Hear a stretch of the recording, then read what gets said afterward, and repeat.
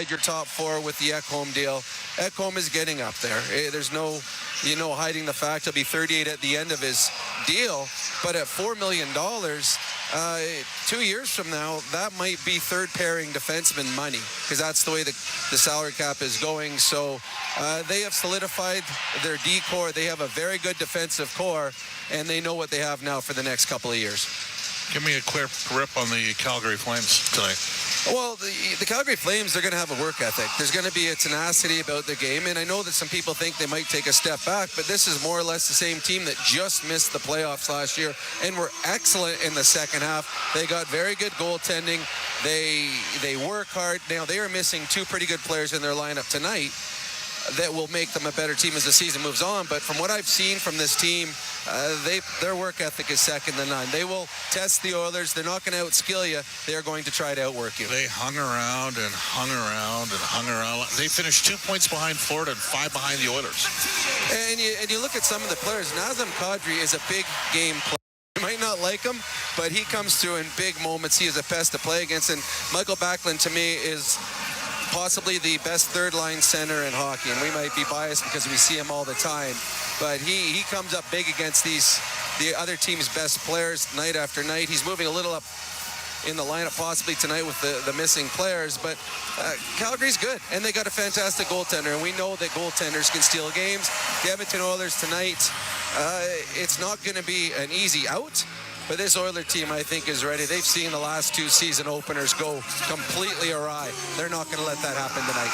Yeah, they've had the two poor starts in back-to-back years. Different energy, and I think part of it is Matt Savoy and Isaac Howard, Rob Brown. Well, it is, and it's funny, Adam Henrique talked about it. He talked about the fact that he still gets butterflies, and he's got 90 games played. His two wingers tonight are playing in their first National Hockey League game. That's exciting. I remember at the end of my career when I was playing with young players, they got this excitement about them. Like, they're everything. Like, oh, there's coffee. Yay, look, we get coffee. Oh, free bubble gum? That's cool. We get free bubble gum. Everything's exciting, and it's contagious in the dressing room. All right, here's what we're going to do. We're going to bring the in-house up. Rob Brown and Brendan Escott will have us with the end of the roll first and second intermissions, but at this time we'll join Al Stafford for the introductions of the Oilers players.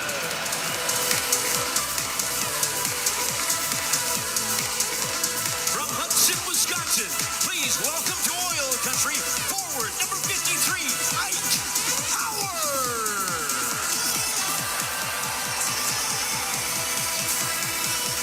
Suffice to say, wait till they introduce Connor McDavid.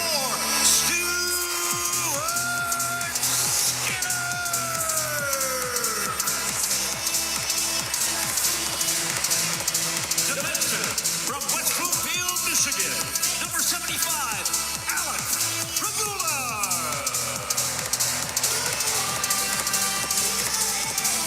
From Praha, Czechia, please welcome to OilCountry forward number 86, David Tanashin.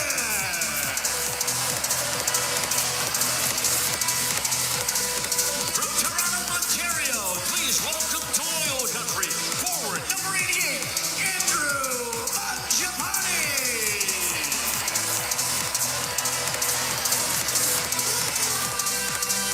Forward from Moscow, Russia, please welcome back number 92, Vasily Podkolzin.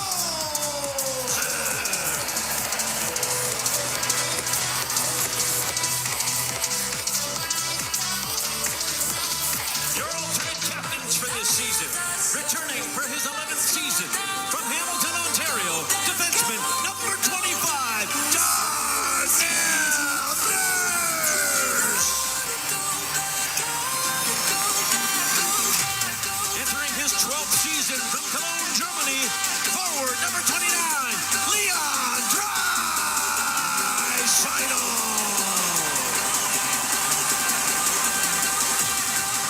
Returning for his 15th season with the Oilers, from Burnaby, British Columbia, number 93, Ryan Nugent-Hopkins. And back for his 11th season from Newmarket, Ontario, your captain, number 97, Connor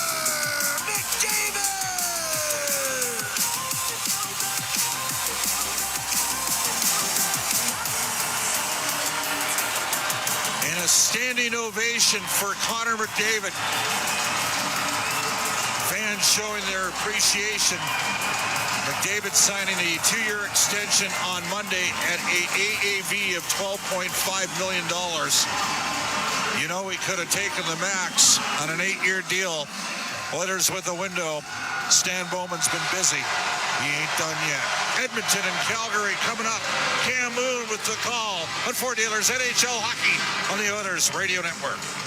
Blue-collar work deserves big-dollar perks. Get a heavy wallet with Heavy Metal Equipment and Rentals. Heavy Metal Equipment and Rentals is always growing. Right now, they're hiring heavy equipment technicians, EM servicemen, and maintenance supervisors. Apply if you're from here or across the country. Even if you're from the Rock, they want to talk. Visit heavymetalequipment.ca to find your new career. Get a heavy wallet with Heavy Metal Equipment and Rentals, helping you move the earth. Celebrating 70 years in the signage industry, William Huff Advertising is the most recognized name in the game.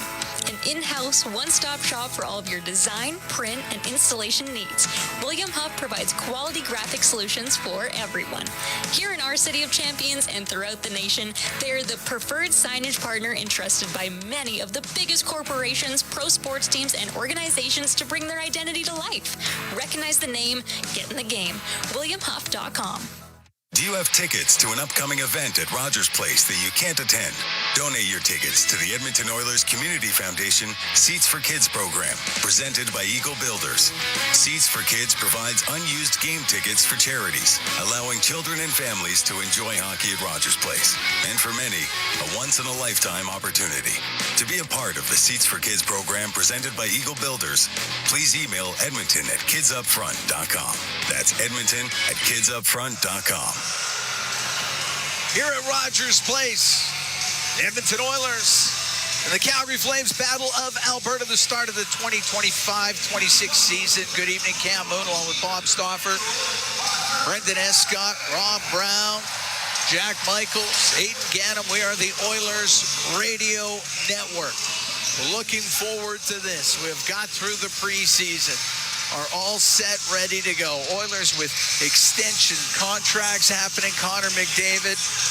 We've got Jake Wallman, Matthias Ekholm, all exciting times. That Oilers 50-50 presented by Rogers is back. Play now to win early bird prizes, including cash prizes. A 1-year family pass for West Edmonton Mall, an orange iPhone 17 Pro, and a Ford Maverick. Get your tickets now at edmontonoilers.com/5050 for more chances to win. We'll head downstairs for the national anthem as Robert Clark is all set to go. Oh, Canada, our home and native land, true patriot love in all of us command. With glowing hearts we see thee rise, the true north strong and free. From far and wide, oh Canada, we stand on guard for thee.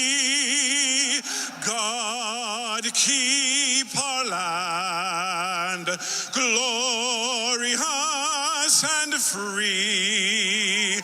Oh Canada, we stand on guard for thee.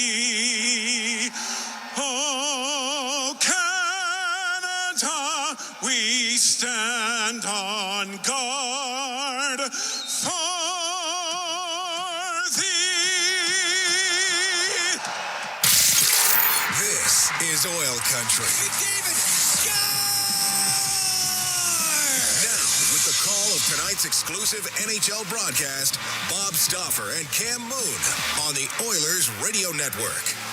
We're all set to go. The start of the 25-26 season. Great to have you on board wherever you are along the Oilers Radio Network tonight. Our starting lineup, it's brought to you by Coventry Homes. Building a home or a championship team, it happens one shift, one brick at a time. Coventry Homes, never done building, proudly celebrating 50 years. For the Edmonton Oilers, it's Connor McDavid, Leon Draisaitl, and Trent Frederick up front. Matthias Ekholm and Evan Bouchard are on defense. Stuart Skinner will start in goal. For the Flames, Michael Backlund with Connor Zary and Blake Coleman up front. On defense, Joel Hanley and Mackenzie Weegar. In goal, it's Dustin Wolf. The referees, Brian Pakmara and Francis Charon, Ryan Gibbons and David Brisebois. They are on the lines as we get ready to go here at Rogers Place, downtown Edmonton. The first of 82 for the Edmonton Oilers. And a TV delay right from the get-go here. A slight delay before we get this one going. So everybody is just going to skate around a little bit as they get ready for this. The Oilers will be at home on Saturday. They got Vancouver here. Calgary heads to Vancouver after this game tonight and plays the Canucks tomorrow there. So a back-to-back situation for the Flames to start things off. Oilers going 4-2-2 in the preseason. Calgary got pounded one night, 8-1 by Vancouver in the preseason. All right, looks like we're good to go. They line it up. Drop the puck. 25-26 is underway as Ekholm to center ice, gains the center ice line. He's able to shoot it in. Hanley rims it. It hits a skate, comes out to the neutral zone. Ekholm jams it off the right wing boards. It goes towards the netminder. Wolf leaves it. Rimmed by Weegar, kept in by Bouchard. A centering pass. That's off a stick, comes out to the neutral zone. Bouchard, the center for Draisaitl. He'll throw it across, but it's in behind Ekholm. Now to Bouchard for McDavid. Off the right wing boards and in. And behind the net, Weegar. Around to Farabee. On the right wing to Klapka, comes into Edmonton territory. Emberson takes Klapka to the boards. And Klapka onto the left wing side. Got the puck into the middle after it went off the stick of Kadri. Couldn't handle it, and Philp will bring it out. Noah Philp off the left wing boards and in. Ball goes to the end for Calgary. Pokes it up to the left side. Shot from the angle. Wide of the net by Podkolzin. Philp battles on the end boards. Trying to jam it loose. Got it to Kapanen, bumps it back to the blue line. Emberson across the line to Kulak. His shot, and that one block goes in behind the goal. It's back to Emberson, right point. Down low for Podkolzin. Takes a hit from Kadri. Goes over to the left wing. Doesn't get out, though. Kept in as Kulak can come in from the blue line. Goes to the right corner, out to the slot. And Kapanen, or make the Podkolzin had it knocked off his stick. And the puck cleared out to center. Minute 40 gone here, scoreless first. The Oilers hosting the Flames. Regula to center will dump it in. Wolf will stop it. On the left wing to Beam. Left wing boards, puck cleared out. And it's all the way down to Skinner. He's got to sweep it over to the right side.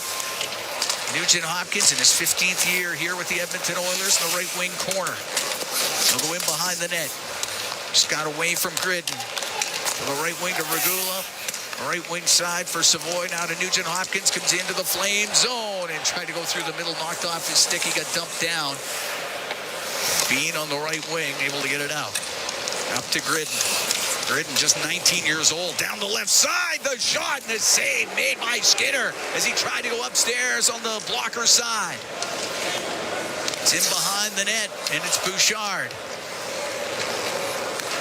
In behind the goal, Sharon Govich in the slot area for the Flames, up the left wing, off the stick of Ike Howard into the Flame zone. Goes off the left wing to Sharon Govich, now in behind the net. Mackenzie Weegar to the right wing corner, up in the air and out. A bouncing puck goes off of Bouchard. The left wing, it comes into the zone. Henrique was looking for it. Now Tomashik will keep it in to Henrique on the left wing. Got it down low, went off of Ike Howard. We're scoreless, we're here in the first. Puck inside, Calgary territory up the left wing, and Sharon Govich got it out. Well, every line's in a game. Good tempo and pace. McDavid inside his own line to Draisaitl. Draisaitl at center will dump the puck in. Rims on the left. Kevin Ball skipping out to center ice. Now Coleman looking for Zary. Missed him with it. It goes to the left wing corner in the Edmonton end. Zary's got it in behind the net to the point. Anderson on the right side has to snap it off the corner boards. Ball in from the left wing point behind the net. Backlund in front of the goal, and Coleman couldn't get his stick on it. Anderson from the angle. That one goes off of Skinner. Ball in from the left wing point. Pass to the middle. Gave it away to McDavid. Only got it to the blue line. Kept in by Coleman. He's got it left wing, top of the circle. He got dumped down. Shot it into the corner. We're scoreless here in the first. Just over 4 minutes gone as the Oilers host the Flames in the season opener. And through the middle of the ice, it's McDavid. McDavid in over the line. On the right to Draisaitl. He'll get it across to Regula. Left wing corner to McDavid. Up to the top of the circle. Through the slot. Over to the right. Across the blue line. Now to Nurse. Right wing to Draisaitl. Draisaitl's pass to the middle. Goes to the line. Kept in by Nurse. No, it wasn't. It came out. And that's offside against Edmonton. 4:35 gone here in a scoreless first. And already a little bit of talking out on the ice. Which is just fitting for a Battle of Alberta, of which we will get 4 this year. Which is nice to see. Quick out-of-town Pizza 73 update for you. The Blue Jays are up 5-1 going into the bottom of the ninth in New York. They've used 8 different pitchers. This is your particular milieu. You love baseball more than anybody I know. They got to empty the tank to finish this off at Yankee Stadium. Goes to Bouchard. He'll drill it in. Into the corner Pahal there for the Flames. To the right side, Kapanen for Edmonton. Round, and Klapka can't get it out. Ekholm kept it in for the Oilers. Bean to the right wing through the middle to Kadri. He'll bring it up the right side. Now at the Edmonton blue line, got just in over the line. Ekholm dumps it out. The puck in the neutral zone. Klapka winds it up for the Flames. Weaves his way into the Edmonton end. Goes to the right wing corner. Klapka in behind the net. His centering pass goes off of Kapanen and Ekholm to Philp. Philp off the right wing boards. Goes into the Calgary right wing corner. Kapanen after it on the right side, top of the circle. It's going to be kept in. Podkolzin to the blue line to Regula. Podkolzin tried to get to the middle. Went off the end of his stick. Puck cleared out. Comes back into the Flame zone. Top of the circle. Frost out through the middle for the Flames. Lifted up. Regula back for it. Regula will go in behind the Edmonton net. We're scoreless here in the first. 5:45 gone. Up the left wing and chopped into the Flames bench, and we will get a whistle. No shots on the board, but Gridden got a shot on Stuart Skinner and hit him right in the shoulder. Well, this is going to be interesting to see how Nugent Hopkins, Mangiapane, and Savoy do. They've got some quickness, but they're not the biggest line. The Oilers are going with a heavier line with Colson and Philp, a 6'2", a 6'3" center, and Kapanen, who's a thicker, faster 6-footer. At center, Savoy on the right wing. Down the right wing boards to Nugent Hopkins. Goes to the corner. He'll stop back to the blue line. Emerson shot and a save made by Wolf. Going to the front of the net was Mangiapane. Wolf made the save. We'll take a break. 6 minutes, 3 seconds gone here. Scoreless first period. Battle of Alberta, the Oilers and the Flames. From Rogers Place, it's Ford Dealers. NHL hockey on the Oilers Radio Network. Sportsnet Plus is your ultimate destination for Oilers games. Stream more matchups than anywhere else. Spectacular! Catch Oilers action all season. Plans starting at $29.99 a month. Subscribe now at sportsnetplus.ca. Hey folks, Paul Brandt here. Around these parts, we work hard, play hard, and we demand the best. Sometimes you need a truck that's a cut above. The Ford Super Duty. Tough enough for any job with the style and luxury you deserve. It's as powerful as it is refined, with cutting-edge features that make every drive a pleasure. In short, this ain't your everyday pickup. The Ford Super Duty. Drive the finest truck Alberta has to offer today at your Alberta Ford dealer. And tell them PV sent you. The Edmonton Oilers Community Foundation 50-50, presented by Rogers, is back and bigger than ever. The largest 50-50 in sports offers early bird draws, bonus raffles, and a main jackpot, which is growing by the second. With over $100 million invested across OilCountry, your support directly helps kids, families, and communities in need. Maybe you'll be our next winner. Get your tickets right now at EdmontonOilers.com and help make OilCountry a better place. AGLC license number 744517. Sportsnet Plus is your ultimate destination for Oilers games. Stream more matchups than anywhere else. Spectacular!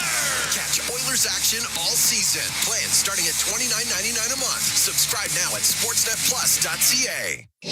Listen on air, online, and on the Radio Player Canada app. This is the Oilers Radio Network. Here at Rogers Place, Cam Moon along with Bob Stauffer. Scoreless in the first, the Oilers and the Flames.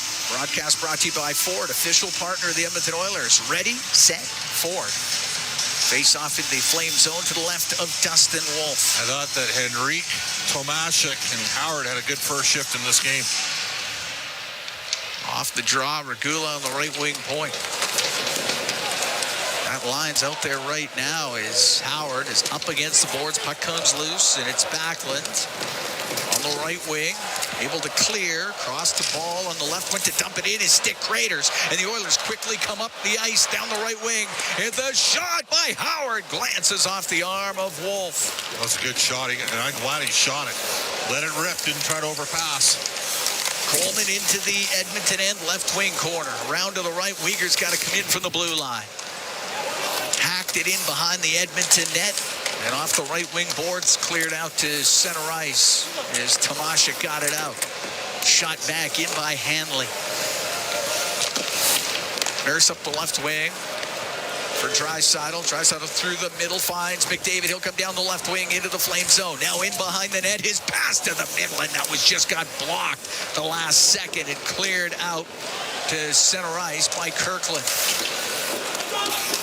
Bouchard back into his own end. Behind the net for Ekholm. Up the left wing for Frederick to Matthias Ekholm. Through the middle. It'll go on goal, so no icing.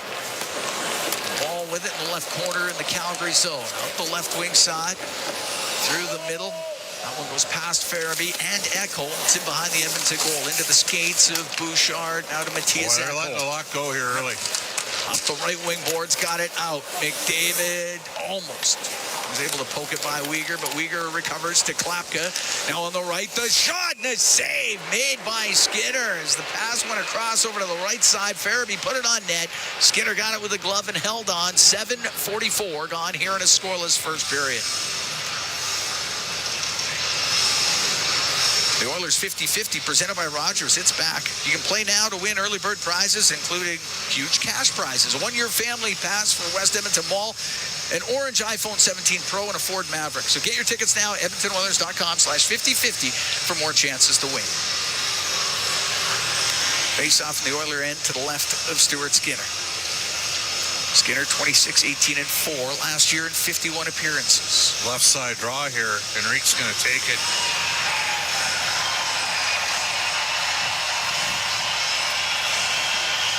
He's out with Kapanen and Podkolzin. My guess is if he wins the draw and the Oilers gain possession, they'll jump off and Noah Philp will jump on. Kulak left wing corner. Able to get it out. Puck skips into the Calgary zone on the right wing. Podkolzin's pass broken up in the slot, but it's kept in. And now Podkolzin to the middle. Can't get a shot. He got it to Philp. Can't get a backhand on net. Puck in the left wing corner. Philp to the blue line to Kulak. Down low. It's knocked down, and Klapka has it on the left wing for the Flames. He'll get it to center ice. Emberson off the right wing boards in it goes to the corner. Good hard hit. Podkolzin in on the forecheck. The crowd reacts to it, and the puck comes out to the neutral zone. It's right in front of the Flame bench. Philp will get it in on the left wing, all the way across to Ty Emberson down the right wing, through the middle, and that goes off the stick of Jake Bean before it could get to Philp, and it's cleared out. Emberson wheels in behind the Edmonton net. Stop back there. Emberson as the Jays win, and win that series over the Yankees 2-1. The puck chopped over the glass and out of play. That should be a penalty, shouldn't it? They're talking about it. It's going to be a penalty. I'm going to tell you that right now. Jays off to the ALCS. Oilers might be off to a power play here. 8:51 gone here. Scoreless first period. It's a penalty. And it's a penalty.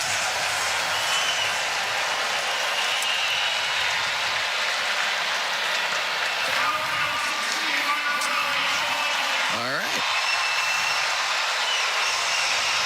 So the Oilers will go on the power play, and it's presented by ATCO Energy, your trusted energy retailer. Learn more at atcoenergy.com. Oilers power play was first 2 years ago, fourth a year ago. This past season dropped all the way down to 12 to 23.7%. Now, part of what happened is in the final 14 games of the regular season, they did not have a scenario where both Connor McDavid and Leon Draisaitl were in the lineup. In fact, in 5 of those 14 games, neither of them played. David Tomashek replacing Zach Hyman with McDavid, Draisaitl, Nugent Hopkins, and Bouchard, the regulars on the power play. Puck goes to the blue line. Bouchard on the left to Nugent Hopkins. Down low. Draisaitl tried to go short side. Just missed, and it goes off the glass. The puck to the right wing corner. Cleared out by Ball.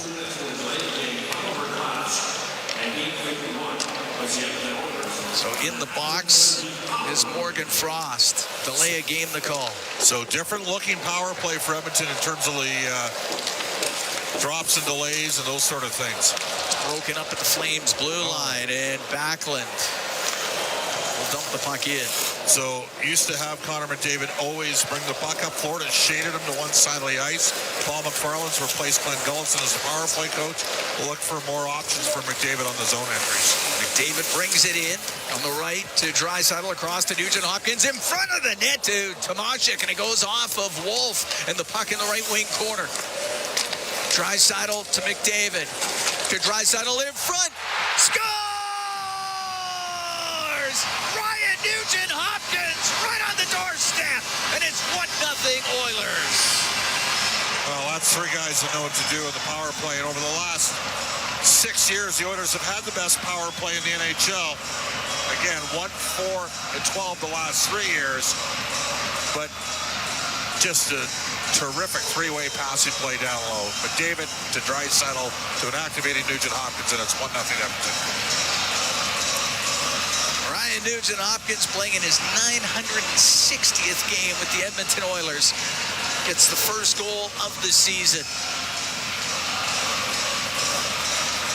9:53 time of the goal, and it's 1-0 Edmonton. Farabee at his own blue line. There's 1 for 1 on the power play. It's shot in to the Oiler end. Nurse, little reverse to Philp. You're going to see this line a lot coming out of power plays and PKs because Philp, nor Colson, nor Kapanen play on power play or PK. Kapanen from the left wing, a shot off, a stick goes wide. Philp will put it into the slot and go all the way to the point. Regula will keep it in. On the right wing for Kasperi Kapanen, comes across the blue line. Now Kapanen going towards the net, his pass in front, the save made by Wolf.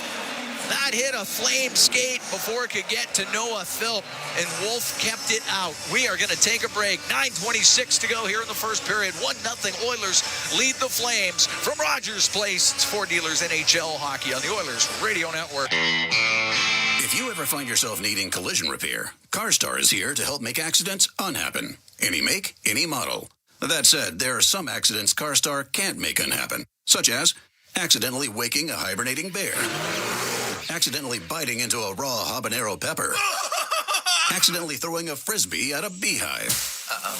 CarStar, Canada's trusted collision repair expert, is here to make car accidents unhappen. For a location near you, visit carstar.ca.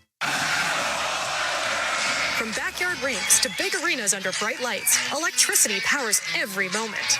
At Capital Power, we generate reliable, affordable electricity for oil country and beyond, powering innovation, opportunity, and thriving economies across North America.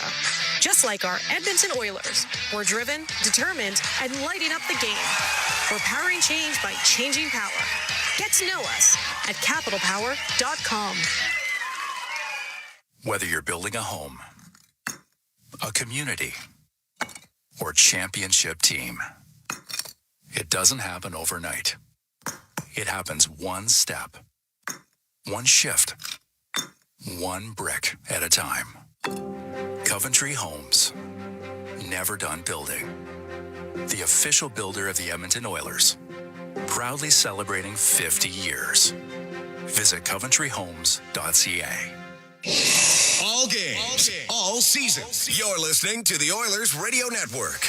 Here at Rogers Place, 1-0. Oilers lead the Flames. Ryan Nugent-Hopkins from Leon Draisaitl and Connor McDavid on the power play at 9:53 of this first period. Cam Moon along with Bob Stauffer. As the regular season gets going for both these teams. Face off the Flame zone to the left of Dustin Wolf, who was 29, 16, and 8 last year. Oilers are short of forward here. There we go. Tomashik. Henrique will take the draw. Up against Michael Backlund. Backlund in his 18th year here with the Flames.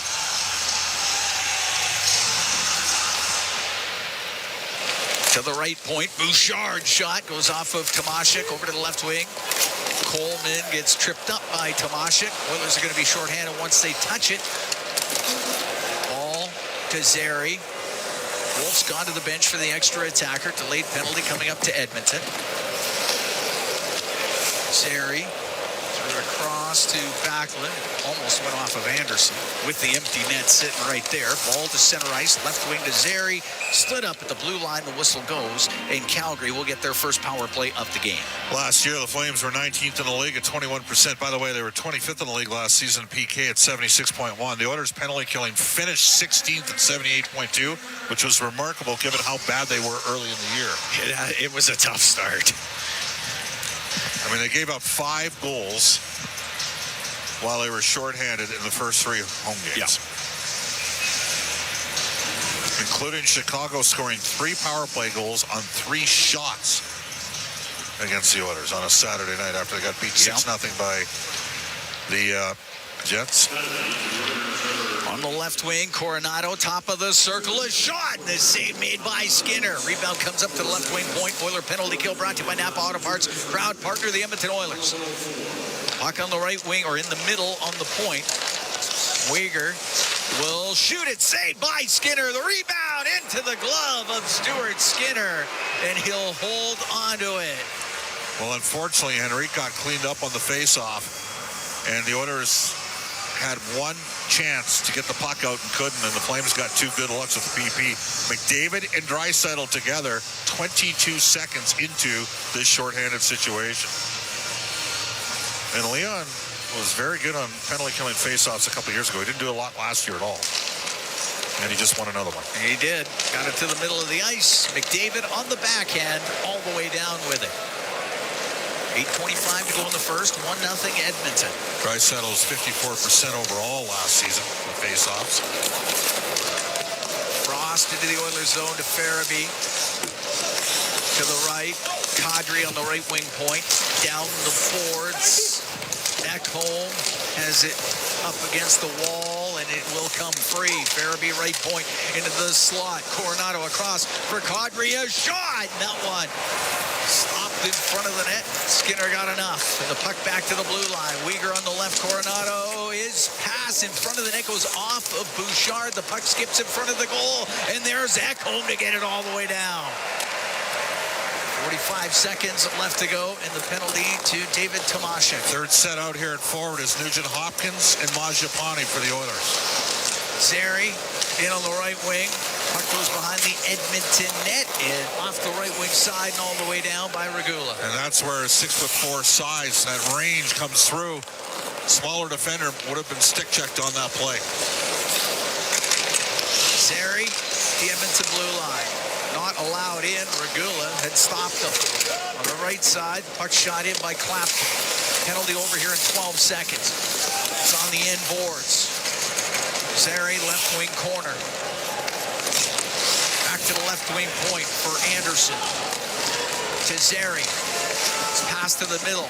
Hits a skate. Penalty over. Kept in. Ball down the left wing. His pass off of Regula. Calgary 0 for 1 on the power play. Nugent Hopkins on the right wing to Regula. Flames make changes. Regula to center ice. And who do you see coming out of the PK for Edmonton? That third line. We're going to see this a lot. Lomberg all the way over on the left wing to Hanley to center ice. Now to Backlund into the Oilers zone. Cross ice pass off of Podkolzin. Coleman takes it to the end boards. He gets bumped. The puck comes free. Cleared out by Emberson. It'll go right to Wolf. Shoves it across on the left wing for Hanley. He'll get it out to center for Lomberg. Stood up just inside the Edmonton blue line by Emberson. Close interference there by Emerson, but he got away with it. Podkolzin will lift it up and out. 6 minutes to go in the first. 1-0 Oilers lead. Kadri down the left wing into the Edmonton end. Emberson got in front of him. Loose puck to Brett Kulak. On the left wing to McDavid. Now to Frederick to McDavid as he gathers speed. Comes into the flame zone. Stops on the left wing boards. To Draisaitl. Now on the right wing to Bouchard. He gets it in front of the net and went off of Draisaitl. And Kadri will bring it out. He's through the middle of the ice. On the right now to Sharangovich. Into the Oilers zone. Right wing corner for Kadri. Got checked on the play. It's in behind the Edmonton net. Matthias Ekholm. Cross to Evan Bouchard. On the right wing to McDavid. Brings it into Calgary territory. Cuts across the top. Pokes it towards the net. And Wolf got it with the glove and he held on to it. And we'll get a whistle with 5:12 to go in the first period. 1-0 Oilers lead the Flames. We'll be right back. It's the Battle of Alberta from Rogers Place. Ford Dealers NHL Hockey on the Oilers Radio Network. Hey, Paul Brandt here. Big skies, rugged landscapes. Now that's Alberta in a nutshell. And if you're looking for an SUV that can keep up with this place, check out the Ford Bronco. Built for those who crave adventure, with serious off-road capability and style to spare. Whether you're hitting the mountain trails or exploring the back roads, it's the perfect ride for those who want to experience everything this province has to offer. The Ford Bronco. Adventure awaits at your Alberta Ford dealer. And tell them PB sent you. Our people, our team. It's what business owners almost always say is their most important resource. But strong businesses don't just find great people. They make sure their teams stay healthy, engaged, and performing at their best. A benefits plan from Alberta Blue Cross is more than just drug and dental. They support the whole person with flexible coverage levels that fit the size and circumstance of your business. Find a plan that gets results at ab.bluecross.ca. Find more ways to save at Real Canadian Superstore. Unlock savings through always low-priced items, multi-save, club size, fresh promise, hit of the month offers, ad match, and more. Find everything you need from grocery staples, fresh produce, prepared meals, and multicultural assortments to clothing, home, entertainment, health, and beauty. Plus, PC Optimum members save more. Open the PC Optimum app to load exclusive super coupons and weekly points offers. Real Canadian Superstore. Proudly Canadian. See weekly flyer for details. Listen on air, online, and on the Radio Player Canada app. This is the Oilers Radio Network. Here at Rogers Place, Cam Moon along with Bob Stauffer. We're upstairs in the Legacy Heating and Cooling broadcast booth. Legacy Heating and Cooling, home and no payments, no interest for 1 year. 1-0 Oilers lead the Flames. 5:12 to go here in the first period. Face off the Flame zone to the left of Dustin Wolf.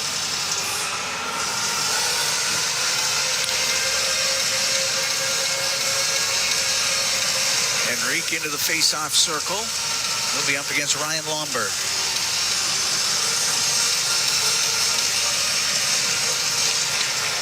Puck goes off the glass on the right wing and in the corner.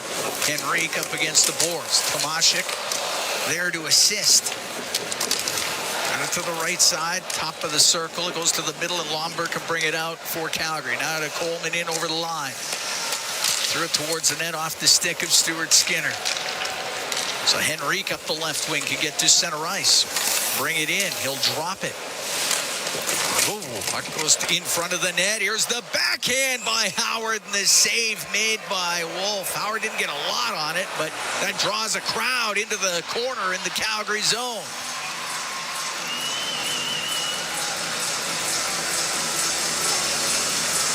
linesmen get in there to separate everyone. 4:41 to go here in the first. Puck shot towards the net. And Wolf spilled out a big rebound for Howard and didn't get a ton on the backhand. That puck was bouncing on him. Wolf had to make a few saves. We got a penalty or two to be given out. Lomberg's getting into it a bit with Matthias Ekholm. Nope, no penalties. Ryan Longberg was part of something that we were in Red Deer with that was almost as shocking as Connor McDavid taking a 2-year deal at $12.5 million. We were at the Battle of Alberta Golf Tournament, and there were 12 Hall of Famers between the two teams, or 12 Stanley Cup champions between the Oilers and the Flames there. And you bid on your alumni. You bid on the alumni. Or current players to play. Current players. Yeah. And somebody bid $100,000 to golf with Ryan Longberg. That was the top total of everybody there. That was a shocking result. I didn't know there were that many Flames fans in Red Deer. Isn't it like 65% Oilers fans? I would say so. Yeah. Well, especially once we hired their play-by-play guy. Okay. Must be some wealthy Flame fans because they did come up with the $100K for Longberg. Puck inside the Edmonton blue line. Year before that, it was Lanny McDonald, right? 2 years before. It's dumped in, comes off the corner boards. Wolf has to play it. And gets into the right wing corner as Mangiapane, the former Flame, is trying to get that thing loose, and he does for a moment. Savoy had it only for a second. Coronado can spin it up the left wing, get it out to Sharangovich. Comes into the Oiler and drops it for Frost. That's broken up. Nugent Hopkins will clear it out. Comes into the skates of Andrew Mangiapane. Got dumped down. Puck comes out. It's brought in by McDavid. Has it on the right wing. Fires it across. The shot. Scores! Andrew Mangiapane. High to the glove side on Wolf, and it's 2-0 Edmonton. Well, he scored 35 goals back in 21-22. He finished last season on the 4th line with the Washington Capitals. And it's got to be stated, Cam, when Mangiapane has played with Connor and Leon, he's made plays with those guys. And that time he kept it alive, got recalibrated as McDavid button hook just inside the blue line, swung it across, and Mangiapane went high glove on Dustin Wolf. That's a great shot. 2-0 Edmonton. Incredible shot. Welcome to Edmonton. Andrew Mangiapane. McDavid got all the way over to the left side, and what a shot by Mangiapane. Edmonton up 2-0. 16-11 time of the goal. McDavid down the right wing, into the Flame zone, cross ice pass that hit a Flame stick, went wide of the net. McDavid to the right wing point for Evan Bouchard, winds up, doesn't shoot it to Draisaitl, gets into the slot. Now to Bouchard, the shot saved by Wolf. Cleared in front of the net by Ekholm, but cleared out by Hanley. Ekholm will go in behind the goal to get away from Farabee on the left wing for Draisaitl. Cuts to the middle, comes in over the line. His shot, it's blocked by Anderson. In from the right wing point is Emberson. Give it to Phil. Mangiapane from McDavid and Ryan Nugent-Hopkins. It's 16-11. 2-0 Oilers lead here in the first period. Sharangovich will shoot it in. The right wing boards to Noah Philp. Now to Kasperi Kapanen. At center ice, he's able to dump it in. Hall on the end boards for the Flames. To Bean, and now to Kirkland.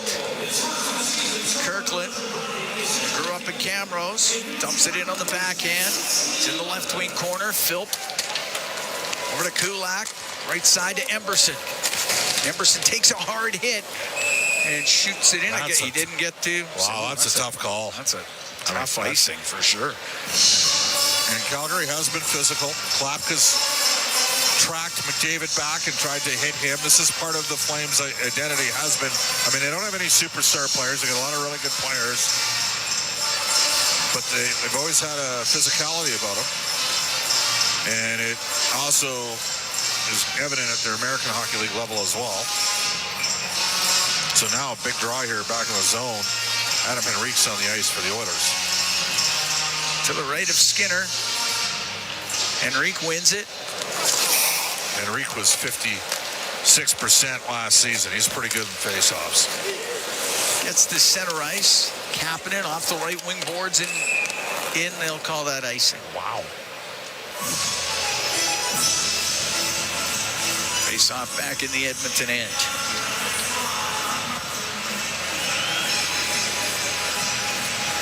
Oil Kings on the road. They're in Medicine Hat. 2-1 Medicine Hat after 2. Gavin Hodnett had the lone goal. Okay. The Oil Kings in scoring the last 2 years. Was off to a slow start, but he got a shorthanded goal. That's the goal. Oil Kings are 5-1 on the season. They got a good team, and they're going to get better. They play Saturday, 2 o'clock here at Rogers Place as they host Moose Jaw. Moose Jaw, Saskatchewan. If I can read the card correctly. Out through the middle. Uyghur to Frost. Went off of him right down to Skinner. Give the puck to Nurse, and he's in behind the Edmonton net on the right wing to Regula. 2-0 Oilers. Minute 35 to go here in the first period. Regula into the flame zone. Off the right wing and into the corner. Anderson pokes it up the boards. It'll find Coleman. Unable to get the puck in past Nurse. Now it's shot in by Backlund. It's in behind the Edmonton net. Henrique to Nurse, right corner. Right wing side. Regulo get it out. Anderson stepping up for Calgary for Backlund. Shoot it towards Skinner off his stick. The puck on the right wing. Alex Regula. Good play by Regula. Nugent Hopkins has got a couple of points in this game. Down the left wing to Bouchard. He can drop it. The shot by Howard. That just missed. Oh, that was a heater. That's the hardest shot he's ripped the entire time he's been here. He just missed, and it comes out of the zone. We're into the last minute here in the first. Savoy in on the right wing. Dodges the hit from Hanley. Lost the puck. And Kadri up the right wing. Out of Klapka. He'll flip it to the end boards. Kadri centering pass off a stick. And Klapka can keep it in on the right wing. Klapka right wing corner. Now back to the slot. Kadri a shot. He whistles wide. Klapka on the back door. Put it wide of the goal. Ekholm will get it out. And he'll roll it wide of the net. It's icing with 13 seconds to go here in the first period. Edmonton up 2-0 on the Flames. Ryan Nugent-Hopkins and Andrew Mangiapane. Wolf did not pick that up. I don't. On the Howard shot. Yeah. I mean, it might have just. It's a smaller goalie, right? They're going glove side high on him. Face off to the right of Skinner. It's not like the Oilers have a lot of experience against Dustin Wolf. Just 0-1 in his career against the Oilers. It's a Draisaitl overtime winner, remember? Yep. That was... Leon came back. They needed to secure the playoff spot. Right. Leon played basically a week ahead of when he was supposed to. And then he was out the next couple games after that. But made sure they made the playoffs, was first star, and snapped one past Wolf for the winner. Electric atmosphere that night. Uyghur with it on the point, went to shoot it. Excellent job. And that goes off of Savoy and out. Anderson will drift it wide of the Edmonton net, and the first period will end. And the Oilers will have a 2-0 lead on the Flames after the opening 20 minutes. Matt Savoy with a shot block eats the puck right at the end of the period. They don't get it through. Oilers with a lot of jump in that first period and didn't give up a whole heck of a lot, did they? Well, they blocked some shots. I mean, and Longberg's still talking out there. Well, he'll do that. He'll do that. He's still chirping Ekholm. He is relentless. We can head downstairs to Aiden Gannam standing by with David Tomaszek. Yeah, thanks a lot, guys. David, it took maybe a bit longer than the other guys on this roster, but you just played your first 20 minutes in the NHL. Just take me through the emotions of that. Oh, a lot of emotions, obviously. A mix of emotions, a lot of emotions, and it was the right period, and I think it's going to get better from now on. For sure. What's it like playing on a power play with two of the best players on the planet? Yeah, it's unbelievable. You're just trying to do do what they want, obviously, and help out. And it was a beautiful goal, obviously. So happy that first power play went in, and just try to keep going and do my job there. Thanks a lot, David. Thank you. Guys. All right, thanks very much. Aidan Gannam downstairs with David Tomashik, and Good Bob, period for Edmonton. Good period for Edmonton, and some young players that you noticed them. We know. Yep. I think that's the best Howard's looked. Me too. And I've said that all the way through, from the rookie camp to preseason. Like, as it gets better, he gets better. Yeah, he's been good. So, hey, you're up 2-0. I mean, they're going to try to get physical. Oilers outshot the Flames 9-4. They got the 2 goals. They got a little bit more skill, a little bit more higher end of the lineup. Let's see what happens here carrying forward. All right, Ryan Nugent-Hopkins and Andrew Mangiapane, the goal scorers for the Oilers in the opening 20 minutes. Well, our opening intermission, Brendan Escott, Rob Brown, they're standing by. They'll have it for you when we come back from Rogers Place. It's Ford Dealers NHL Hockey on the Oilers Radio Network. Ford of Canada and the Edmonton Oilers are bringing back Ford Drills and Skills. Tell us how your child's minor hockey team gives back to the community, and they could win a once-in-a-lifetime chance to train like the pros at Rogers Place. Plus, register by October 31st for a chance to win tickets to the Oilers Skills Competition. Don't miss out. Register your child's team today at FordDrillsandSkills.ca. Open to minor hockey teams in Edmonton and area.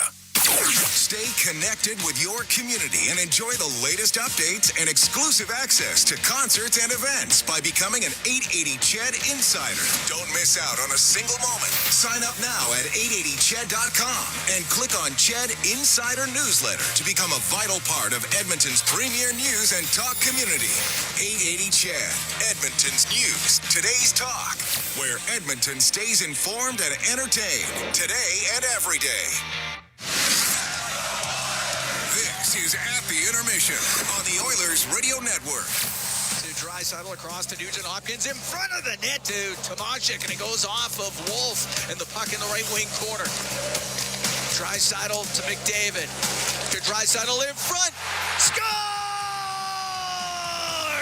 Ryan Nugent-Hopkins right on the doorstep, and it's 1-0 Oilers. That's our highlight zone, our first of the season, brought to you by Century Casinos. All in, all games, all season. Century Casinos with 3 great locations in Edmonton, St. Albert, and next to Edmonton International Airport. Welcome to the winner's zone. Oilers with, I think, as good a first period as you could have asked for, as we're joined here by Rob Brown upstairs. And Rob, a couple of goals, a 2-0 lead. I thought the kids were all right. I liked what I saw. What did you think? Yeah, I agree. The Oilers were the better of the 2 teams. The Calgary Flames are not as talented. They will have to beat you through hard work. They're missing 2 of their skilled players in this game tonight, which makes it harder. So the one thing you have to do then, if you're the underdog, is get everything going your way. You can't make big mistakes. They throw a puck over the glass. The Oilers get a power play. Now in a tied game where there really wasn't a whole lot of good chances, they put the Oilers power play on the ice, and the way they were moving around, it just looked like it was a matter of time. When you are a power play that's had a ton of success, every team in the league watches what you do and they try to find ways to slow you down. Last year, the Oilers' power play wasn't as effective as it had been in years gone by. And through the preseason, and again on that first power play tonight, you saw different wrinkles they threw in there. They had a set play off the faceoff where Leon tried doing a little backhand to forehand flip pass where he was standing by himself. And then the eventual goal, we don't usually see Nugent-Hopkins jump down in the far side like he did, but it was a set play. We're very fortunate sitting as high as we do. We can see when plays are about to happen. As soon as the puck went back to Connor, you could see RNH already starting to go back door. It goes down to Leon, and Leon knew that RNH was going to be there. He just had to put the puck in the back of the net. So their power play was good. And then there was a little bit of a deflate on the Calgary Flame bench. And a wonderful play by Mangiapane. It was a 1-on-2. He got a bad pass up the middle. He actually fell down, but he outbattled 2 Calgary Flames to keep the puck alive. And when you keep the puck alive and you give it to a guy like McDavid, good things can happen. And I like the way Mangiapane played in the preseason when he had just a little bit of time with Connor and Leon. Well, tonight in a kind of a shift that didn't get finished, he gets stuck out there with Connor McDavid. And I can tell you from experience, there is nothing better than scoring early in your career with a new team. When you get traded, when you sign with someone else and you're supposed to score goals, it takes a whole heap of pressure off you. That was an important goal for Mangiapane. And it looks like Ike Howard is quite trigger happy in his own right now. The kid is trying to accomplish the same feat that Mangiapane did. What did you think of his opening 20 minutes in Oilers Silks? He looked dangerous. And again, know your strengths. And he's not a physical player. He's not going to run you over. He's not an aggressive player, but what he is a goal scorer. And he's very quick to get the puck off his stick. And there was a couple times where you're like, oh, wow, he's shooting from there. But he surprised Wolf twice. He got a couple of good plays on net. Play to your strengths. And Howard wants to stay in the National Hockey League. He's not going to stay in the league as a penalty killer. He's going to stay in the league that can create, as a guy that can create offense. And I thought in the first 20 minutes, outside the two superstars, he was probably the most dangerous of the Edmonton Oilers. So as we move forward in this game, I mean, there's still a lot to be decided here, obviously. As Bob mentioned, Calgary with a team that's got some feistiness in their lineup. How do you go about just keeping to your game, I guess, if you're the Edmonton Oilers here on opening night? Well, the Detroit Red Wings for years were a great hockey club that didn't really have a lot of tough guys in their lineup, and the way they took care of over-aggressiveness of the opposition, get on the power play and score, and it slowed the other team's aggressiveness down. The one player, it's funny, Bob referenced Lombard a couple times at the end of the period, and he was yapping a bit, but the player you want to watch is Adam Klapka. Yeah. He's 6'8", 235 pounds. He's a monster, and his second last shift on the ice, healthy cross-check on Connor McDavid that got Connor looking, and then a healthy run at Connor McDavid in the one end that, again, Connor McDavid stopped and looked. At the very end of the period when time was out, he was just chirping a little bit, but Colson got in his line, and Klapka absolutely crushed him as they were going by, which brought both teams to center together. So that's the one player you want to watch for, but it's a different league than it was before. There's not a lot of silliness unless you are both Florida teams and you hate each other really, really badly. But the Calgary Flames, I think right now their whole worry is getting the next goal. I think the Edmonton Oilers just got to do a lot of the same that they did in the first period. The Calgary Flames had one really good chance in the first period, and I'm going to say his name wrong. Matvei Gridin, is that how you say it? Yeah, I believe you got it. 19-year-old kid walked Evan Bouchard. A wonderful play. When I looked, I'm like, hey, 92. I'm looking down at my sheet. Who's 92 for the Flames? He's only 19. He's had some success in junior. That was a wonderful play that he made there. There's another kid. If you want to watch someone that's on the other team, watch that kid Gridden, because he does have moves. But as far as the first 20 went, Brendan, that was a very nice start to the season by the Edmonton Oilers, as opposed to what we saw the last 2 years. Yeah, and I'll tell you what, Rob, when you're 81% on 16 faceoffs, you're starting with the puck enough of the time that you should be dominating a period like that, and they did, at least in terms of how often they had the puck, in my mind. Well, they're a puck possession team, and when they possess it off the face-off, it makes it that much easier.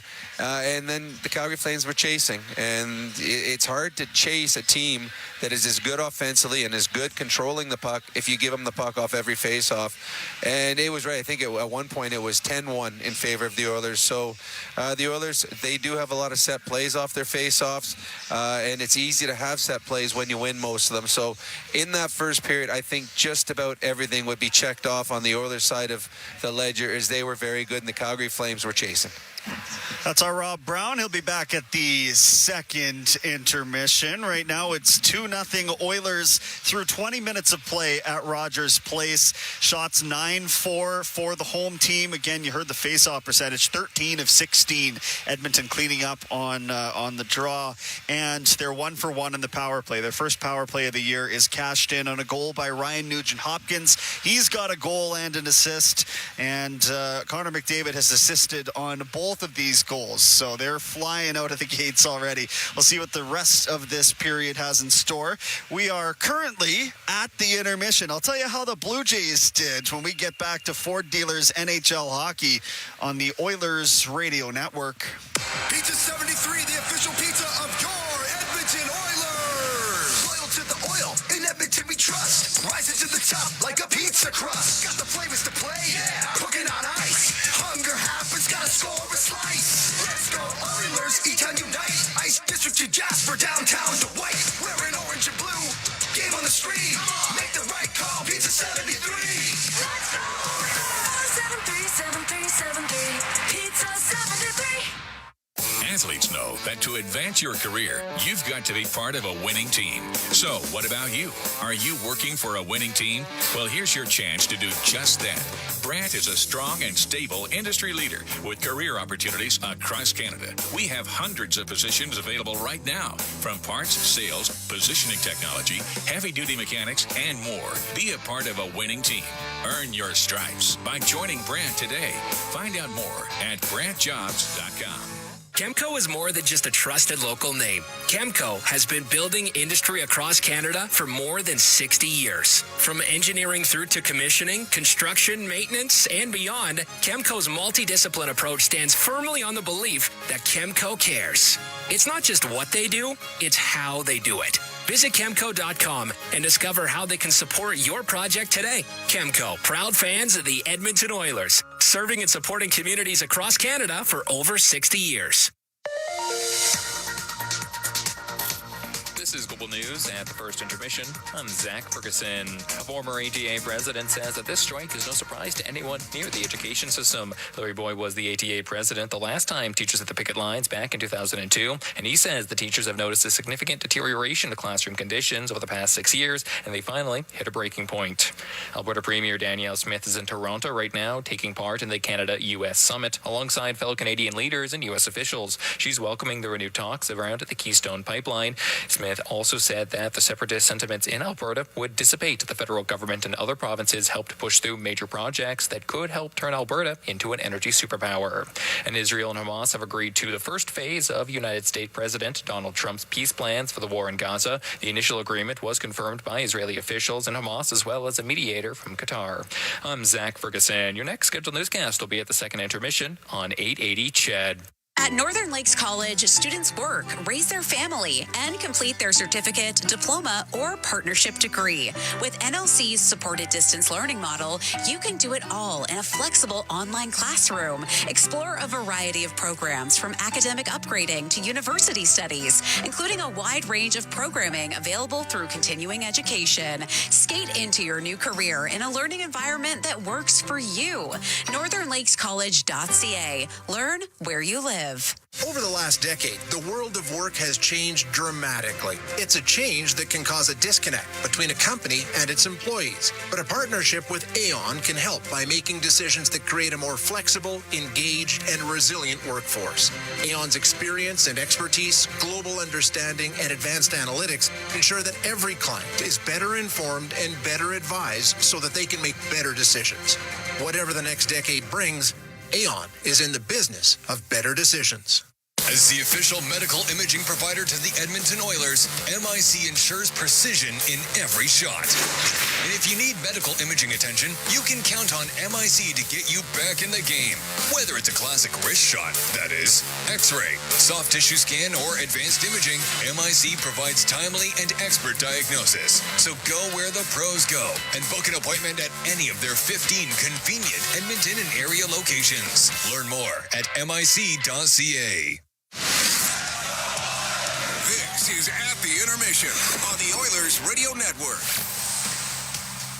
Time now for the out-of-town scoreboard, brought to you by Pizza 73, the official pizza of the Edmonton Oilers. Let's dial up NHL.com here. I'll tell you that elsewhere, we've got the Kings playing in the second half of a back-to-back. They're up 2-0 on the Golden Knights. The Leafs took care of the Canadians 5-2 to open this here doubleheader, and the Bruins go 3-1 up on the Capitals and hold them off. Big night for David Pastrnak, who factored in on all 3 goals. And, hey, if you're Canadian, I'm going to encourage you to start following the Blue Jays. You're a little late now. They've just advanced past the Yankees in the ALDS. They have claimed the division already and went ahead with a big victory today. I'm just trying to load in the final score. It was 5-2, the final, over the Yankees. So the Bluebirds have it. And that is where we stand. I think it's either going to be Seattle or Detroit that they play next. So we'll find out over the next couple of days where the Blue Jays go from here. Unreal stuff on the diamond.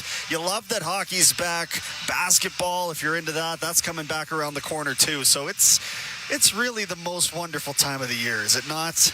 And I know that we play that out. We say that at playoff time. We say that at holiday season. But you got all four major sports going right now. I think we're pretty happy with that. That is the Out of Town Scoreboard. It's brought to you by Pizza 73, the official pizza of the Edmonton Oilers. Here's a quick note, and I'm sure the guys are going to get to this on the broadcast, but Elliot Friedman reporting during this intermission that Jack Roslovic is signing with the Edmonton Oilers. Not sure the particulars of the deal yet. I'm sure Bob Stauffer is going to be all over it. I can see him right there. Do you want to come on? Sure. If they're signing him, it'll be in the $1.5 million range. And there's a pretty good bet that they're going to be signing him. He's represented by Justin Duberman. He fired his agent, Claude Lemieux, during the summer. Duberman's Chicago-based. Guess who else is Chicago-based? There you go. Okay, thanks. Great stuff. That's Bob Stauffer. We are at the intermission. More Ford Dealers NHL hockey coming up next on the Oilers Radio Network. You've been listening to At the Intermission on the Oilers Radio Network. Be a savvy Edmonton hotel shopper. Book through edmontonsbesthotels.com and receive up to $225 in cash rewards. There are over 55 member hotels to choose from, offering their best value rates. edmontonsbesthotels.com. Rewards with every booking. When was the last time your electricity and natural gas provider made you feel like this?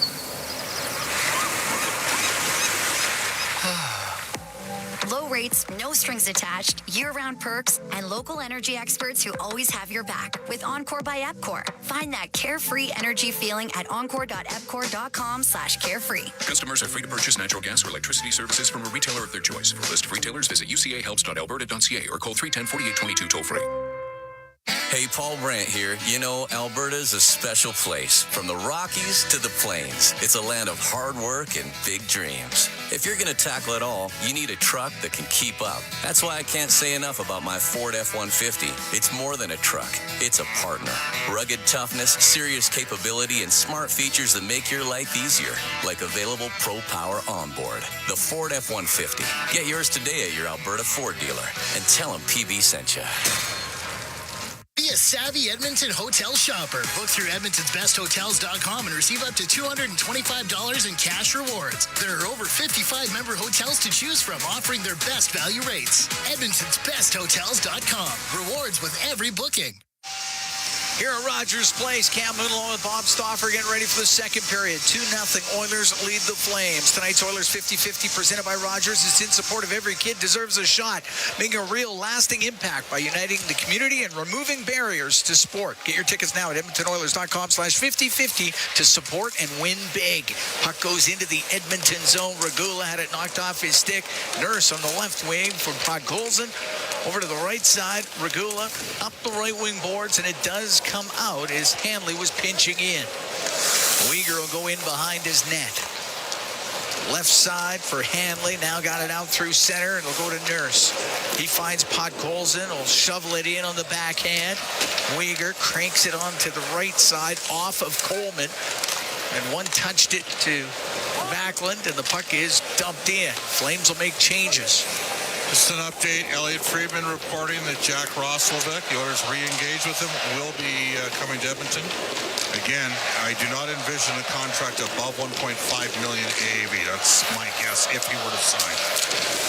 Kadri into the Oilers zone. His pass gets blocked, and Draisaitl was able to poke it out. It'll go down into Flames territory. And as you know, Cam, we asked Elliot and Pierre LeBrun over the last two Oilers Now shows about their thoughts on Jack Roslovic and where he was going to end up. Draisaitl, right wing corner to McDavid in the Flames end. He'll get it across to Bouchard. Doesn't have a shooting lane. Spins to the middle to McDavid down the left wing. Back to the left wing boards. To the point. Bouchard, a shot. And that's kicked out by Wolf with a right pad. Draisaitl recovers it to Ekholm. A rising shot and a glove save by Wolf. Minute 41 gone here in the second. 2-0 Oilers lead the Flames. And if they do, and there's no reason at this point to ever second-guess Elliot Friedman when it comes to reporting stuff, basically the Oilers would have added 2 players for free without giving up any assets, Connor Ingram and Jack Roslovic. And you know what's the best? So when you can find, Noah Philp is a free player for the Oilers. They didn't have to draft him. They found him in free agency. Playing for the University of Alberta Golden Bears. Right. Yep. David Tomashik, free agent. Right. Same with getting players on waivers. We've got 2 of them tonight. Alec Regula along with Kapanen. Yep. Nugent Hopkins back to the point. A shot, and that got blocked. It hit Frost as Emberson had let it go. And the puck sent out down the left wing. The shot save made by Skinner. It's a quick little snapshot down the left side by Gridden.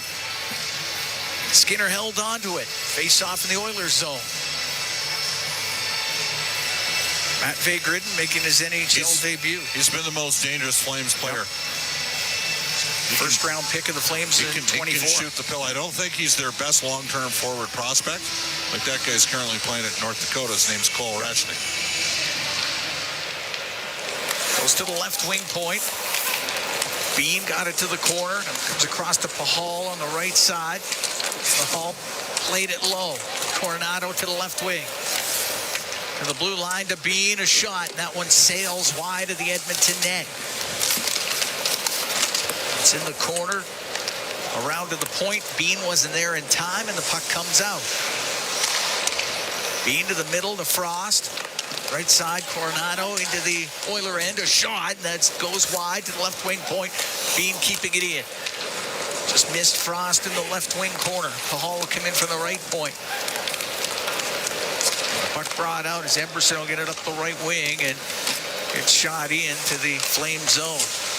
Coronado got it out to center ice. Here's Regula with it up the right side. Just off the stick of Tomashik. It's in behind the Flame net. A reverse play that Hanley will hack up the left wing. All the way down it'll go, and it's icing against the Flames. 2:57 gone here in the second. 2-0 Oilers lead. Shots are now 11-5 for Edmonton. Ryan Nugent-Hopkins and Andrew Mangiapane scoring in the first period for the Oilers. The Nugent-Hopkins goal, that was on the power play.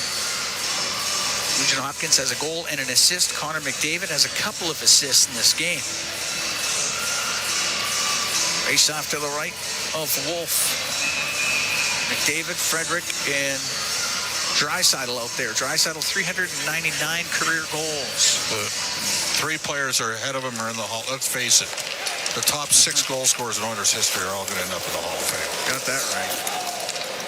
Gretzky, Curry, Anderson, Draisaitl, Messier, and Connor McDavid. Draisaitl through the middle.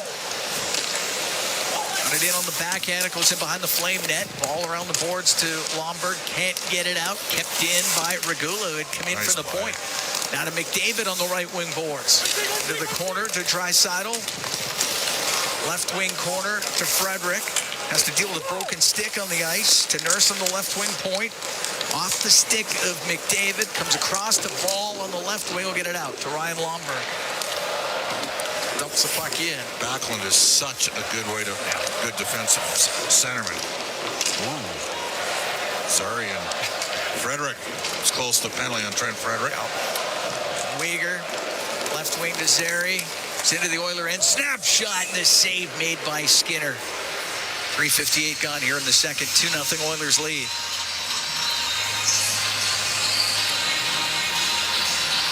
So again, Elliot Friedman reporting that it appears as though Jack Roslovic is coming to Edmonton. Not that I did any research on this, but 8th, he was amongst even strength scoring leaders last year in Carolina. 8th on the team in power play ice time. Did not kill penalties at all. So he's basically a second power play unit guy. He's a right shot. He can skate, fast guy. And he did play with Mark Stewart in Winnipeg. Mark Stewart knows him well. Colson up the left wing, just to the Flame line. A bouncing puck. He'll get it back. A backhand. Bad save made by Wolf. Ekholm on the left wing point, unable to hold it in. As it comes out, Kadri on the right side. Right wing boards. To Farabee, got it to the right wing corner. Klapka was looking for it. That's Ekholm, had body position, but Farabee will get it across to the left wing point. The shot, save made by Skinner, is in from the left wing point. It was a quick shot by Bean. Brought out by Philp into the flame zone on the left side. Left wing corner, it's Philp going in behind the net to the right wing point for Bouchard. Bouchard waiting with it to the left. And across to Podkolzin, now to Ekholm. Ekholm in front of the goal. The shot save made by Wolf. Covers it up as Wolf was able to hold on before Philp could get to it. 4:56 gone in the second. 2-0 Oilers lead.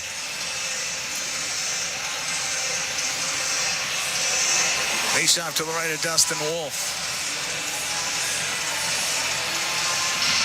Lots of WHL grads in this game. 6 on the Flames side, 7 on the Oilers side.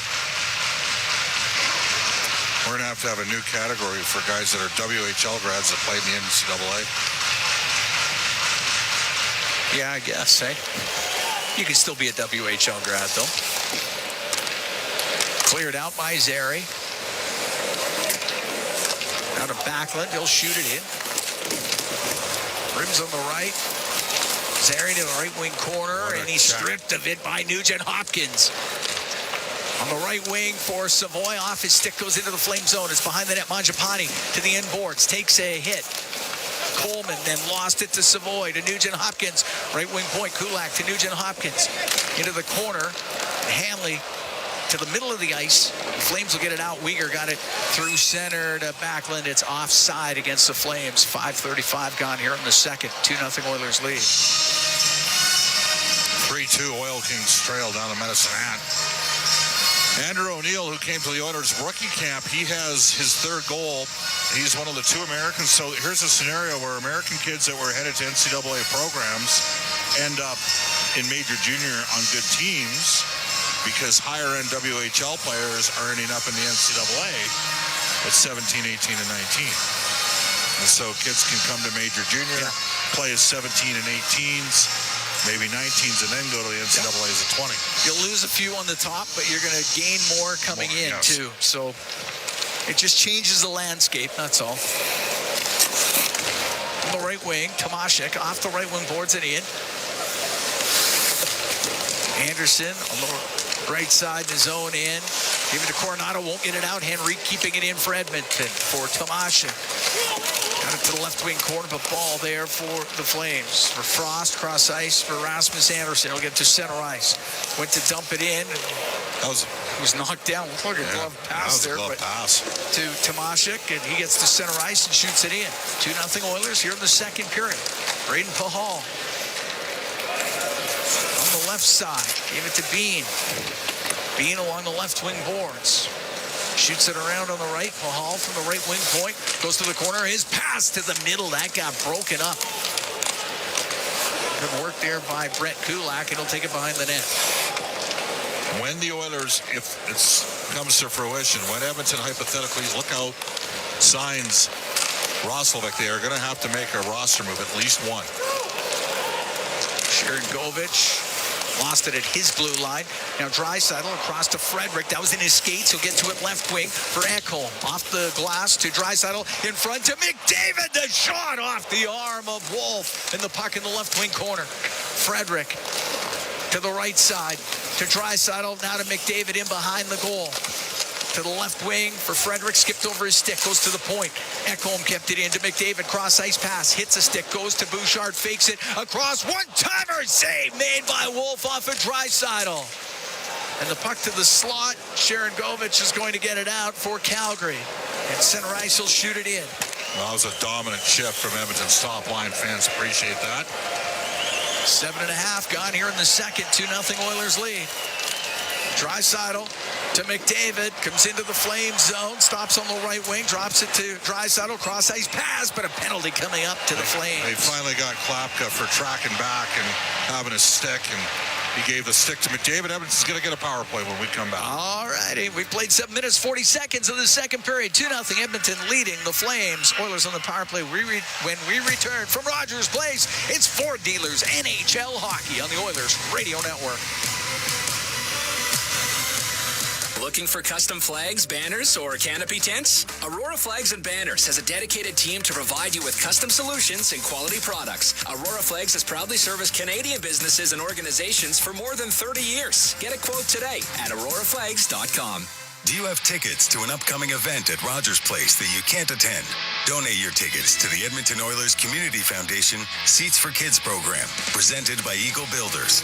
Seats for Kids provides unused game tickets for charities, allowing children and families to enjoy hockey at Rogers Place. And for many, a once-in-a-lifetime opportunity. To be a part of the Seats for Kids program presented by Eagle Builders, please email edmonton@kidsupfront.com.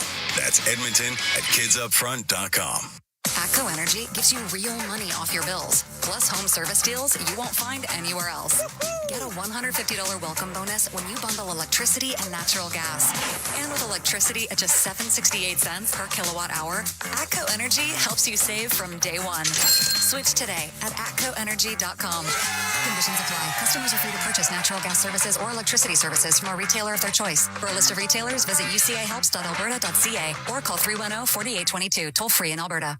Looking for custom flags, banners, or canopy tents? Aurora Flags and Banners has a dedicated team to provide you with custom solutions and quality products. Aurora Flags has proudly serviced Canadian businesses and organizations for more than 30 years. Get a quote today at auroraflags.com.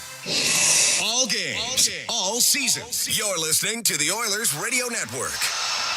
Klapka's gone to the box for the Flames. Oilers are going to power play. It was inevitable. It was inevitable. My apologies, Cam, for interrupting. He's going to get one. I mean, he's been hacking and whacking at McDavid all game. They finally filled him in once with a backtrack on a hit. 2-0 Oilers lead. We're here in the second. The power play. It's presented by ATCO Energy, your trusted energy retailer. Learn more at atcoenergy.com. Oilers at a first period power play goal by Ryan Nugent-Hopkins. Face off to the right of Wolf. Ball to the left wing corner for Coleman. Through the middle, just got it out. Backlund finds it there for the Flames. In on the left wing, the shot, and the save made by Skinner from the angle, and he held on to it. I've always liked Michael Backlund. You know that. We've talked about him for years. Remember seeing him that 1 year with Kelowna. I think did they not go fairly far in the playoffs in 2007? Just thinking that he's always been, that was year, was 06 at Vancouver beat Medicine Hat in the Memorial Cup final, or was that 07? That was 07. Yeah. That was in Game 7 of overtime, yes. Yeah. And then Vancouver. He always plays well against the Oilers. Yeah, because he's a hard, firm, competitive player. He's the prototypical third-line center. McDavid sweeps in behind the net, picks it up, comes flying down the right wing, in over the Flame line, now in behind the net, up the left wing to the point for Bouchard. For McDavid, left side top of the circle, turns back towards the boards, to Bouchard in the middle on the blue line, comes over to the right, in front of the net, looking for the redirect, but it goes wide. McDavid has it on the left wing, in front of the net, put on goal, and the save made by Wolf. Tomashek with the redirection, and Wolf made a good save. Well, Tomashek's never played the net front on a power play before. And he was 2 years ago, he led the Swedish Hockey League in goals. Last year, he led it in points. He's represented by Octagon. They had multiple teams in on him. And Stan Bowman went over to Sweden to seal the deal during the Four Nations. The Oilers also got Atro Leppinen out of Finland, the Finnish scoring champion defenseman. And there was a late surge of teams in on him. We liked him in the preseason. Yeah. Wouldn't be surprised if he got a couple games. I think you got to give players like that games once in a while when they come and sign with you as a free agent. Face off to the right of Wolf. Minute 15 to go in the Edmonton man advantage. Puck to the line in the middle. Bouchard, left wing Nugent-Hopkins gets it in front of the net. Scores! Leon Draisaitl at the side of the goal. Power play marker, and it's 3-0 Oilers. It's his 400th career goal count. They go to grab the puck. Leon Draisaitl, 400 career goals for the Edmonton Oilers as he does the flyby.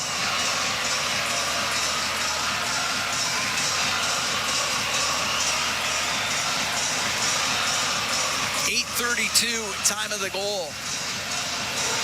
And David Tomaszek will pick up an assist. We'll get his first NHL point.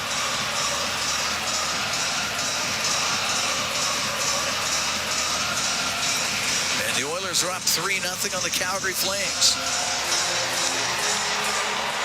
And now 2 for 2 on the power play.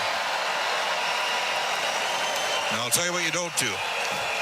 You don't take a fight here. Your team's up 3-0. You're out shooting them 17-8. Stay out of it. Don't get sucked into any crap. Just go play. Work. It's not 1982 anymore. That's right. As much as I miss those days. You and me both. Hanley in the left corner of his own end. Leon Draisaitl, 400 career goals. He's put the Oilers up 3-0 here at Rogers Place. Regula got it out on the right wing to Phil. He'll dump it in. Goes in behind the net. Podkol's a great job on the forecheck. His pass to the middle. It went off the end of his stick as he tried to backhand it to the front for Kapanen. Crowd reacts to the announcement of the 400th career goal for Leon Draisaitl. Puck sent across to Mangiapane, and he just put it wide. Puck cleared out. Henrique with it in the neutral zone. Ryan Nugent-Hopkins picks up an assist on that goal. He's got 3 points here tonight. Brought in by Mangiapane. It's poked off his stick, comes out of the zone. Emberson will take it in behind his net. Emberson did make a good move. Gave it to Mangiapane into the Flames end to Howard on the left side. His cross-ice pass that got broken up. It didn't get through. Frost to Gridden. On the right to Coronado. Checked at the Edmonton blue line. Ike Howard. Oops. Just got it to center. Coronado back in on the right wing. A shot glances off the stick of Ekholm. 9:44 to go in the second. 3-0 Oilers lead. In from the right wing point. Anderson shot through traffic. Save made by Skinner. Ekholm on the left wing. Cross to Bouchard at center. Gets into the Flames end. Kirkland up to center ice, and he'll dump it in. It's along the left wing boards in Edmonton territory, and Draisaitl get it out to center ice. Hanley shoots it back in. Ekholm behind the net to Bouchard. Wanted to go through the middle. It went off of Draisaitl, and the puck stayed in. Here's Backlund, left wing, the shot. And that one blocked by Bouchard. That one hit Draisaitl right in the foot. Yeah, dead-footed him. And he went to the Oiler bench. And he's a tough guy. Yep. Zarian behind the Edmonton goal to the right wing point for Mackenzie Weegar. A snapshot. It was blocked, went off of Sharon Govich. It's in behind the Edmonton net. Bouchard is out through the middle. Cross to Ekholm. The pass was too far for him. Zary will keep it into Coleman. His pass across. And that was put wide now towards the net. It goes off of Skinner as Kadri put it right to the Oiler net. Maybe looking for a bank shot. Close to the line came out. Flames had to tag up on the offside. The Oilers literally shot themselves in the foot on that shit. Exactly. Coleman on the right wing to Farabee inside the Edmonton blue line, then lost it. And here's Savoy into the Flame zone, drops it back, left wing, Nugent-Hopkins. Has it on the left side, up the top of the circle, and the puck cleared out. Anderson joins the rush for the Flames. 7:45 to go in the second, 3-0 Edmonton. TD Forrest is still looking at Draisaitl down on the Oiler bench. Leon's a tough guy. He's got the pain threshold of a cadaver. On the right wing point, Anderson towards the net off the pad of Skinner. Savoy will get it out to Nurse into the Flames end. They try to make a move on Coronado, stripped the puck and gets it out. Kadri down the right wing. Got the puck to Gridden and swung it in front. It hit a leg and it goes in. And the Flames get on the board. And Matt Gridden gets his first goal in the NHL.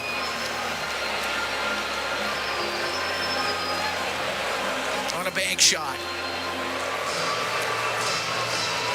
He's trying to pass it. That drilled Noah Philp right in the skate.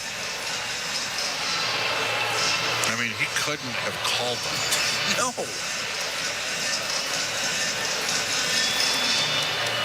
12:40 time of the goal.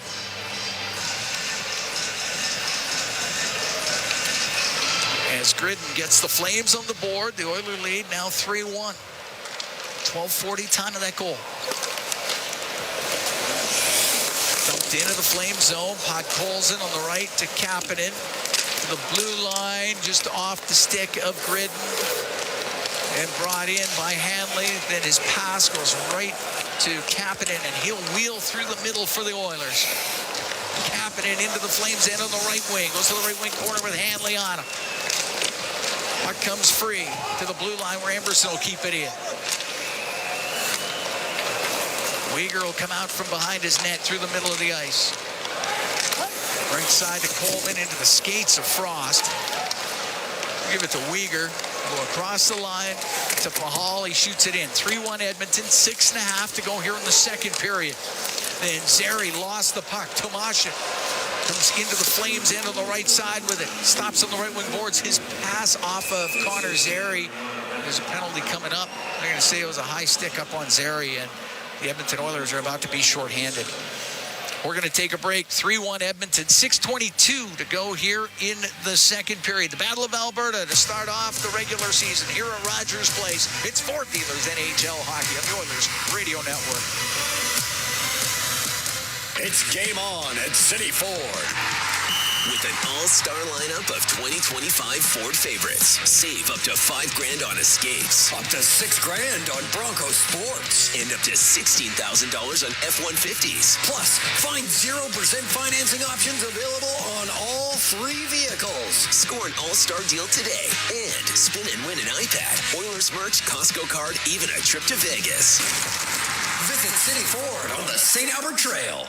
The same AI-powered technology that helps Oilers fans move through security efficiently at Rogers Place is also available for Edmonton area schools, hospitals, and workplaces. Evolve Technology, proud partner of the Edmonton Oilers and official security screening partner of Rogers Place, helps identify potential threats and create safe experiences at hockey games and wherever people gather. Visit Rogers Place to experience Evolve live or check out evolve.com for more information. That's EVOLV.com.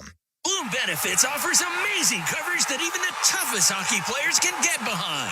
With excellent coverage, they offer things like massage. You want to go? Counseling services. Let's go! Dental coverage. That was not offside. And eye exams. With custom health coverage for any group of any size, Bloom Benefits make every team better, stronger, and healthier. Plans start from just $54 a month. Rethink your benefits today at bloombenefits.ca. Listen on air, online, and on the Radio Player Canada app. This is the Oilers Radio Network. David Tomashik goes to the box for high sticking. Edmonton shorthanded. They're up 3-1 on the Calgary Flames with 6:22 to go here in the second period. Oiler penalty kill brought to you by Napa Auto Parts, proud partner of the Edmonton Oilers. Face off to the right of Stuart Skinner. Nugent Hopkins, Mangiapane, and Draisaitl scoring for Edmonton. For Draisaitl, goal number 400 of his career. Matvei Gridden scoring for Calgary. For him, that was goal number 1. In this, his first NHL game. Puck to the middle, and Coronado couldn't get a shot. Had his stick lifted, and Savoy will get it out and down the ice. And Weegar took a healthy run at Savoy. Weegar had 20 goals a couple seasons ago. Worked himself into the mix as a potential option for Team Canada. Frost, Coronado, and over the line now to Weegar on the right wing point. Down the boards to Kadri into the slot off the stick of Farabee. Frost has it left wing to the left wing corner to the point, but Weegar wasn't there yet, and it comes out. Good stick by Henrique, who's a very useful utility player for the Oilers. Frost looking for a way into the Oilers zone. Lost the puck. Kulak gets it out. Oilers make a quick change. Weegar on the right wing for Kadri. Into the Oiler end. Across to Zary. Right wing for Kadri, looks to the net, a shot off the arm of Skinner. The puck near the slot area, towards the net, batted in. And the Flames are within one. It's a 3-2 Oiler lead. That's a power play goal. Well, Calgary is scrapping for every inch right now. And they've scrapped their way back into the game. They get a fluky 3-1 goal, but they get rewarded for sustained ozone time. And then Zary with great hand-eye coordination. That's a goal. It's a good goal all the way. He had 34 and 27 points the last 2 years, had some injuries. That's a good goal. And it's 3-2.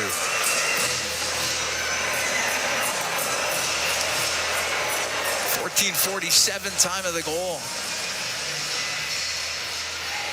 As that goes straight up into the air, and Connor Zary, as the crowd gets a look at the replay, they are going to take a look at this. I think it's a good goal. I would not challenge this if I was Chris. Points under review to determine if the puck was ice sticking to the net prior to the goal.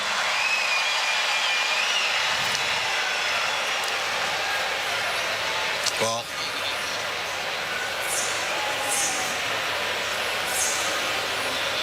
it's close. It's close.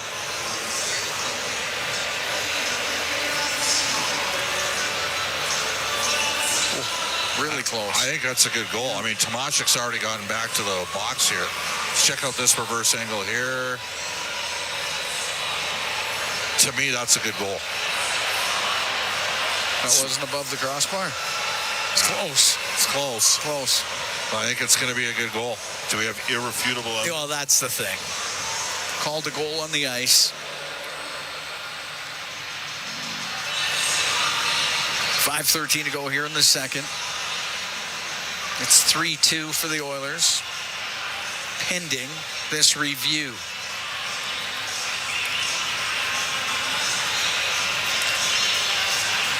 Lengthy review. Again, I think it's going to stand.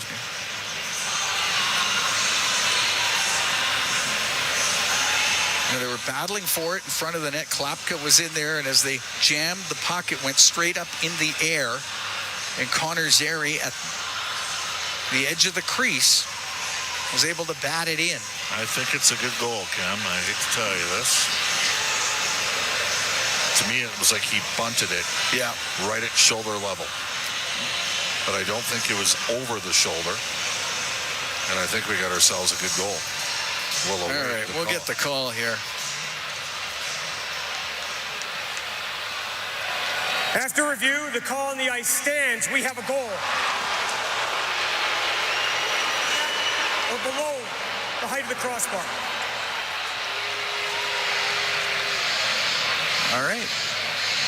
So Connor Zary with the goal. It's a 3-2 Oiler lead. 14:47 time of that one. I mean, think of the goals. They got 2 goals. They're back in this game here. And they got... It's not like they made 4 passing plays to create an open look. No. The one, the guy just centered it in front of ricocheted in off of Phil's skate, who, by the way, did give the tap to Skinner after it deflected in off of him.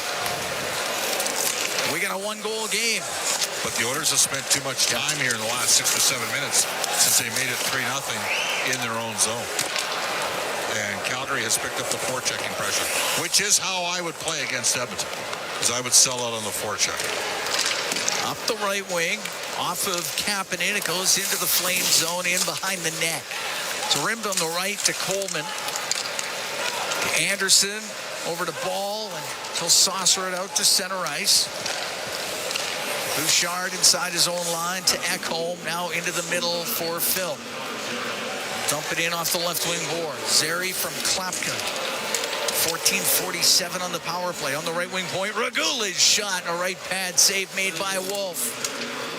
Podkolzin on the right wing for Alec Regula. Now to Nurse, comes down the left side, a shot that misses short side to Regula on the right wing point. He'll keep it in, and no, he actually had it come out, and that will be offside against the Oilers with 4:10 to go here in the second. This game's close. 3-2, Oilers lead the Flames. We'll take a break from Rogers Place. It's the start of the season. It's the Battle of Alberta, and it's Ford Dealers NHL Hockey on the Oilers Radio Network. Ford of Canada and the Edmonton Oilers are bringing back Ford Drills and Skills. Tell us how your child's minor hockey team gives back to the community, and they could win a once-in-a-lifetime chance to train like the pros at Rogers Place. Plus, register by October 31st for a chance to win tickets to the Oilers Skills Competition. Don't miss out. Register your child's team today at FordDrillsandSkills.ca. Open to minor hockey teams in Edmonton and area. Wherever Canadians raise a glass, you'll find Molson. There's a good reason for that. When you've been in Canada for over 230 years, you get around in the cups and fridges of Canadians, generation after generation. Molson has a beer for everyone.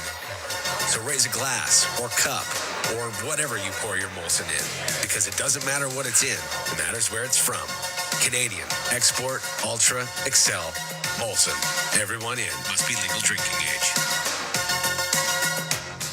At Fountain Tire, we're fluent in saving you money. Fluent? Yes, we've mastered the language of deals. Like right now, you can save up to 25% off select tires and up to $125 off a set of 4 select Goodyear tires. Plus, $50 off $150 service when you buy those tires. All until October 18th. I'm sorry, I don't speak deals. Spend less, save more when you buy round black things from us. Oh, got it. Restrictions apply. Book your appointment online today. Fountain Tire.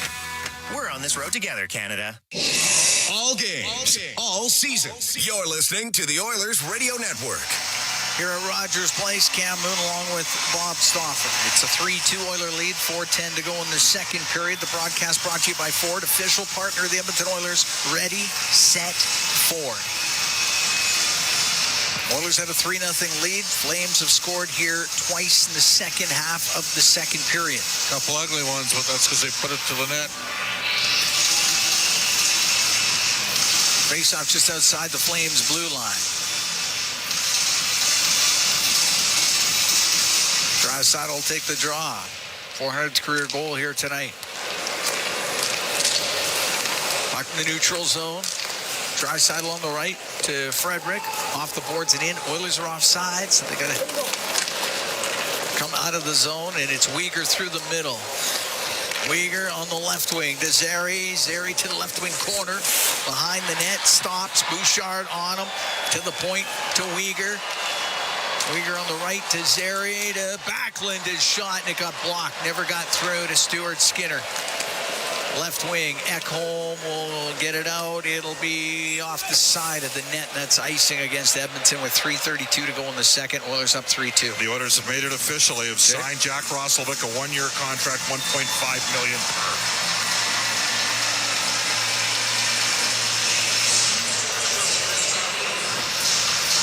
All right. Interesting times.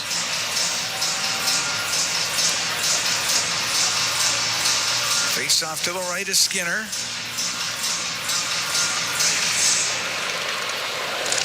Off the draw, shot wide of the net. As Gridden had let it go, and that goes high and wide, and it's Bouchard up to center ice. To flip it into the zone. Edmonton's trying to make a quick change. Rasmus Anderson in behind the Calgary net. Anderson waits with it. Nugent Hopkins has got 3 points here tonight. Waits just beyond the crease up the right wing. It hits Mangiapane, so it's going to stay in. Ball trying to clear it. Won't get it by Nugent Hopkins. Puck on the left wing.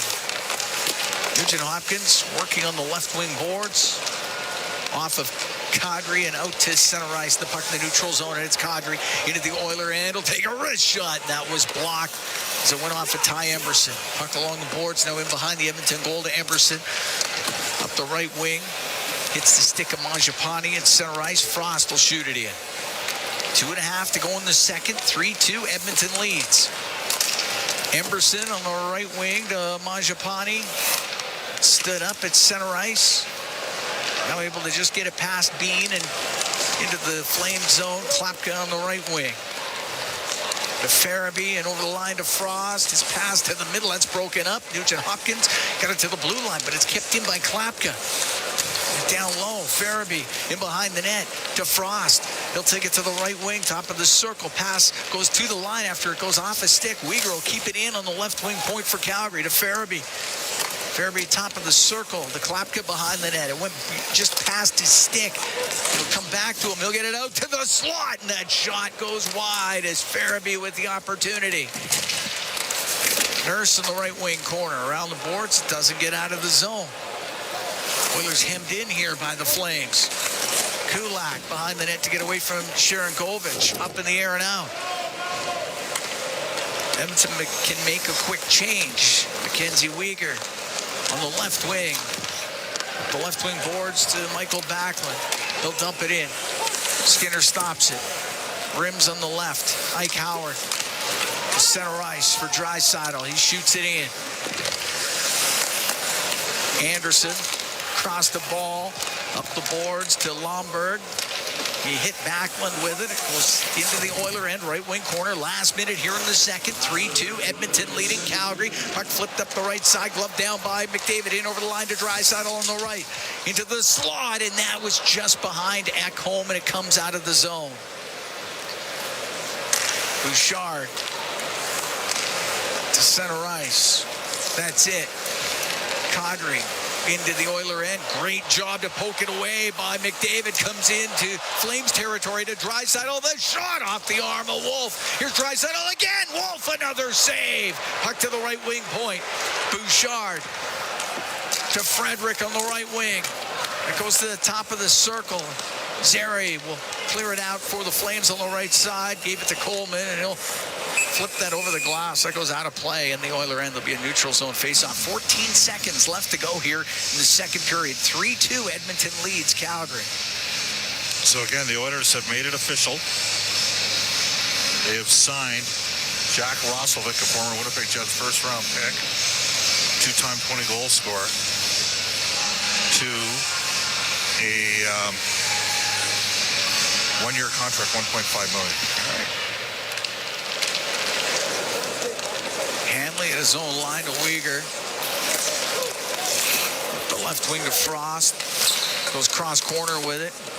Coronado, right side. His shot towards an sharp angle. It got blocked. Went off of Henrique. The second period will end. The Oilers will have the lead, but not the 3-0 advantage they had at one point in this period. It's now 3-2 as the Flames battle back. Well, you knew they were going to work. Yep. They always do. They always do.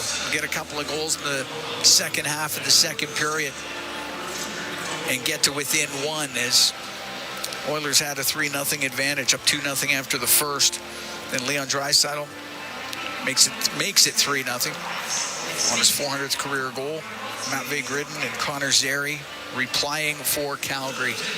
And the Edmonton Oilers have the lead through 40 minutes. And again, just more on Roslovic here. He led the Carolina Hurricanes last year in 5-on-5 scoring with 34 points.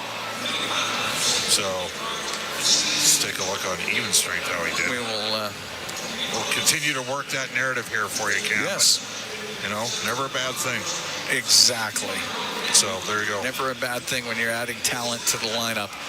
And the Edmonton Oilers up 3-2 here through 40 minutes. Well, I can tell you this. Brendan Escott, Rob Brown, they're standing by. They're going to have the intermission for you when we come back. 3-2 Oilers after 2. From Rogers Place, it's Ford Dealers NHL Hockey on the Oilers Radio Network.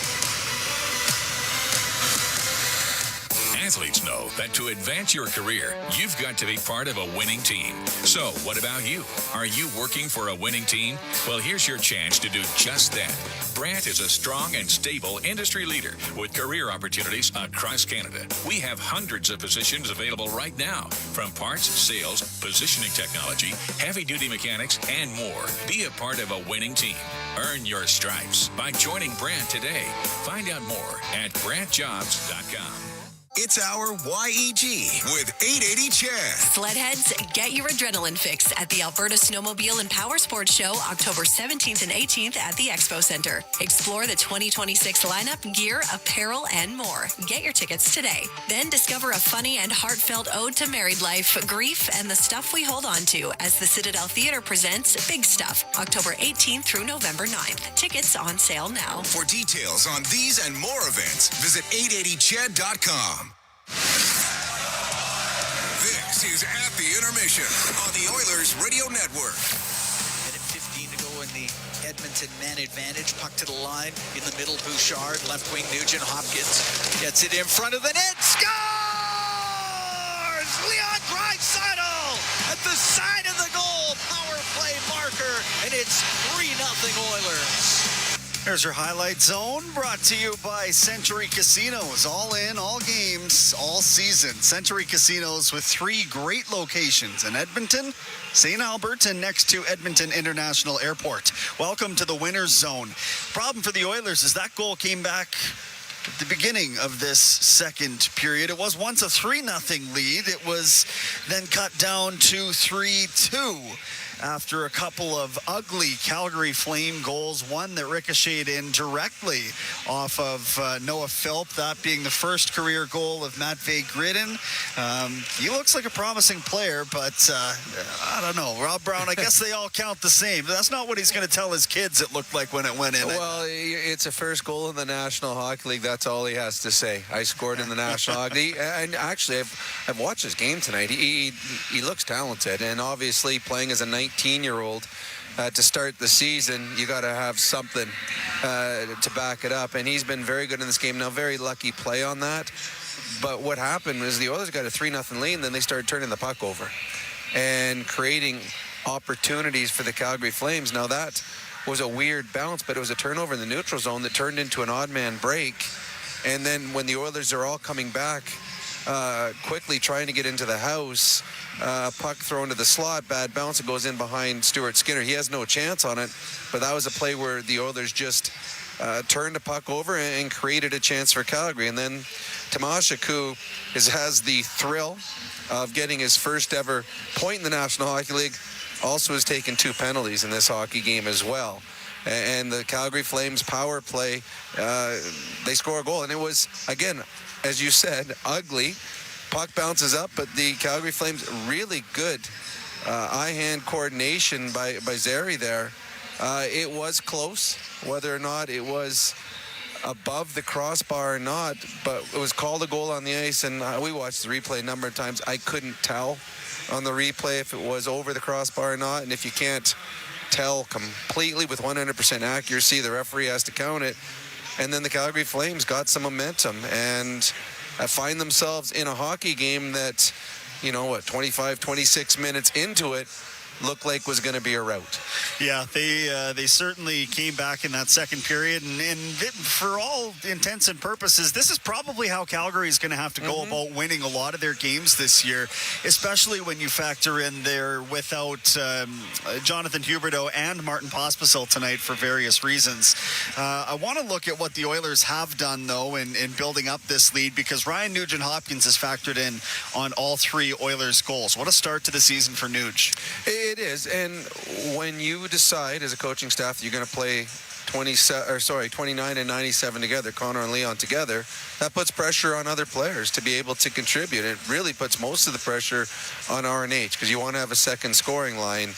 And I know that a couple of the points he's got tonight have been on the power play, but he was also on for the even strength goal. RNH has had a whale of a game. He's created for his line mates, moving the puck around. The goalie scored on the power play, jumping down back door.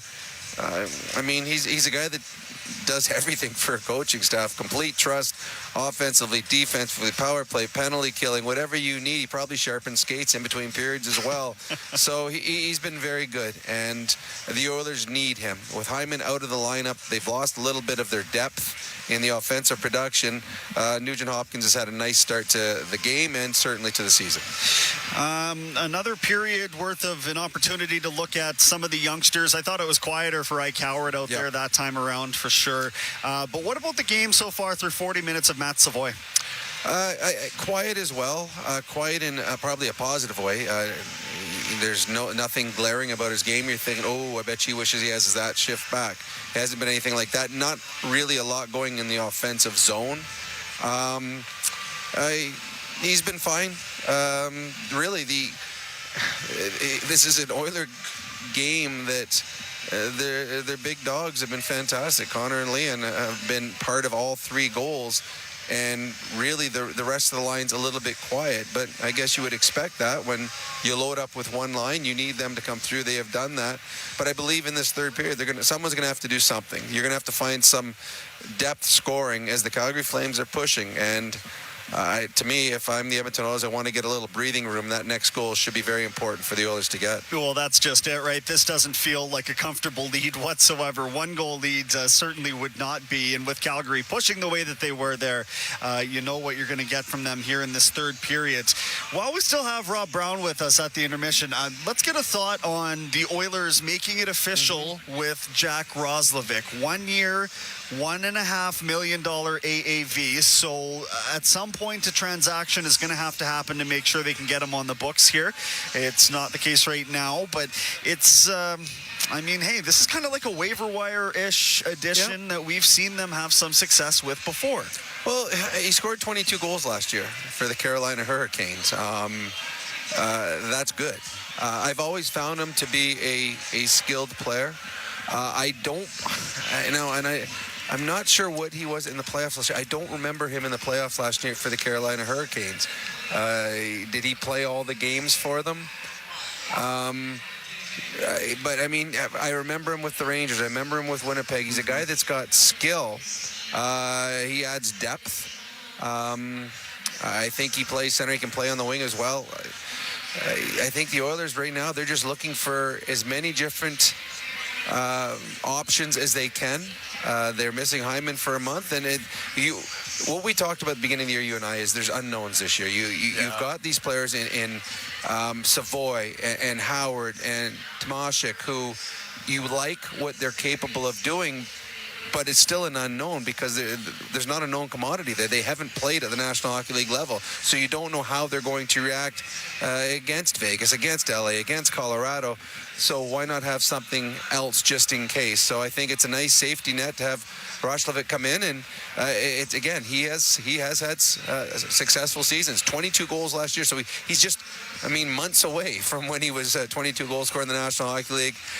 He's going to get an opportunity. I bet she's pretty excited to come to a team that's got offensive weapons that the Oilers have. Yeah, I would think so too. And when you factor in that people are saying he was maybe miscast in Carolina and what he was doing there, if he's miscast and still put 22 goals up in the NHL, then imagine if they slot him in properly here, what is possible. So, well, there's some players here that can set him up. So if he's able to score 22 goals playing in Carolina, then he's probably capable of doing that here as well. Yeah, I think that's fair to say. That's our Rob Brown. We are at the intermission right now. Don't go anywhere, though. Come back, and we will have the out-of-town scoreboard for you. I'll tell you, in town, Ryan Nugent-Hopkins is factored in on all three Oilers goals so far. It's a 3-2 scoreline through 40 minutes of play. We are at the intermission, and this is your Ford Dealers NHL Hockey on the Oilers Radio Network. From the first time on skates to wearing a special jersey passed down through generations, Sentinel Storage is here for you. Store your sports gear to create space for all life's adventures. Try 4 weeks free at sentinelstorage.ca. Proud partner of the Edmonton Oilers.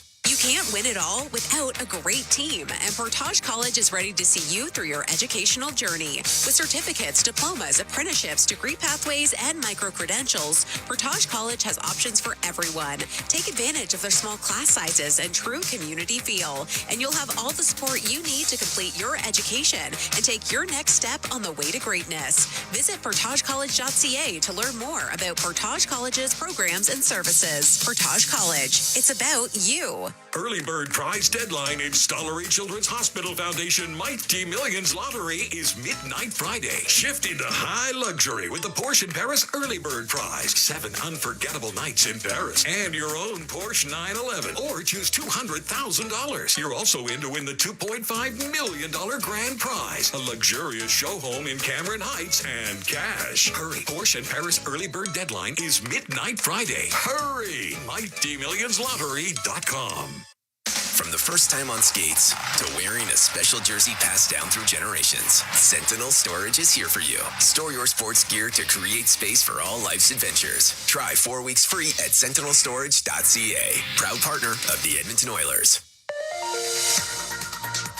The This is Global News at the second intermission. I'm Zach Ferguson. Alberta's education minister says cutting government funding to private schools would only escalate the pressure faced by the province's strained public school system that's currently on strike. It's a move one Alberta teacher is hoping to put to a vote. However, Education Minister Dimitrios Nicolaides says he's concerned about the feasibility of the proposal and what it could mean for the public education system. U.S. President Donald Trump says Israel and Hamas have agreed to the first phase of his peace plan. Trump says they've agreed to pause their fighting and release at least some hostages and prisoners. Edmonton police say that they're pleased to see that a $50,000 reward for information leading to the arrest of a man accused of two separate murders has been reactivated. 30-year-old Saeed Osmond is number 9 on the latest version of Canada's 25 most wanted list. I'm Zach Ferguson. Your next scheduled newscast will be after the game on 880 CHED. Hey, Edmonton. Big moves need big talent, and AMJ is your go-to partner. For all local residential and commercial relocations, AMJ delivers a smooth, stress-free experience. AMJ, your team for every move. Contact your local branch today. From backyard rinks to big arenas under bright lights, electricity powers every moment. At Capital Power, we generate reliable, affordable electricity for oil country and beyond, powering innovation, opportunity, and thriving economies across North America. Just like our Edmonton Oilers, we're driven, determined, and lighting up the game. We're powering change by changing power. Get to know us at capitalpower.com. The same AI-powered technology that helps Oilers fans move through security efficiently at Rogers Place is also available for Edmonton area schools, hospitals, and workplaces. Evolve Technology, proud partner of the Edmonton Oilers and official security screening partner of Rogers Place, helps identify potential threats and create safe experiences at hockey games and wherever people gather. Visit Rogers Place to experience Evolve live or check out evolve.com for more information. That's EVOLV.com. Hey, Edmonton. Big moves need big talent, and AMJ is your go-to partner. For all local residential and commercial relocations, AMJ delivers a smooth, stress-free experience. AMJ, your team for every move. Contact your local branch today.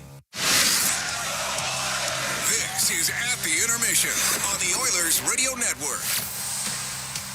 Time now for the out-of-town scoreboard, brought to you by Pizza 73, the official pizza of the Edmonton Oilers.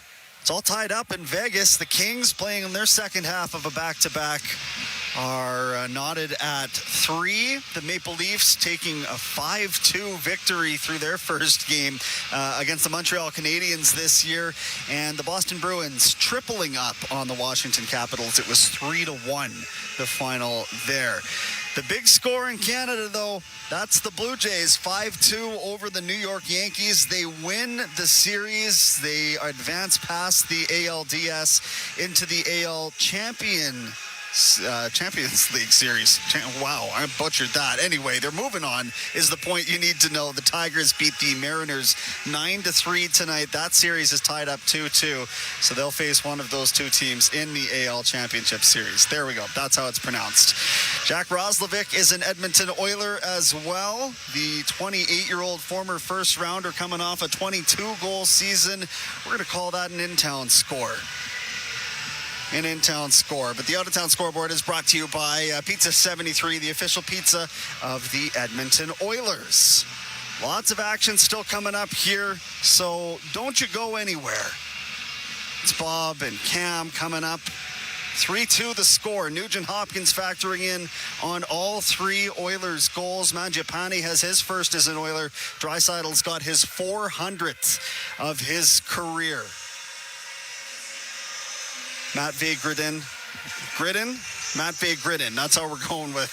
Matvei Gridin has the goal, and Connor Zary the other for the Calgary Flames. 3-2 we sit after 40 minutes of play. We are currently at the intermission. This is your Ford Dealers NHL hockey. Don't go anywhere. Third period action's next on the Oilers Radio Network.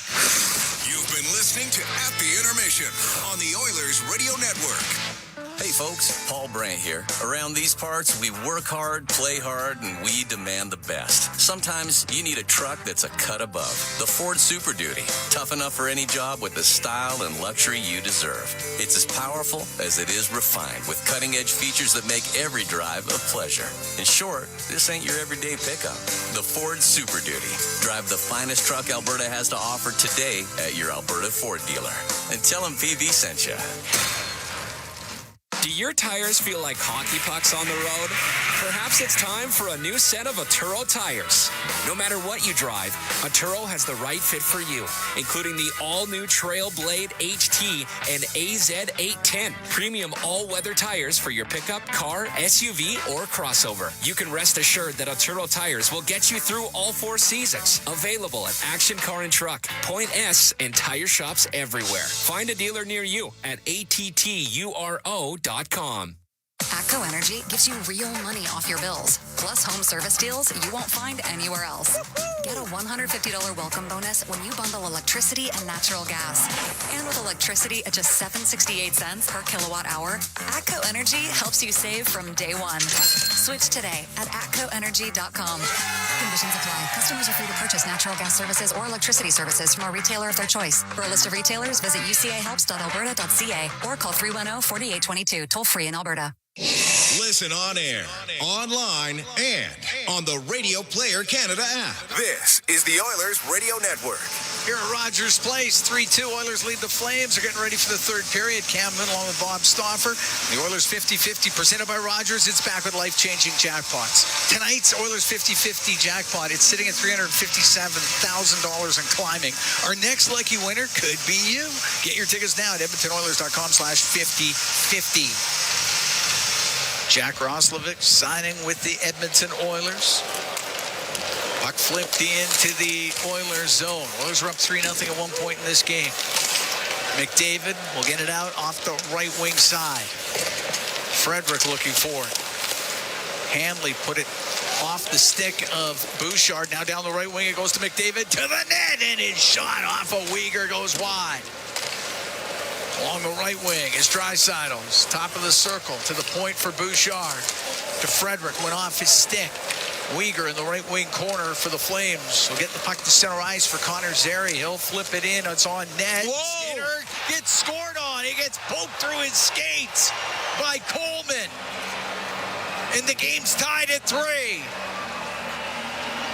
Puck was dumped in. Skinner had to go off of him, come out. It looked like he wanted to knock it away, and Coleman got in there and ties the game up. Just 40 seconds into the third.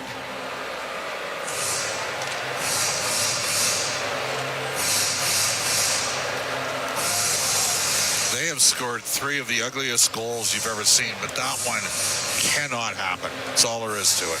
Can't happen. All right, they have all been bizarre tonight. That was just a flip in.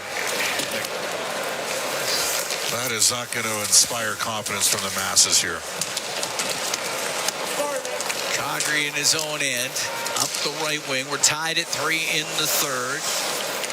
Puck given away, and Podkolzin into Philp into the flame zone. Is shot, and it's gloved by Wolf. He'll hold on. We're a minute into the third period.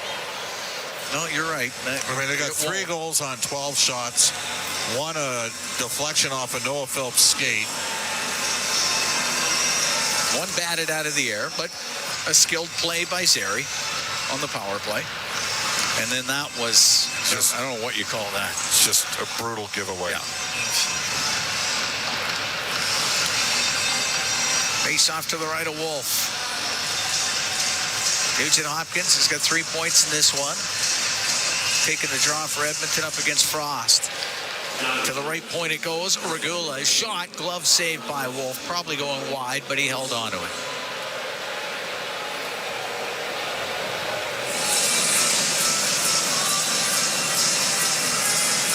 Blake Coleman, 40 seconds into this third period, has tied it up. Face off to the left of Wolf.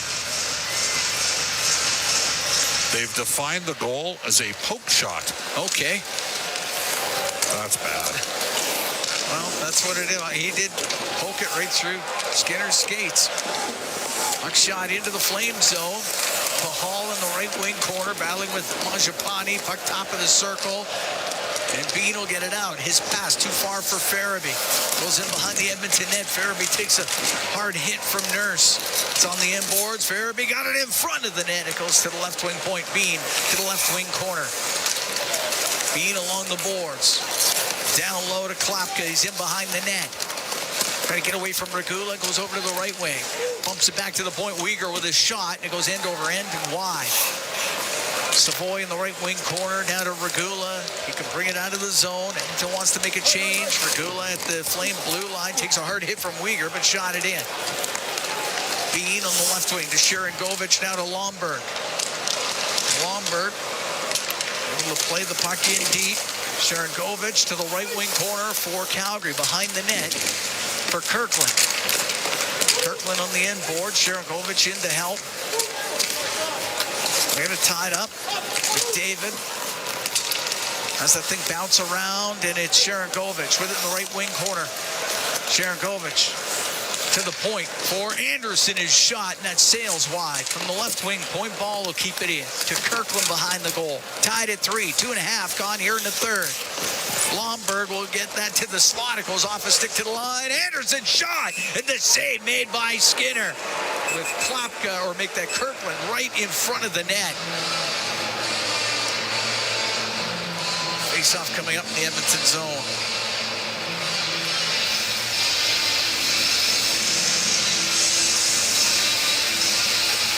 Kirkland was waiting for a rebound.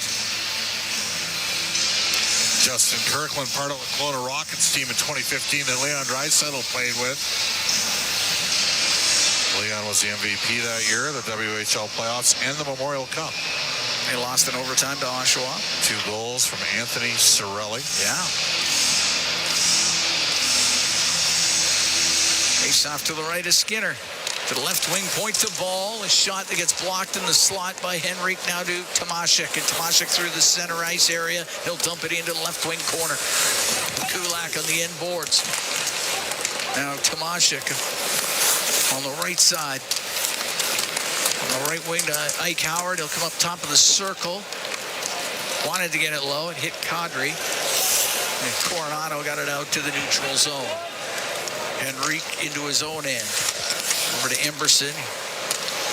To Henrique. Henrique on the left wing. For Tomashek. He'll shoot it towards the net. It's wide of the Flame goal. Hanley on the right side. Up the boards, will get it out. It's Gridden. Coming into the Edmonton end. Top of the circle on the left. Left wing corner to Backlund. Up to the top of the circle with it. Across the blue line to the right wing point. Uyghur got it to the right wing corner. It's in behind the Edmonton net. Backlund. His pass gets picked off by Podkolzin. He'll get it out. It's dumped back in. Uyghur touched it. It's offside against the Flames. 3:50 gone in the third. Tied at 3. The Oilers hosting Calgary. First edition of the Battle of Alberta. There'll be 3 more after this. Probably should be a 3-1 game right now. Yeah.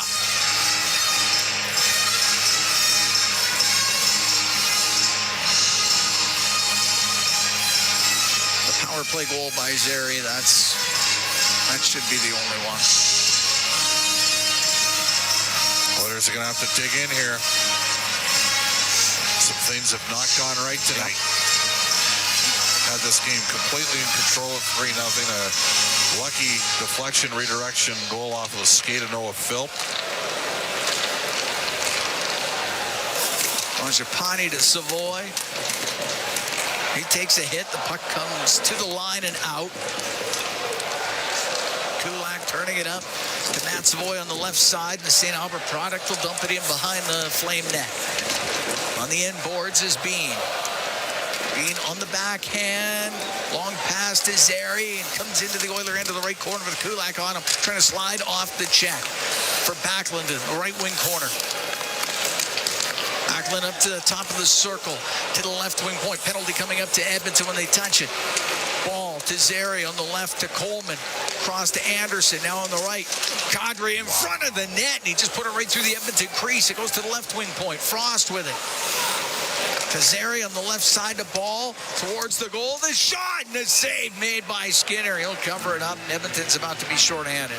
Nugent Hopkins is going to go off here.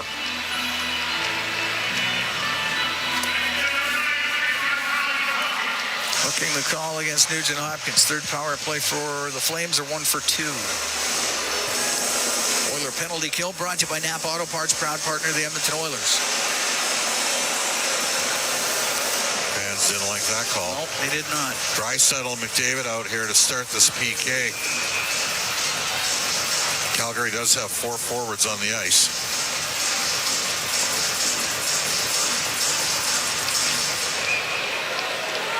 Dropped it once. They'll have to do it again. Draisaitl against Frost in the face-off circle. Flames were at 46% as a team last year. Frost came over in that trade from Philly that involved Kuzmenko, who was ultimately flipped to LA. He was about 50%.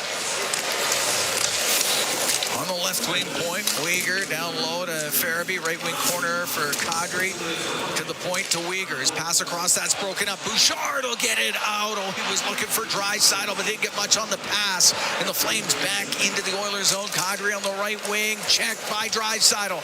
Now to McDavid at the Flame blue line. Off the right wing boards into the corner. Draisaitl on the end boards. Really making it difficult for the Flames. Now it comes free into the middle of the ice. To center, Coronado to Farabee. Left wing, around to the right for Kadri on the right side to the blue line. Uyghur on the left to Farabee, back to Uyghur. On the right for Kadri. To the blue line to Uyghur, to Kadri on the right. He's top of the circle to Uyghur. His shot, and that one got blocked. As Emberson had to go off his skate, and it's into the left wing corner. Kulak couldn't clear. Emberson with a chance, and he'll get it to the line, but Kadri kept it in. Into the slot to Farabee, went off his stick. Emberson will rim the puck, and that's kept in too by Uyghur. To the right wing corner for Kadri. 44 seconds to go in the man advantage. We're tied at 3. We're here in the third. Just over 6 minutes gone. Emberson with some room, and he'll skip that down the ice. Oilers can make changes. Anderson through the middle. At center. Plays it in off the end glass. Ekholm on the end boards. Wraps it up the left side down and all the way down. Up from behind his net. Rasmus Anderson. Left wing for Connor Zary. Zary into the Oilers zone. Right wing corner. Puck comes free to the line and bounced out. Just over the stick of Gridden. Gridden into the Oiler end. Penalty over. Nugent Hopkins is out. Flames 1 for 3 on the power play. It's sent all the way down. That's icing against the Oilers. 6:56 gone in the third. Tied at 3. Well, since the setup from Tomashik to Draisaitl for the 3-0 goal, it's been Calgary's just had the work boots on. That's how they've willed themselves back into this game. And the Oilers have gotten a little bit discombobulated. The Flames got a lucky break on a deflection. They earned their second one on a power play goal and just malfunction at the junction between Bouchard and Skinner. Puck at the slot. Coleman shot off a stick over the Edmonton net. Savoy on the right wing will get it out. Hall has to chase after it. Frederick on him. On the left to Jake Bean. Puck cleared out. Tomashik will shoot it in. Wolf to Bean. To Lomberg, won't clear the zone. Tomashik on the left wing. Left wing corner. Wanted to get it to Ike Howard. Bean got in front of it. It goes to the blue line. Nurse with a shot. It's blocked in front of the goal. Tomashik's playing center here. Left side. Mahal got it out. His own blue line is Nurse. Tomashik takes a hit from Coleman. The puck goes into the Flames territory. Bean up the left wing. Center ice to Kadri. He'll shoot it in. Nurse on the right wing to Regula. Right wing boards. Kapanen to Podkolzin. Off the right boards and in. Anderson will get it out where he finds Kadri. He skates down the left side. Comes into the Oiler end. Goes to the left wing corner. To the left wing point for Ball. Now to Anderson, to Ball. Ball slowly towards the net before it could get there. It's taken by Kulak, and at center ice to Kapanen, in over the Flames line. Couldn't get it deep. Puck comes out. It's 2 sequences in a row for Kapanen. He's got to manage the puck a little bit better than that. All with it in behind his net. 8.5 gone here in the third. Tied at 3. The Oilers and the Flames. Frost through the middle of the ice. On the right wing to Klapka. Got it to the corner. Emberson around the boards. To Draisaitl to the middle for McDavid. Comes into the Flame zone. Goes over to the left wing. Stops up. Gets the puck to the middle. And just tied up was Frederick. But a penalty coming up to the Flames. And the Edmonton Oilers will be on the power play when we come back. 8 minutes, 52 seconds gone here in the third period. Oilers and Flames tied at 3. From Rogers Place, it's Ford Dealers NHL Hockey on the Oilers Radio Network. Looking for the ultimate dinner and show experience? Look no further than Edmonton's famous Mayfield Dinner Theater, where you'll enjoy world-class productions and delectable dining in a new renovated theater. Whether it's date night, a work party, a celebration, or a spontaneous night out with friends, your experience at the Mayfield Dinner Theater is sure to be a memorable one. The 2025-2026 season is on sale now, so check out the exciting lineup of shows and get your tickets today at mayfieldtheater.ca. When the Oilers are on the ice, the big hits are a part of the game. But they shouldn't be a part of your drive. If you've been injured in a car collision, let James H. Brown & Associates and their over 200 years of combined injury law experience help you. Locally owned and proud Edmonton Oilers fans, James H. Brown & Associates is ready to support you with their unrivaled experience, unrivaled results, and unrivaled commitment. When accidents happen, head to jameshbrown.com. Steel Haas Triton, 2 legendary oilfield services brands, 1 powerful partnership. Rooted in innovation, reliability, and a steadfast commitment to excellence, Steel Haas is proudly 100% Canadian-owned and locally manufactured. With over 15 field service locations across the prairies and up to the Rockies, they deliver world-class energy solutions with unmatched responsiveness, helping their customers thrive in the most demanding environments. Steel Haas Triton, engineered for performance, built in Canada. Visit steelhaasinc.com for more information. All games, all season. You're listening to the Oilers Radio Network. Cam Moon and Bob Stauffer here at Rogers Place. We're in the Legacy Heating and Cooling broadcast booth. Legacy Heating and Cooling, home and no payments, no interest for 1 year. Klapka goes to the box for hooking. Edmonton on their third power play. They're 2 for 2 with the man advantage. That power play presented by ATCO Energy, your trusted energy retailer. Learn more at atcoenergy.com.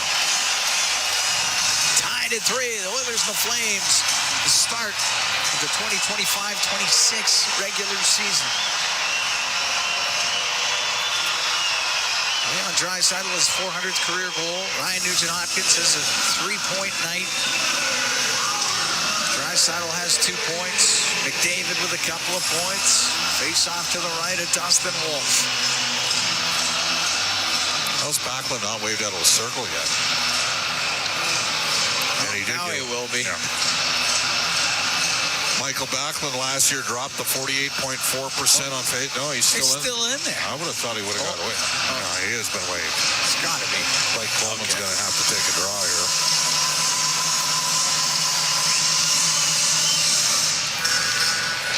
Draisaitl wins it. No. Oh, wow. It's tough to get the face off here. David will come in and take it against Blake Coleman.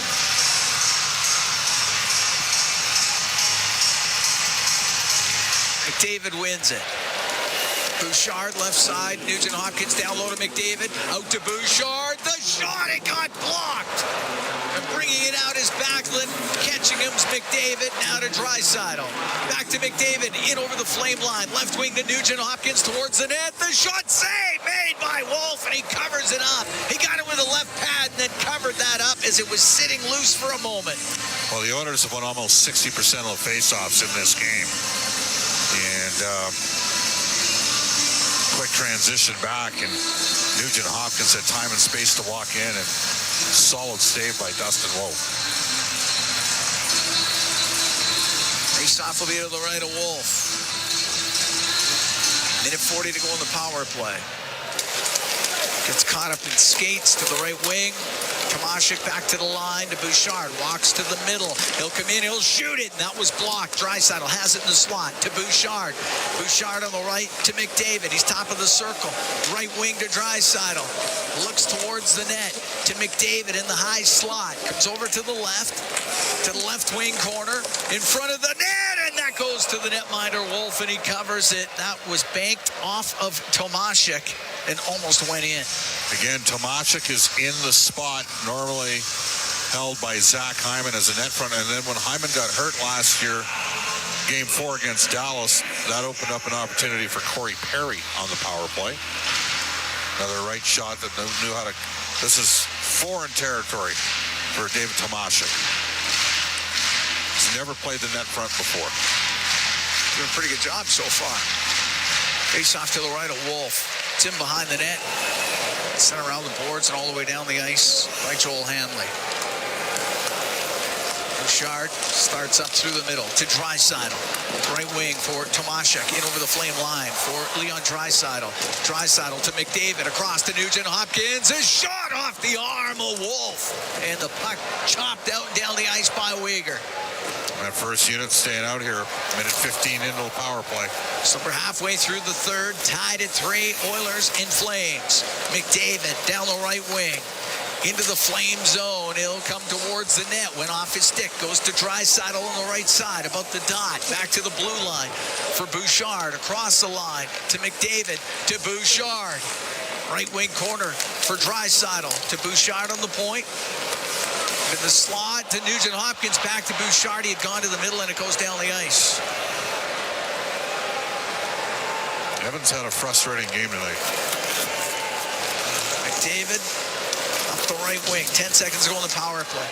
Gets it over the line to Nurse. Nurse towards the net, off the stick of Wolf. Puck goes to the right wing corner. I thought it hit the mesh, but I guess not. The puck cleared out. Penalty is over to Klapka. And the Oilers dropped the 2 for 3 on the power play. It's a win for Calgary, the way the Oilers started the year on the power play. Ekholm out from behind the net. The left wing to Savoy, off his stick and in. Wolf to play it. Wolf got it to the corner, and Henrique jams it through the slot. From the right point, Nurse to the top of the circle. Coronado got it out. To Kadri off of him. Puck goes to the right corner in the Edmonton zone. Kulak on the right wing. Top of the circle for Kapanen. Now to Henrique. Henrique with a nice little move. He'll get it over the line. Couldn't get it through to Kapanen. It's cleared out. Puck goes into the Flame bench, and we get the whistle with 8:23 to go here in the third. Tied at 3, the Oilers and the Flames will be right back to Rogers Place. It's Ford Dealers NHL Hockey on the Oilers Radio Network. Hey, Paul Brandt here. Big skies, rugged landscapes. Now that's Alberta in a nutshell. And if you're looking for an SUV that can keep up with this place, check out the Ford Bronco. Built for those who crave adventure, with serious off-road capability and style to spare. Whether you're hitting the mountain trails or exploring the back roads, it's the perfect ride for those who want to experience everything this province has to offer. The Ford Bronco. Adventure awaits at your Alberta Ford dealer. And tell them PB sent you. When was the last time your electricity and natural gas provider made you feel like this?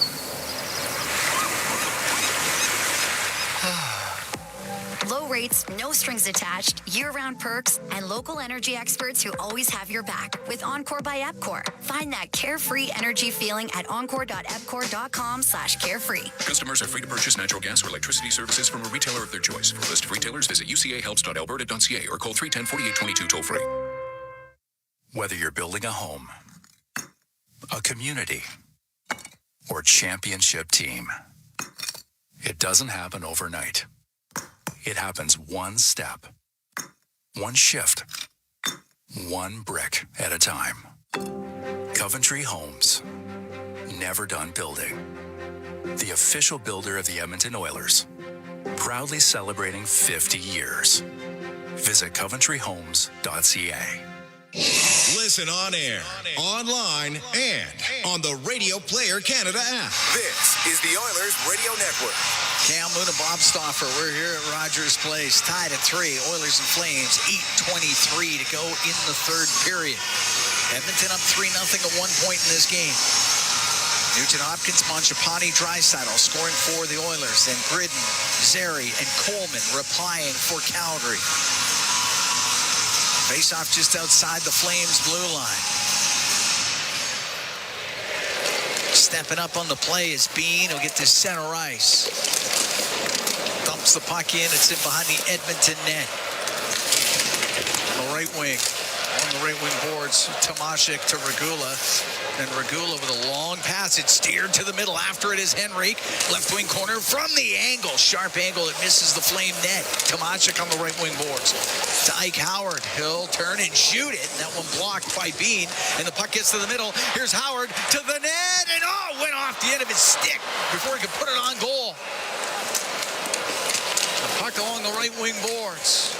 Lifted up and out by Frost. At his own blue line is Regula. Right wing for Tomashik. Dump it in on the backhand. Anderson behind his goal. The ball on the left side. 7.5 to go into third. Tied at 3. The Oilers and the Flames. Skipped into the Oilers' own right wing corner. Gridden.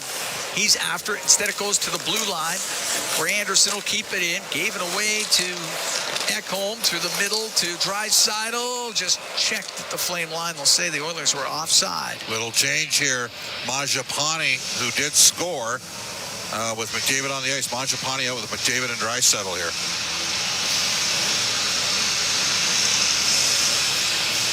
.417 games with the Flames for Andrew Mangiapane. His first game here with the Oilers. And it is a change. Frederick is now out with Nugent-Hopkins and Savoy.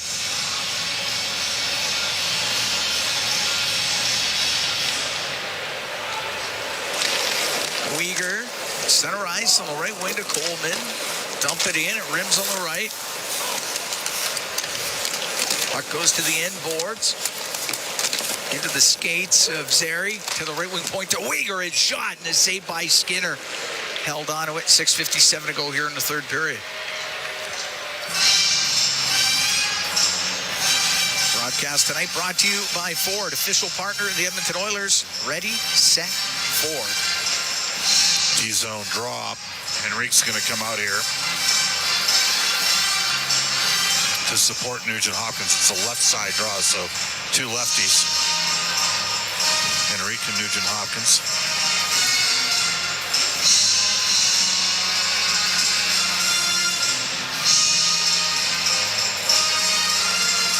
Just trying to get them lined up. Coronado taking the draw for the Flames. Go to the corner, and Emberson in behind the Edmonton goal, left side. Brett Kulak. Center ice. It's off a Flame stick. Cogri lost it at the Edmonton blue line. Comes right back to Brett Kulak. Kulak makes his way to center ice.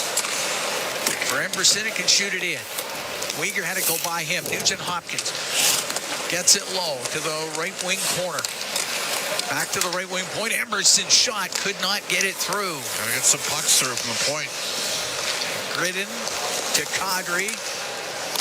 Cogri lost it in the corner of the Oilers zone. Stationary breakout here for the Oilers. They can complete a change as Calgary was making one as well. Emberson waits in behind the net. And Mangiapane has replaced Frederick on this line. Oh, he's got... Emberson got taken to the corner by Sharon Govich. Now Mangiapane spins it off the left wing boards. It gets it to center ice for Draisaitl. Get in on the right wing. Making the play, though, is Ball. It's it out off of Sharon Govich. Inside his own end is Ekholm on the right wing for Draisaitl. Draisaitl forced back. Goes to Matthias Ekholm. On the left to Connor McDavid. He'll one-handed across to Draisaitl. Draisaitl at center for Evan Bouchard. Comes into the Flames end on the right wing. For Mangiapane, left wing corner. Is on those left wing corner boards with Uyghur. Came free to McDavid to Ekholm, left wing point. Out of the end boards as Mangiapane's trying to find a loose puck. Squeezes loose. McDavid to the high slot for Draisaitl. Pass back to McDavid off of Uyghur and out of play with 5:10 to go here in the third. Tied at 3, the Oilers and the Flames. It's the season opener. It's the Battle of Alberta. We'll be right back to Rogers Place. It's Ford Dealers NHL Hockey on the Oilers Radio Network. Businesses deserve the best protection against cyber threats. Alltech offers state-of-the-art IT and cybersecurity solutions to safeguard digital assets. The team of experts at Alltech are dedicated to providing the highest level of security, ensuring that data remains safe and operations are seamless. With Alltech, businesses can focus on growth while the rest is handled. From advanced threat detection to comprehensive data security, Alltech has it covered. Choose Alltech for reliable and effective cybersecurity. Visit alt-tech.ca now to learn more. Experience the exciting casino action at 3 Century Casino locations. Edmonton, St. Albert, and Century Mile. Dine at one of their amazing restaurants featuring daily specials. Take in the ultimate game day experience at Selly Sports Bar and Lounge. Check out the best in live entertainment at any amazing location. Plus, enjoy a great selection of casino gaming options and off-track betting. Feel the thrill of live horse racing at Century Mile Racetrack. Don't miss a second of the action at Century Casino. It's game on at City Ford. With an all-star lineup of 2025 Ford favorites. Save up to $5,000 on Escapes. Up to $6,000 on Bronco Sports. And up to $16,000 on F-150s. Plus, find 0% financing options available on all 3 vehicles. Score an all-star deal today. And spin and win an iPad, Oilers merch, Costco card, even a trip to Vegas. Visit City Ford on the St. Albert Trail. All games, all season. You're listening to the Oilers Radio Network. Here at Rogers Place, Cam Moon along with Bob Stauffer tied at 3. Oilers and Flames, 5:10 to go in the third period. Face off the Calgary zone to the right of Dustin Wolf. Shots are 25-17 for Edmonton.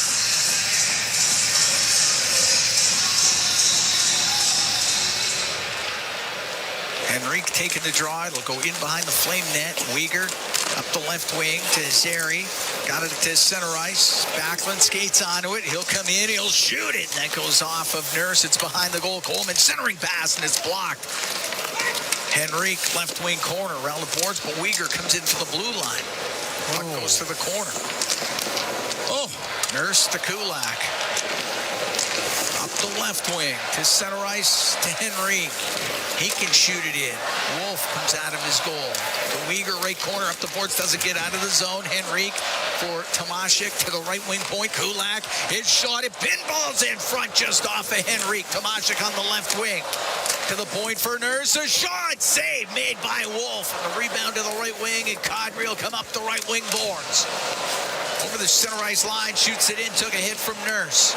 Screaming for a call. He tried to induce one, and he does induce a lot of calls. None forthcoming. Get the puck up the ice here. Kulak behind the Edmonton goal. The left wing stepping in front was Gridden. Shot it back in. It goes to Kulak. Calgary's sitting back in a 1-2-2, and the Oilers are forcing pucks up the middle. It's going to be an icing. Icing against Edmonton. The Oilers are going to have to change. They're going to have to be a little more patient in terms of the transition game. And there's too much separation right now between the forwards and the Ds. And now Noah Phillips got a big draw back in his zone here. With 3:52 to go in the third period. Face off to the right of Stuart Skinner. He was 71% through the first 2 periods. And he won that one too.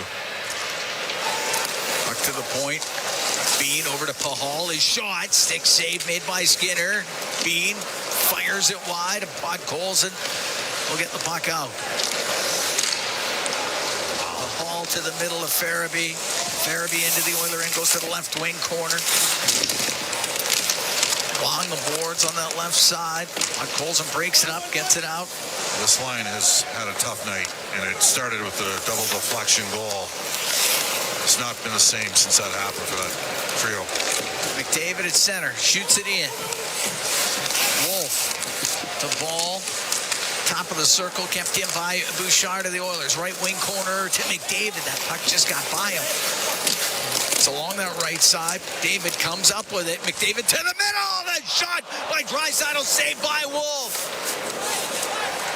On the end boards, Anderson. That was the best save of the game so far from Wolf. Ball through the middle of the ice to Coleman. Knocked off his stick. It's offside against the Flames at the Edmonton line with 2:48 to go here in the third. We're tied at 3. And a great look for Leon Draisaitl in that high slot. Wasted no time on the pass from McDavid. Tried to elevate the puck blocker side on him, and Wolf fought it off. It's a quick goalie. He is. Came across, was moving out. Get Frederick back here with McDavid and Draisaitl.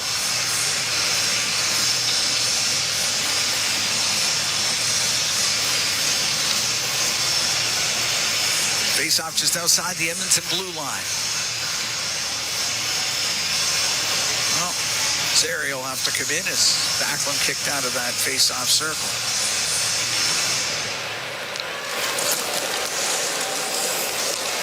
Kulak on the right wing for Trent Frederick off the right wing boards and in.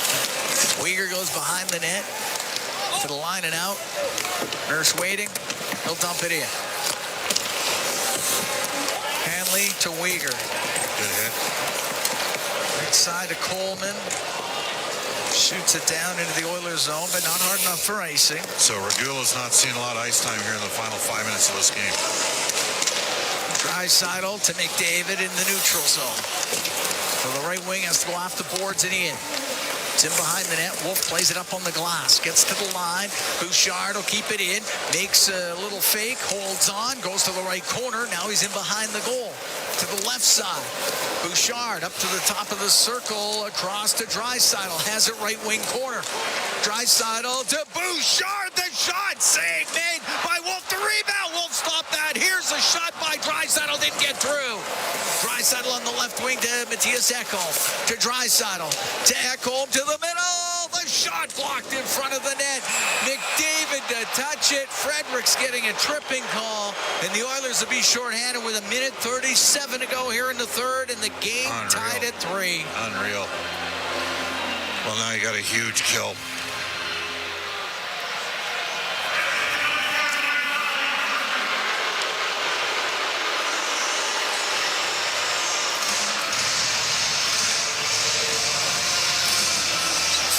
To the box. It's a penalty, but you give Rasmus Anderson credit. He fronted that puck. He ate it.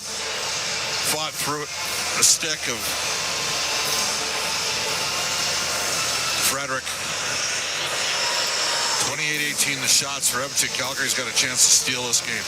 There's no other way to say it. Yep, it's true. So Skinner turned one over. He needs to come up with a stop here and give the Oilers a chance to win this thing in overtime. Oiler penalty kill brought to you by Napa Auto Parts, proud partner of the Edmonton Oilers. Puck to the line. Uyghur walks to the middle. Left side to Coronado. Coronado, a shot wide of the Edmonton net. Didn't miss by much. Henrique fire it all the way down. Oilers make a quick change with the PK. Uyghur out from behind his net through the middle. They drop it back. Coronado into the Oiler end, across to Farabee on the left.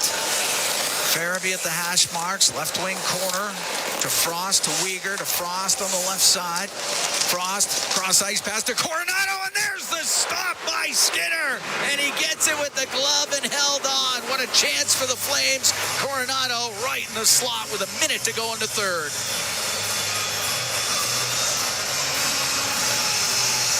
Good play by Frost. He got inside position between Emerson and Mangiapane. Flames call timeout. They figured something was up because Longberg was on the ice, and I somehow doubt that he was going to be out there on the power play.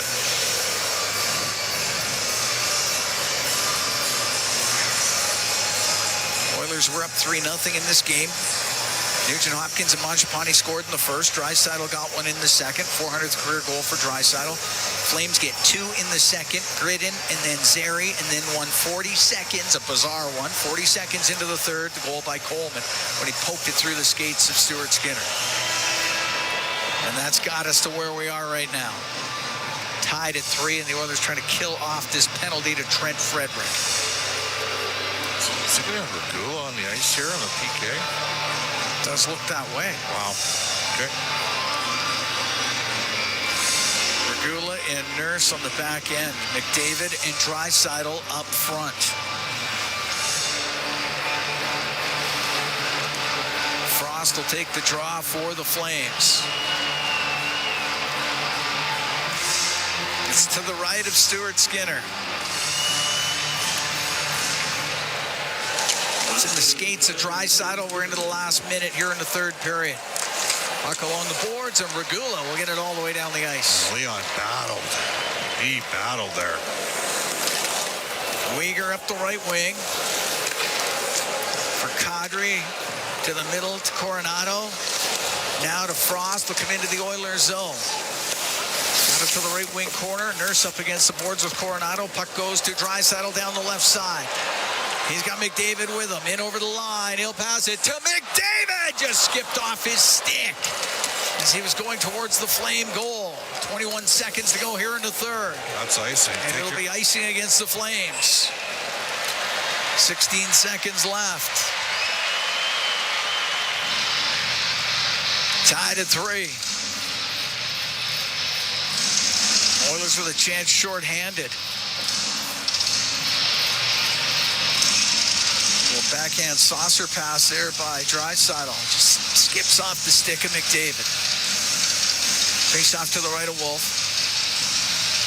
Henrique wins it. Nugent Hopkins off the right wing corner boards to Henrique in the right corner. Now to Nugent Hopkins. Oh, he just missed. And the puck to the left wing point. Great chance there, shorthanded for the Oilers. Third period's going to come to a close. Oilers will be shorthanded for 23 seconds to start off the OT. Oilers and Flames tied at 3 through 60. When we come back, we'll have the OT for you from Rogers Place. It's Ford Dealers NHL Hockey on the Oilers Radio Network. If you drink, there are a lot of options. Hey, beer me. A glass of your finest Merlot? Whiskey, neat. I'd totally rock a Shirley Temple. Really? And more importantly, there are a lot of options for getting home safely. When's the bus? Taxi. I'll walk. I'm the designated driver, hence Miss Shirley. Thank you. However you get home, don't drink and drive. A message from Chorus Radio. Listen on air, online, and on the Radio Player Canada app. This is the Oilers Radio Network. Cam Moon and Bob Stockford. We're here at Rogers Place. Battle of Alberta going to overtime. Oilers and Flames tied at 3. Oilers shorthanded for still 23 seconds to start this thing. So we're going to guess that Nugent Hopkins is going to start the PK here. Okay. And they're going to have a chance on a 4-on-3. Yeah. Because even if you win the draw, unless you reverse back into your own zone with the D and then airmail the puck out of there. Yeah. Oilers were up 3-0 in this game. Flames battle back to tie it. Oilers with a couple of shorthanded opportunities late in the third period. And it is going to be Nugent Hopkins here along with Nurse and Eckel. So if the Oilers can somehow kill the 23 seconds, Frederick's going to come on the ice. It'll be 4-on-4. And then they can get a whistle. Then they'll come out with McDavid and Draisaitl with Bouchard. But you got to navigate the 23 seconds. Yeah, you do.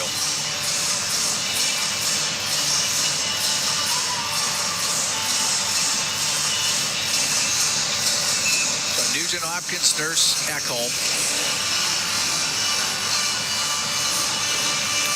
Frost will take the draw. Frost, Kadri, Coronado, and Uyghur for the Flames. And Uyghur now with control of the puck. Right wing to Coronado in over the Edmonton line. To Uyghur on the right wing point. Uyghur down the right side. Kadri top of the circle. Looking to the net. A shot save made by Skinner. Penalty over in 7 seconds. Uyghur to Kadri on the right wing. Kadri's going to walk to the right side. The one-timer, that goes off of Skinner as Frost with the shot, and it's even up 4-on-4. Coronado steals towards the net. That's off a stick, goes out of play. 30 seconds in overtime. The Oilers are able to kill off that penalty to Frederick, and now back to 3-on-3, and it's McDavid, Draisaitl, and Bouchard. And some of the best work that Stuart Skinner had in this game was on that last penalty kill. Made a couple decent stops. Now you got to get possession. They didn't get this against Vancouver on Friday night in overtime in the last preseason game. Got to get possession if you're the Oilers. Puck goes top of the circle, and Anderson poked it low, and the Oilers do get possession, and it's Draisaitl.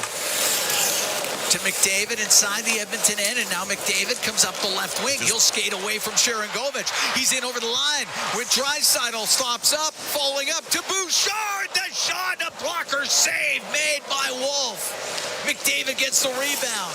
Right wing to Draisaitl. He's top of the circle. Up to the blue line. Now to Connor McDavid. McDavid to the middle. His shot partially blocked, and it goes to Wolf. He'll cover it. Minute 6 into OT. I keep him out there. I would have kept them out there. Going to make a change. They don't look like they want to come off. No. Mangiapane, Nugent Hopkins. Well, Nugent's had a good game here. Yes. He's got 3 points. Had a chance shorthanded late in the third. Just missed.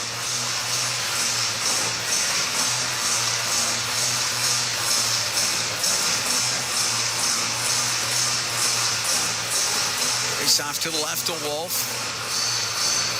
Kadri, Coronado, Weegar on the ice for Calgary.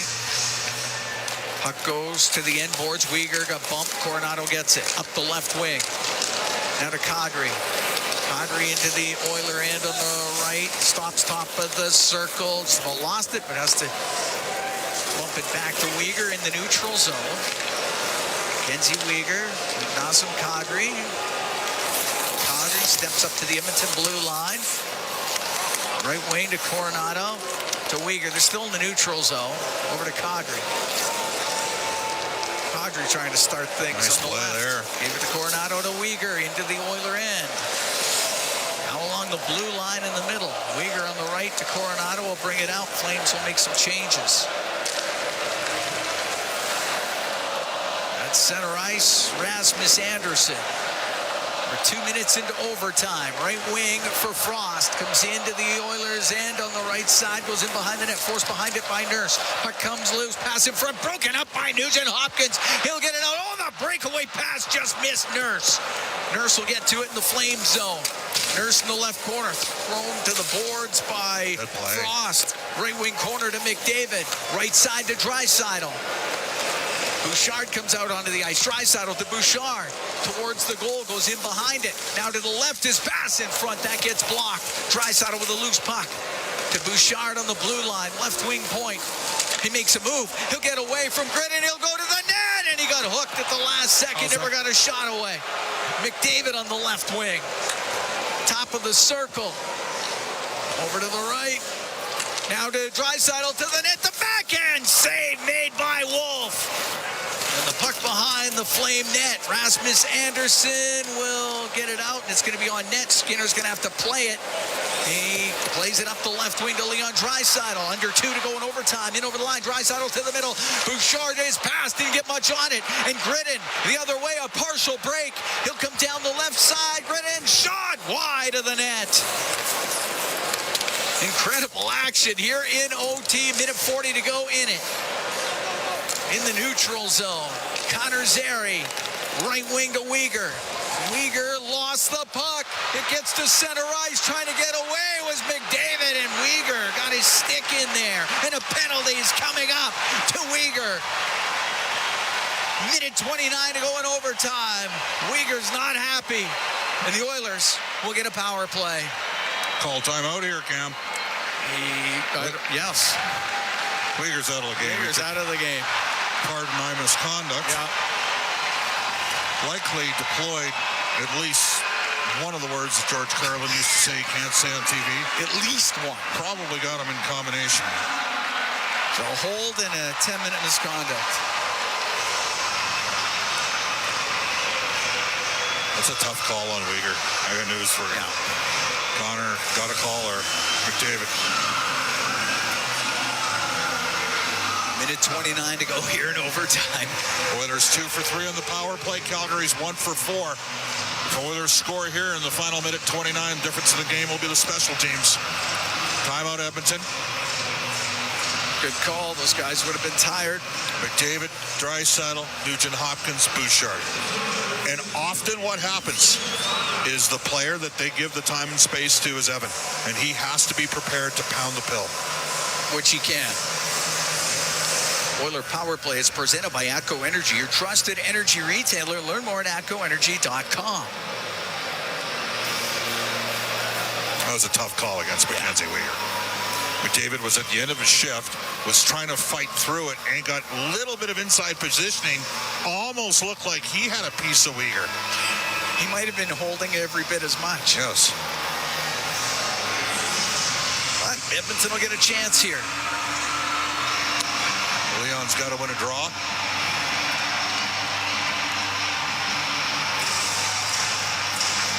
Backlund will take it for the Flames against Leon Draisaitl. Minute 29 to go in overtime. Oh, man, this is unreal tonight, the linesman.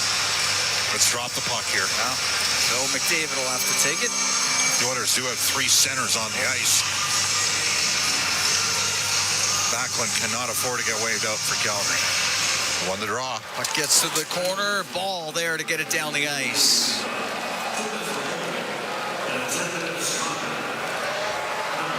Bouchard to McDavid. Up the right wing. Gathers speed through center. Comes in over the Flame line. Goes to the right wing corner. Stops up. Pass to the middle. Bouchard didn't shoot. Held on. Goes to the middle. Left side to McDavid. Over to Bouchard. Bouchard to McDavid. To Draisaitl on the right. Tomashik in front of the net. The shot off the arm of Wolf. We're into the last minute here in overtime. The puck came out past McDavid. Very surprised they're using Tomashik here and not Nugent Hopkins, but who knows? Maybe he'll snipe when he's got a heavy shot. Tomashik on the left to McDavid, in over the Flame line. To the right for Draisaitl. To the middle on the blue line, Bouchard. Over to McDavid, to Tomashik. A backhand save made by Wolf. And the puck to the corner, and Anderson will get it to the line. He won't get it out. 27 seconds left. Bouchard to the middle, a shot, and then launches off the stick of Kirkland and goes out of play. Great play by Justin Kirkland. Nugent Hopkins now will come out, I'm assuming, for David Tomashik. 22 seconds left. Got to win the draw here if you're the Oilers. You win the draw, you have possession, you get a chance.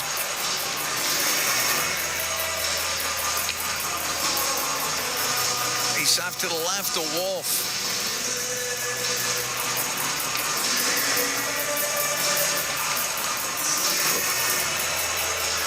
Draisaitl out of the face-off circle. It'll be Connor McDavid. Oilers got to jump in and support McDavid here against Backlund.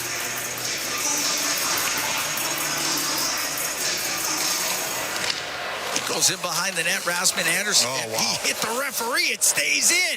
Puck to the point. Bouchard to the right wing. McDavid to Bouchard. The shot save made by Wolf. Nugent Hopkins to the right wing corner. 7 seconds left. Draisaitl to McDavid. Over to Bouchard. The one-timer off the pad of Wolf. Bouchard across to Draisaitl. And overtime ends. And it will be a shootout. As the Oilers and Flames need extra time here tonight. By the way, the LA Kings came back to tie Vegas 5-5 in a score fest. They were down 5-3 in that game. What a multiple swing. So we know it's going to be McDavid, Draisaitl, Nugent Hopkins, first 3 shooters, I would assume, for the Oilers.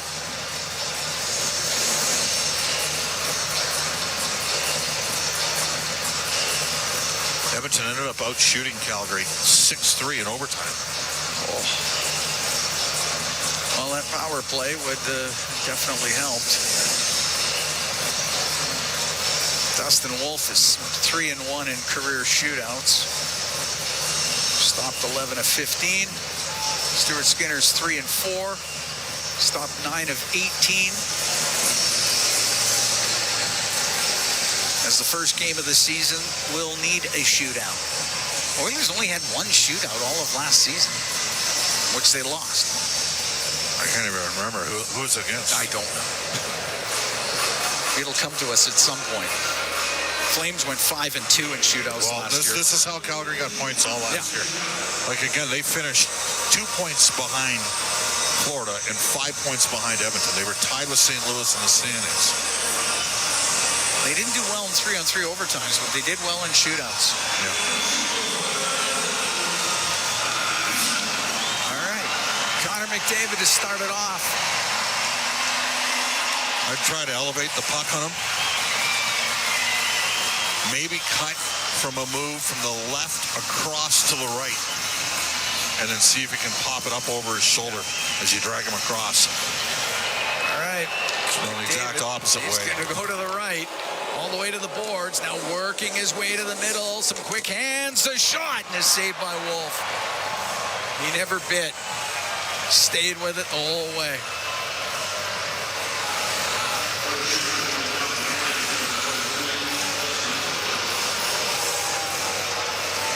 Kirkland. Justin Kirkland, the first shooter. And he had did he not have success for them? He was sort of one of those secret weapons. He's got some speed going here, Cam. 3 for 4 in shootouts. He'll come down the left wing. Kirkland, a shot, pad save made by Skinner.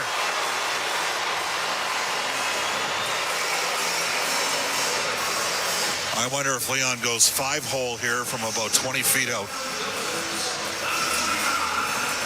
So Draisaitl.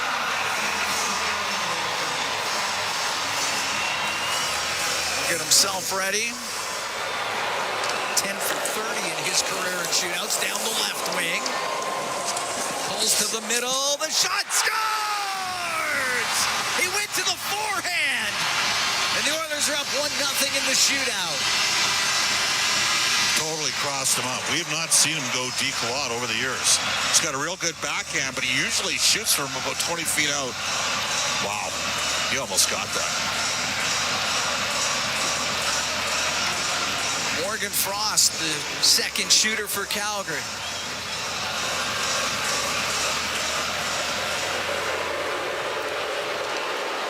Frost to the left. Pretty good speed. Now slows up, and he'll wait, and he'll shoot. What a shot. Scores. Whoa. Came in quick and then slowed right up and goes glove side on Skinner, and this shootout is tied at 1. That was a good shot. Yeah, he beat him clean. Now, Nugent Hopkins tends to go high glove.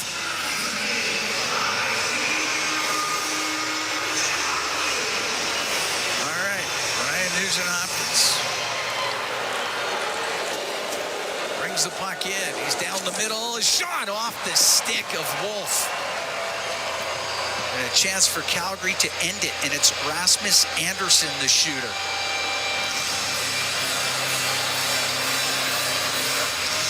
4 for 8 in his career in shootouts.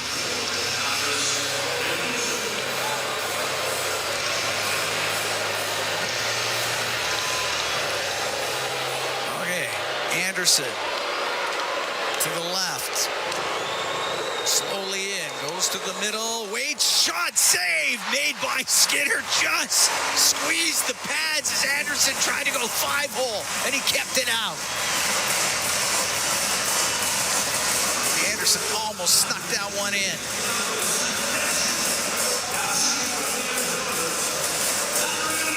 David Tomashek. Now again, the ice is a little choppy here. Yeah, he's got a heavy shot. He should let it rip.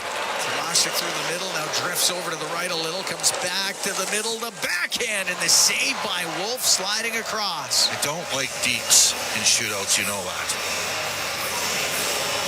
Need another stop here. Yeah. And this guy likes to elevate the puck, Coronado. Not Coronado. I wonder if he tries, he's a right-hand shot. Let's try to go high glove on Stu. Right-hand shots tend to like that. Here's Coronado, slows up as he comes in, off the post, as he did go glove side. But it stays out. And the shootout moves on. And it'll be Ike Howard. Hobie Baker Award winner last year in NCAA, and it's Howard to the right. Shoot it, don't deke it. Howard will bring it in. A shot, and he put it over the net as he was trying to go to the glove side on Wolf. Tried to sift it up and over Wolf.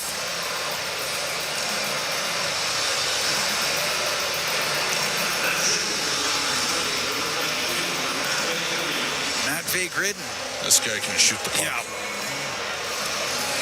Rookie of the year last year in the QMJHL, and he's got his first NHL goal here tonight. He'll come in on the right. Now get to the middle. A shot. Pad save made by Skinner. And we keep going. Savoy. All right. Is that who that is? Yeah, it is. That's Savoy.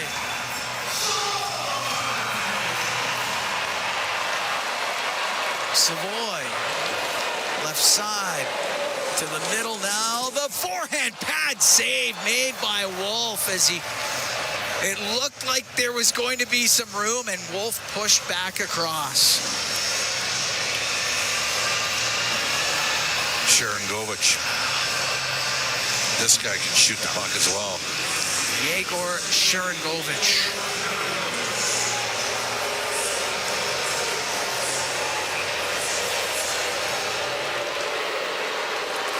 Sharangovich on the right. Now slows up. Shot off the post again, and it stayed out. He hit that one very hard.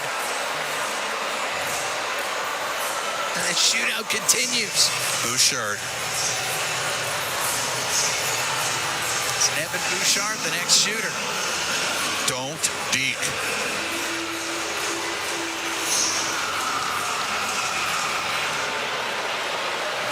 Bouchard slows down his shot, and a pad save made by Wolf. This is a clinic. Unbelievable. Well, you can see why Calgary was good in shootouts last year. Dustin Wolf is quite good in this regard. Connor Zary, the shooter for Calgary. He's going to go high glove. Zary, the left shot, makes his way in and stopped by Skinner as he tried to go 5-hole on the deke.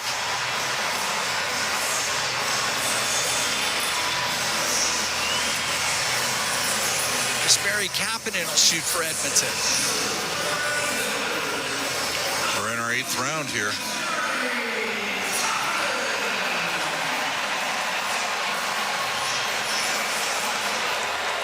Kapanen right down the pipe. Kapanen shot off the crossbar. It hit the bar and stayed out. Quick shot, went to go glove side on Wolf. He had a beat clean there. Sure did.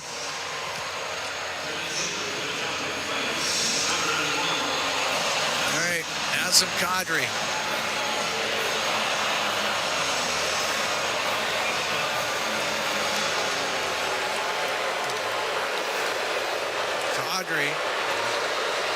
Kadri with a backhand scores, and Nazem Kadri will end it in the Calgary Flames. They come all the way back. They'll win it 4-3 in a shootout in a game they were down 3-0 at one point. Skinner gave him every chance to win the shootout. No, the goaltenders were the story in the shootout. Both were very good. Unfortunately, the story on the 3-3 goal came back to haunt the Edmonton Oilers. They get a point.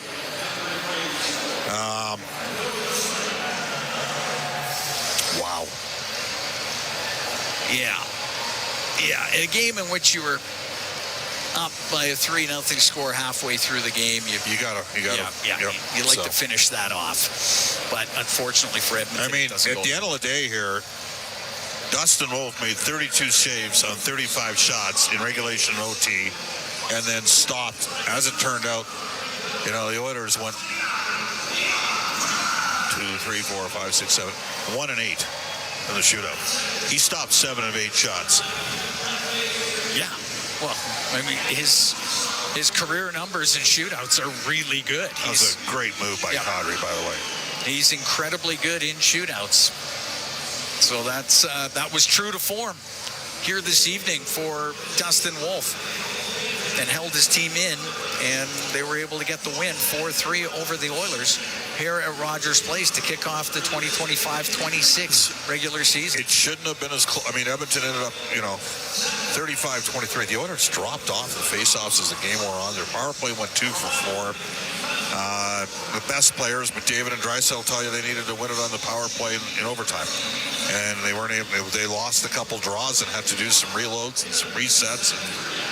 And it ended up in a scenario where, probably should have been a win. Wasn't. Get a point, move on, play Vancouver. Vancouver plays Calgary tomorrow. You get a pre-scout in and go from there. Canucks will be in town on Saturday night, as that is the next game for the Edmonton Oilers. They dropped this one 4-3 in a shootout to the Calgary Flames. Ryan Nugent-Hopkins, Andrew Mangiapane, Leon Draisaitl all score for Edmonton. Draisaitl and Connor McDavid, each with 2 points. Ryan Nugent-Hopkins had 3 points. Leon Draisaitl's 400th career goal. It was Matvei Gridin, Connor Zary, and Blake Coleman scoring for Calgary. And then the shootout, 8 rounds? 8 rounds of the shootout.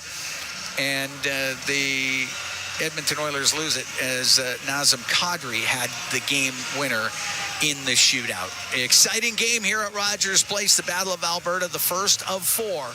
But the Oilers come out on the wrong side of it. They lose it 4-3 in a shootout to the Calgary Flames. Our Rogers post-game show is coming up next. Exclusive live interviews, expert analysis, and game highlights. This is the Rogers post-game show. Once again, here's Bob Stauffer on the Oilers Radio Network. Minute 15 to go in the Edmonton man advantage. Puck to the line. In the middle, Bouchard. Left wing, Nugent-Hopkins. Gets it in front of the net. Scores! Leon Draisaitl at the side of the goal. Power play marker. And it's 3-0 Oilers. And you thought the Oilers were in good shape, but a fluke goal and a ricochet off the skate of Noah Phillip made it 3-1. Paul Brandt here. A disputed goal, but a good goal nonetheless for Connor Zary. Made it 3-2 on the power play, and then just an egregious giveaway malfunction at the junction. Miscommunication between Stuart Skinner and Evan Bouchard, and Blake Coleman swept the puck into the net. 3-3. We get to overtime. And both teams had a little bit of time in the power play. Calgary late in the third. Oilers for about a minute and a half on a tough call against the Flames on Mackenzie Weegar. Ultimately, we go to a shootout. And tonight, Dustin Wolf was one stop better in the shootout than Stuart Skinner. That's the Highlight Zone, Century Casinos, 3 great locations, Edmonton, St. Albert, next to the Edmonton International Airport at Century Mile. Welcome to the Winter Zone from the Legacy Heating and Cooling broadcast booth. This is the Rogers postgame show on the Oilers Radio Network. Are insects invading your home? I'm Tyler, a trained expert with Able Pest Control. In your home or business, insects can be a big concern. Just ask Emma. I had ants and spiders in my kitchen and basement, and I was worried they would infest other areas of my home. I picked up the phone and called Able. Good call, Emma. I was glad I could help. At Able, we love what we do, and we know how to keep your property and family protected. Able, we're on it. My name is Tyler with Able Pest Control, and I'm on it. Hey, Paul Brandt here. You know, Alberta's a special place. From the Rockies to the Plains, it's a land of hard work and big dreams. If you're going to tackle it all, you need a truck that can keep up. That's why I can't say enough about my Ford F-150. It's more than a truck. It's a partner.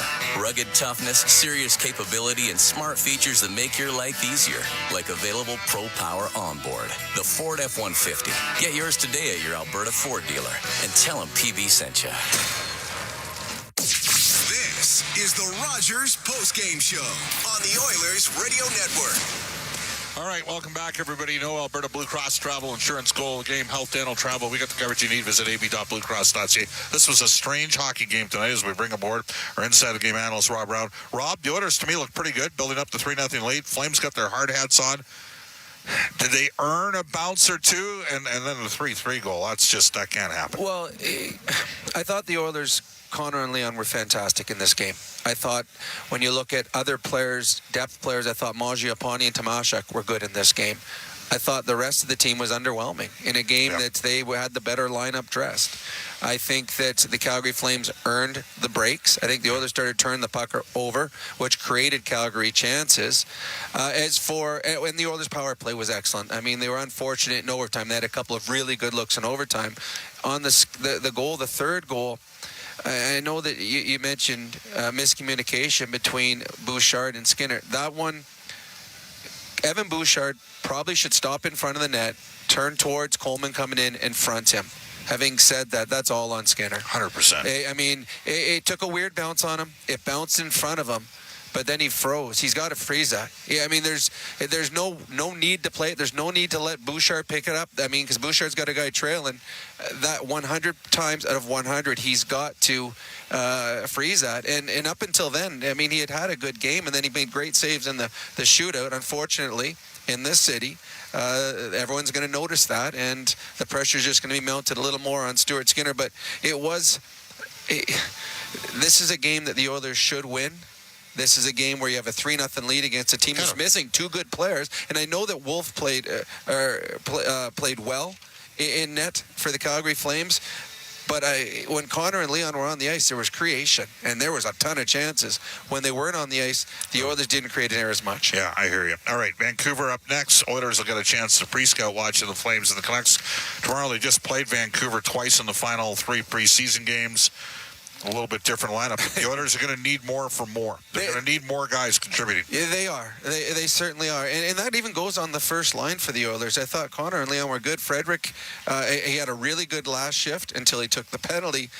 But when you're on that line, you got to create. You got to keep plays alive.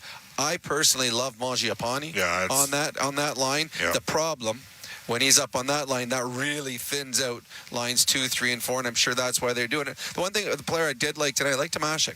And I guess you should expect that of all the new players. He's 29. He's been a pro for over a decade, so he looked much more comfortable making plays on the ice. But yes, you're right, Bob. The Vancouver Canucks are going to be just like the Calgary Flames. They are going to be a team that's going to have to will themselves into a playoff race. They're going to be physical. They're going to be tenacious. The Oilers are going to have to be better on Saturday than they were tonight. They're going to have a couple days of practice and a couple days of video to see what went wrong.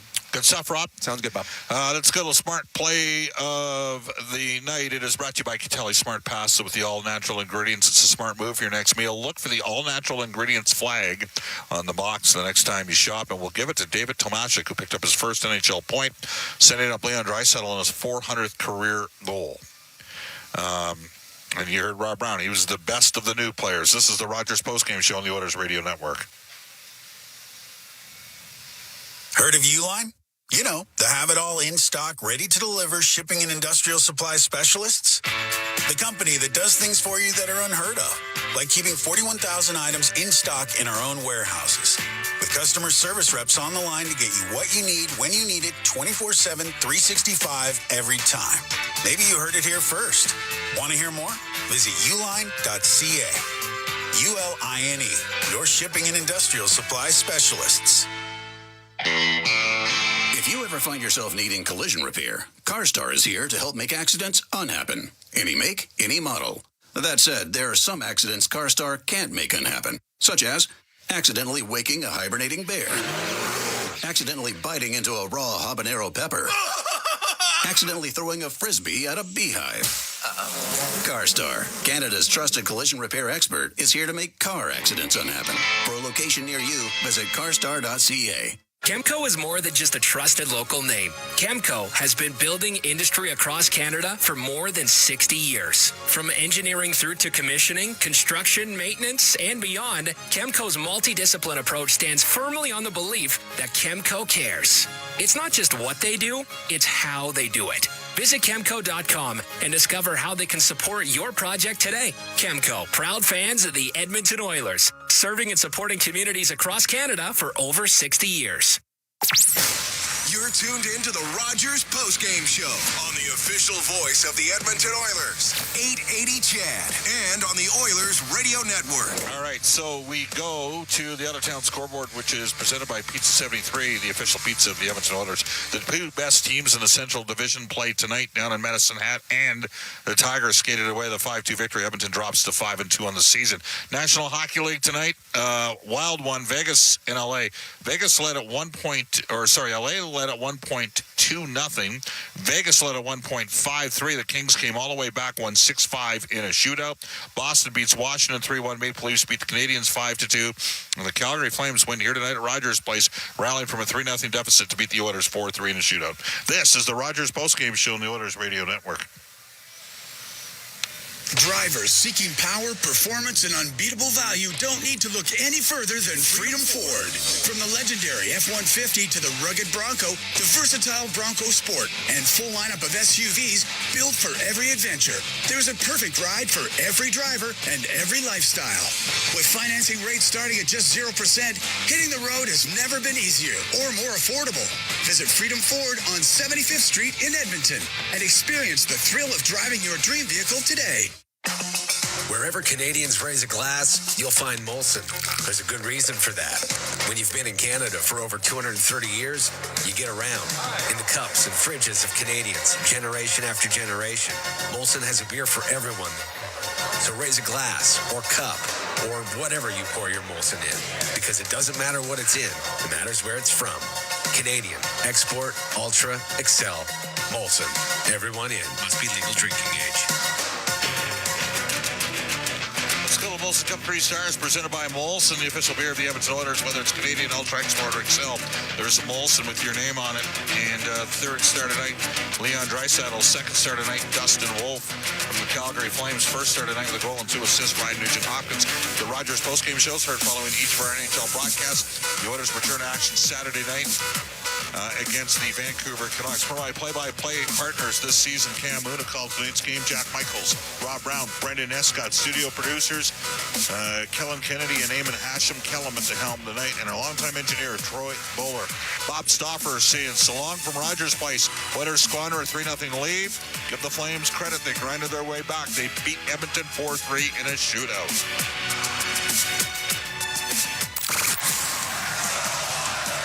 Rogers postgame show is heard following each of our NHL broadcasts. Portions of this exclusive broadcast are brought to you by Ford, official partner of the Edmonton Oilers. Ready, set, Ford. Molson, official beer of the Edmonton Oilers. Whether it's Canadian, Ultra, Export, or Excel, there's a Molson with your name on it. Must be legal drinking age. And Rogers, this is our game. To the net, backhander score! This live play-by-play broadcast is intended for the private entertainment of our audience. Any rebroadcast without the expressed written consent of the Oilers Entertainment Group is strictly prohibited. All games, all season. Exclusively on the Oilers Radio Network. CHED Edmonton. From breaking news to the games you love, 880 CHAD is Edmonton's trusted voice. 880 CHAD, Edmonton's news, today's talk. A Chorus Entertainment radio station. The game is over when the horn sounds. The analysis ends when you say it does. This is Oilers Overtime. Oilers Hockey is brought to you by the Butcher Shop at Friesen Brothers. And now, the Heartland Ford Oilers Overtime. Here's Brendan Escott and Rob Brown on the official voice of your Edmonton Oilers. 880 CHAD. With a backhand scores, and Nazem Kadri will end it in the Calgary Flames. They come all the way back. They'll win it 4-3 in a shootout in a game they were down 3-0 at one point. Well, what was that, like the 16th shooter of that season opening shootouts? The Oilers ultimately coughing up a game in which they led 3-0. They fall 4-3 in extra time to the Calgary Flames. It is Oilers Overtime. It's Brendan Escott, soon to be joined here by Rob Brown and by you, as we've got the Oilers Overtime hotline brought to you once again by Window Mart, your trusted partner when you need to replace your windows and doors. Visit them today at windomart.ca. 780-451-8800. Looking for your input after this first game of the season, one that was a peculiar game, I would suggest. At least the way that the Oilers ended up getting scored on the first time, and then the second time. Okay, and then the third time, and that third goal was, frankly, kind of inexcusable by both Skinner and Evan Bouchard. It was a mess in the feet of the goaltender. Blake Coleman takes advantage to tie the game, and away we go off to the extra frame, where Edmonton did, by the way, outshoot the Calgary Flames, but it wasn't quite enough to ultimately topple them in the extra frame. We needed even more time than that, Rob, and when it gets to a shootout, we know it's a crapshoot at that point. It is, but having talked to Mooner on my way down, he was singing the praises of how good Dustin Wolf is in shootouts. He said before shootout started, he goes, the Oilers are hard pressed because this kid is dynamite, and he was. Both goaltenders very good in the shootout. Dustin Wolf great all night long, and unfortunately for the Oilers, Kadri, who I was shocked, shot 8th. I kept wondering, is Kadri hurt? I'm looking on the bench. He's their best player. How is he not shot in the shootout? But he gets to go 8th. And finally, that must have been, was that the 5th time that the Calgary Flames had a chance to win it in a shootout? They were able to get it by. But this was a game that the Edmonton Oilers will be waking up tomorrow morning wondering what went wrong, how it went wrong, and why it went wrong, because you have a 3-0 lead on a team that's beat up a little bit. The Flames missing 2 of their top 6 forwards. You're not able to put them away, and at the end of the night, you're only pulling away 1 point. I mean, it was halfway through this hockey game, more or less, with a 3-0 lead, too. And then Calgary flipped the switch. It was, a question of whether they were going to back off and drag the game into the dirt. And that was really the genesis of conversation, is don't take a fight, don't get caught up in whatever Calgary might do. Instead, Calgary just put their hard hat on and grabbed their lunch pail and their work boots, and they went to work for the rest of the hockey game. Well, they don't have the same skill as the Oilers. Without a Huberdeau in the lineup, without Pospisil in the lineup, this is a team that has to work for every opportunity they get. They got a couple of fluky goals, but they were created by turnovers by the Oilers. They forced turnovers. They come in and put pucks on net and just threw bodies at the net. They get the first lucky one off of Philp's skate, and then it was a fluke goal, but great hands by Zari, knocking the puck out of the air and waiting till it came to crossbar height and putting the puck in the net. And at that point, the Flames really, I don't know if they controlled play, but they limited what the Oilers could do, especially when Connor and Leon weren't on the ice, and had their own chances. And eventually the Flames found a way to tie this game. And I talked with Bob after the game on air about the third goal.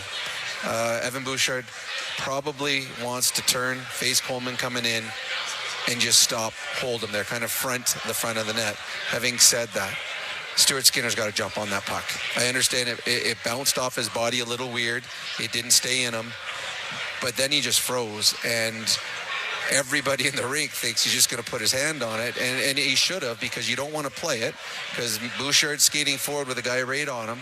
So just cover the puck, get your whistle, and all is good.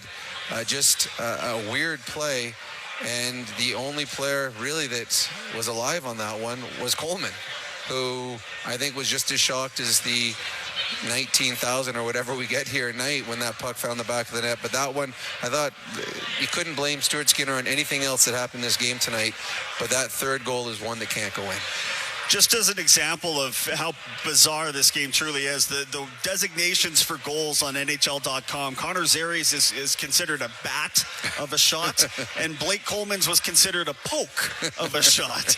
So, just not your usual style of goals here, but it won't matter to Calgary. They pick up the extra point tonight in a 4-3 shootout victory here at Rogers Place. A reminder, if you want to get involved in the show, the text line is open at 780-451-8800. 780-451-8800. And so too is that hotline for our friends at Window Mart. The same number, 780-451-8800. Before we do that, though, let's get to the mic. Chris Knobloch is standing by. That's brought to you by Edmonton International Airport. Discover nonstop adventures and nonstop flights at flyeia.com/nonstop. Here's the coach.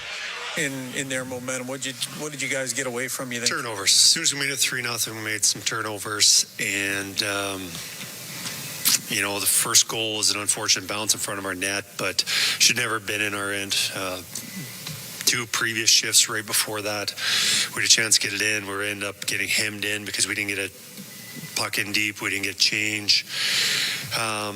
It started there, and then right before the goal, we had a turnover on the attack, and they come down and score. Even their power play goal, that they got the power play goal right off a turnover. We turn over the puck in the offensive zone. They go down.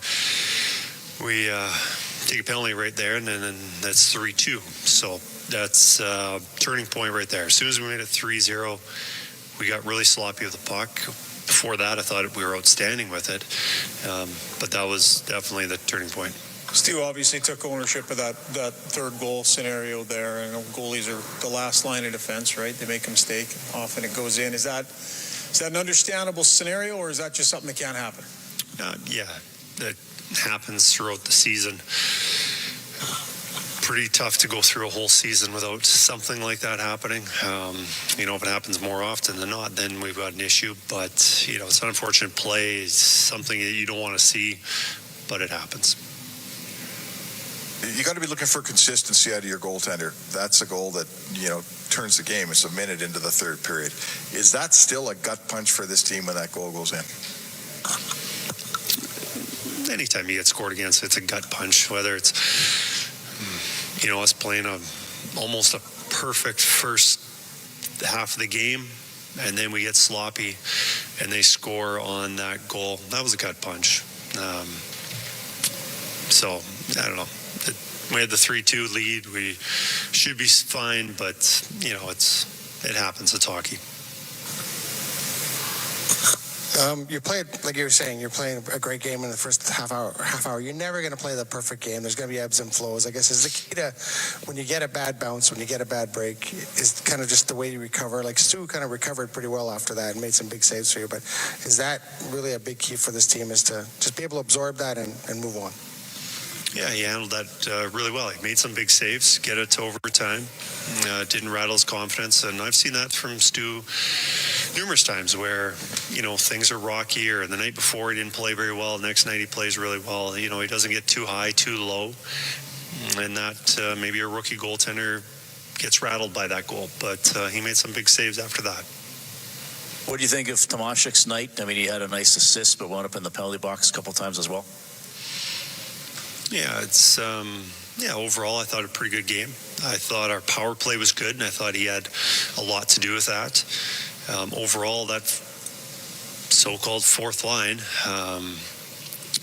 had many scoring chances. I thought overall they played really well, especially early in the game. And, all 3 of them had solid games. So, I was very happy with his game. I'd just like to take out the penalty. You haven't coached in a lot of NHL shootouts. Do you go into a game 1 through 18 if it goes that long, or did you adjust on the fly tonight? We've got our top 3 that we're going to go with, and probably an idea of who our next, probably 3 or 4. And then after that, it's some discussion on the bench. Chris, kind of an odd situation. You made a signing during the game. I don't know how much you talked to Stan about it prior, but can you give us your thoughts on Roslovic and what you think he'll add? A player that will add speed to our team. Last year, I believe he had 22 goals, 1 on the power play, so that shows us that he can score 5-on-5. Typically he hasn't been much of a power play guy. But I think just adding some more speed to our lineup and a little more depth scoring 5-on-5, I think that's a great addition to our team. So now for us to decide exactly where he goes and how soon he comes in the lineup. missing training camp, and I know he's been skating. We'll find that out more. But right now, I think he'll add, as I said, the depth, scoring, and the speed, which you can never have enough of. Do you think Saturday would be a possibility? He's going to skate on Friday. Would that be soon enough, or do you think he'd probably need another practice? Well, after Friday, we don't have very many practices. We, practice Friday, play Saturday. We'll practice on Sunday, and then we're traveling out east. So our schedule doesn't really allow him to get some practices under his belt and fit in with the team. So it'll probably be sooner than later. Good. All right, that's Chris Knobloch at the mic for our friends at Edmonton International Airport. Bit of an unusual situation there in having to talk about a guy in Jack Roslovic, who we will get to in more detail. But overall, I mean, first game of the year, so you want to not belabor the point when it comes to giving away goals like they did. But at the same turn, it's not the first time that we've seen the likes of that kind of goal given up by either Skinner himself or Bouchard making a play where he gets his wires crossed or that kind of thing. So do you chalk it up to an early season whoopsie and try and move on kind of a thing? Well, you have to move on. One goal is not going to change what your plan is as a coaching staff going forward with Stuart Skinner. He's your starting goaltender. He made a mistake. You're going to talk to him and ask him why. What was your thought process on that? What were you thinking? Why you didn't cover it? And go through that with him. But it was surprising. That's not something you see very often. I know that Chris Knobloch said things like that happening during the regular season throughout the year. You'll see weird goals, but that one was an odd one, and it was just the problem for it was just at such an inopportune time. Yeah. I mean, if the game is 5-1 and a goal like that goes in either way to make it 6-1 or to make it 5-2, no one's really talking about it. But when you've just blown a 3-0 lead and that just ties the game up and gives life to the opposition, it becomes that much bigger. So the problem that we've seen over the last few years at times, the Oilers' big mistakes, and that was a big mistake, have come at very inopportune times. So it's one you hope you rebound from quickly. I would think Stuart Skinner will start on Saturday night, and hopefully he'll have a good start and put this one in the past. Reminder, we do have Oilers Overtime available via podcast. So if you're just getting home from the game now and you don't want to miss anything, you can download us on Apple, Spotify, wherever you get your podcast. Just search for Oilers Overtime.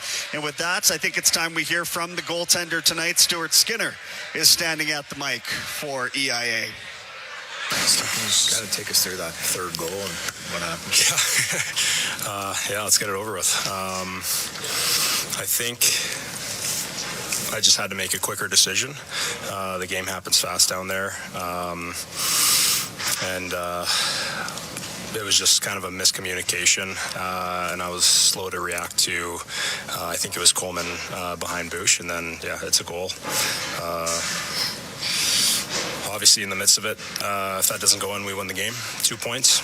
But you know what? I think the way that we responded as a team was fantastic. We were able to get into OT and be able to get out of there in OT as well, I think is huge, especially the way that it happened, us getting on the PK in the first, 40 seconds in the overtime. So overall, I thought the way that we battled tonight was fantastic. So lots of guys play this game tonight and make different mistakes along the way, and they don't necessarily, life of being a goalie. Yeah. Because otherwise it was a pretty good night for you, but that one thing. Yeah, it's one bad decision, and it makes you look really bad. And that's just kind of how it goes. The other two, I thought the first one obviously pretty fluky. The second one, I think it's pretty borderline. I'm not too sure what you guys think, but it was just, I don't know. Honestly, I felt good about my game, and I will say that how we played defensively tonight was superb. Is that the way the game goes sometimes? You guys look like you're cruising, bad bounce, questionable call, and then suddenly everything turns on its head. Well, and then it's a game, right? Yeah. You're up 3-0. Things are going really well, and then they get a bounce, and then you get on your heels. They get a little momentum. second goal. And then, they're right back in at 3-2. And then starting of the third period, just making a decision like that just kind of really kills momentum, makes it 3-3. So, yeah, it was just kind of a weird night, but I think overall we played really good. You started to say you stopped 6 of 8 in the shootout. You make a bunch of big saves after that goal. But is that the one you kind of go to bed thinking about at night? Is that just the life of a goaltender? I won't be thinking about it, no. It happens. It's probably the easiest fix I'll probably make this year. Quick decision, throw it in the corner. That's that. When you see, him playing at the other end, you were making some big saves late. He was too in the shootout. Kind of like the looks of this matchup in net against this team. Like, it was a good battle. Yeah, it was a great battle. Wolfie made some spectacular saves. He's so athletic. It really is, really fun to watch. I thought he played a great game. I thought I was able to battle and, make some good stops too. I think that was one of my better shootouts that I've had. So I feel like I've gotten better in that aspect.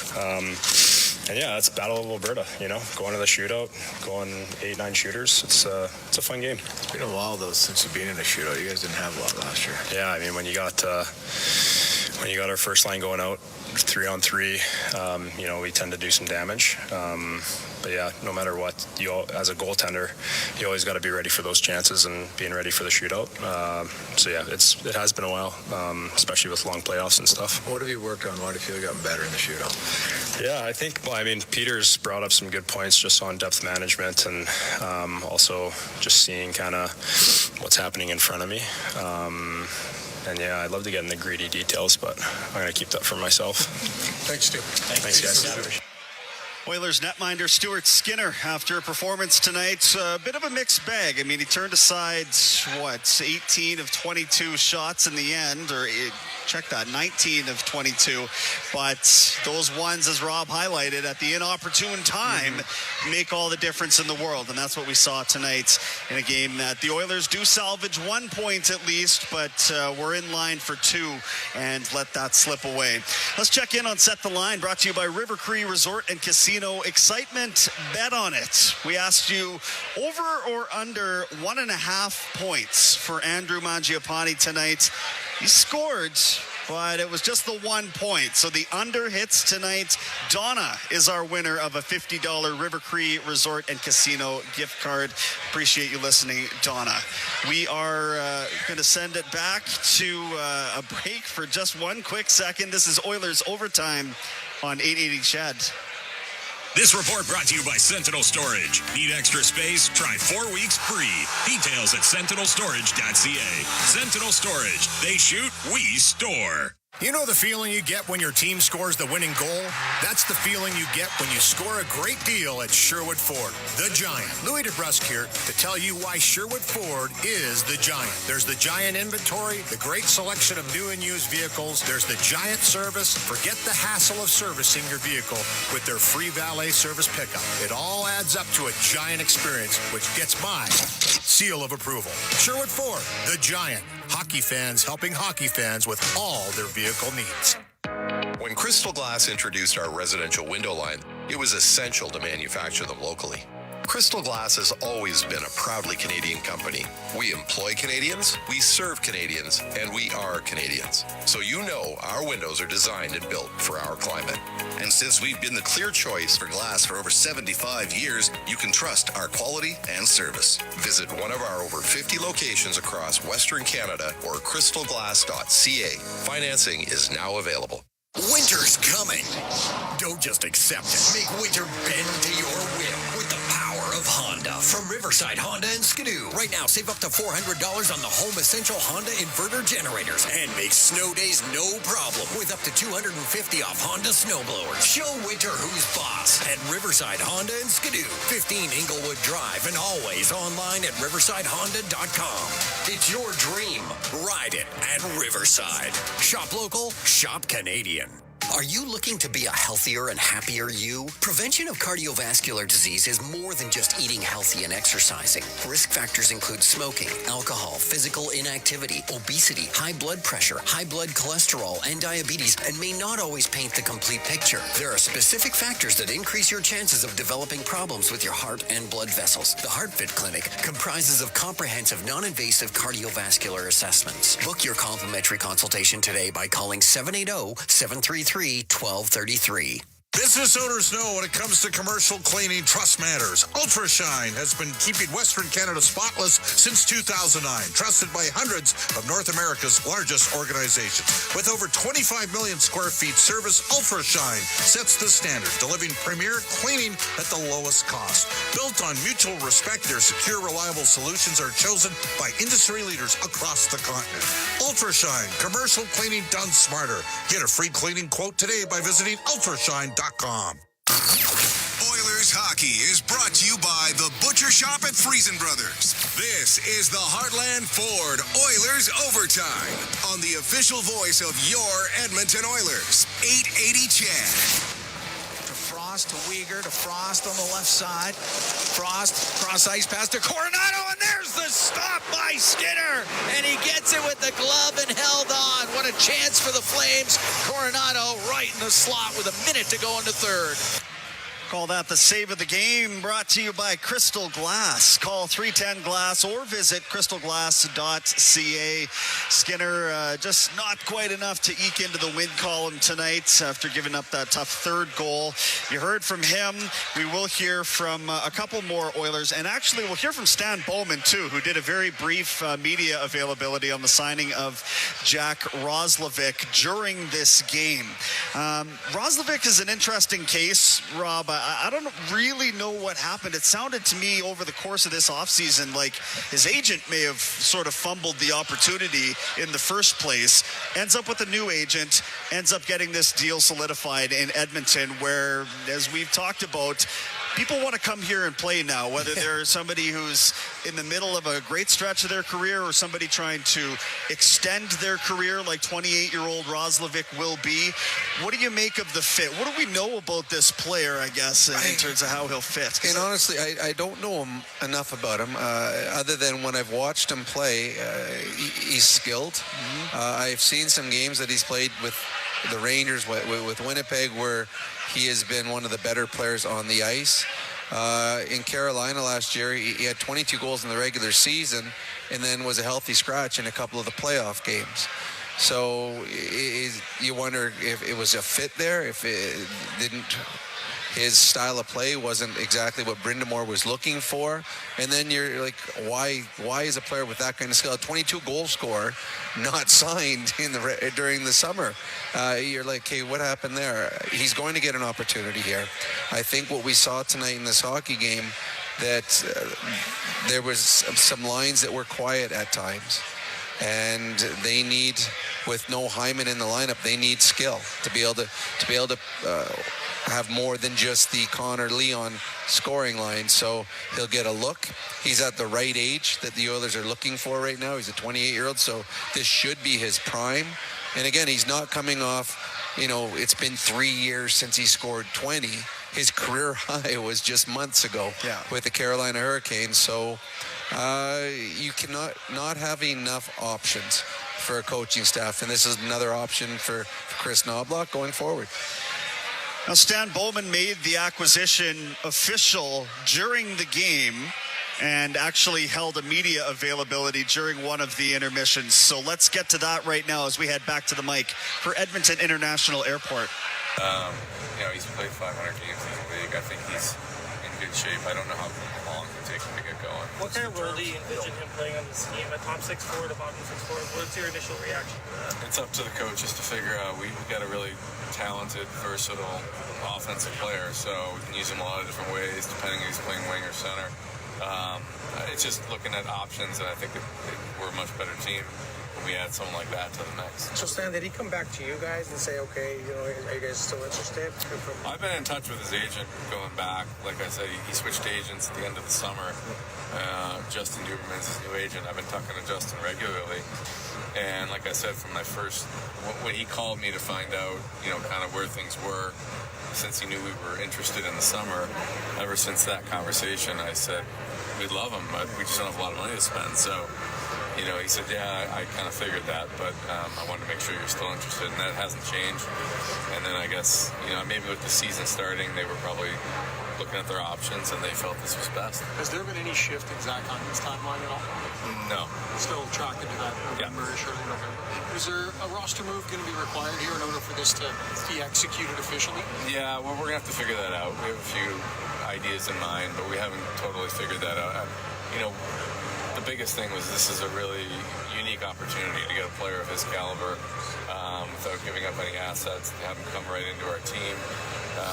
It fits in salary cap wise, so it really thought about it like this. We would be kicking ourselves if we look back and he went somewhere else. Like, why didn't we get him?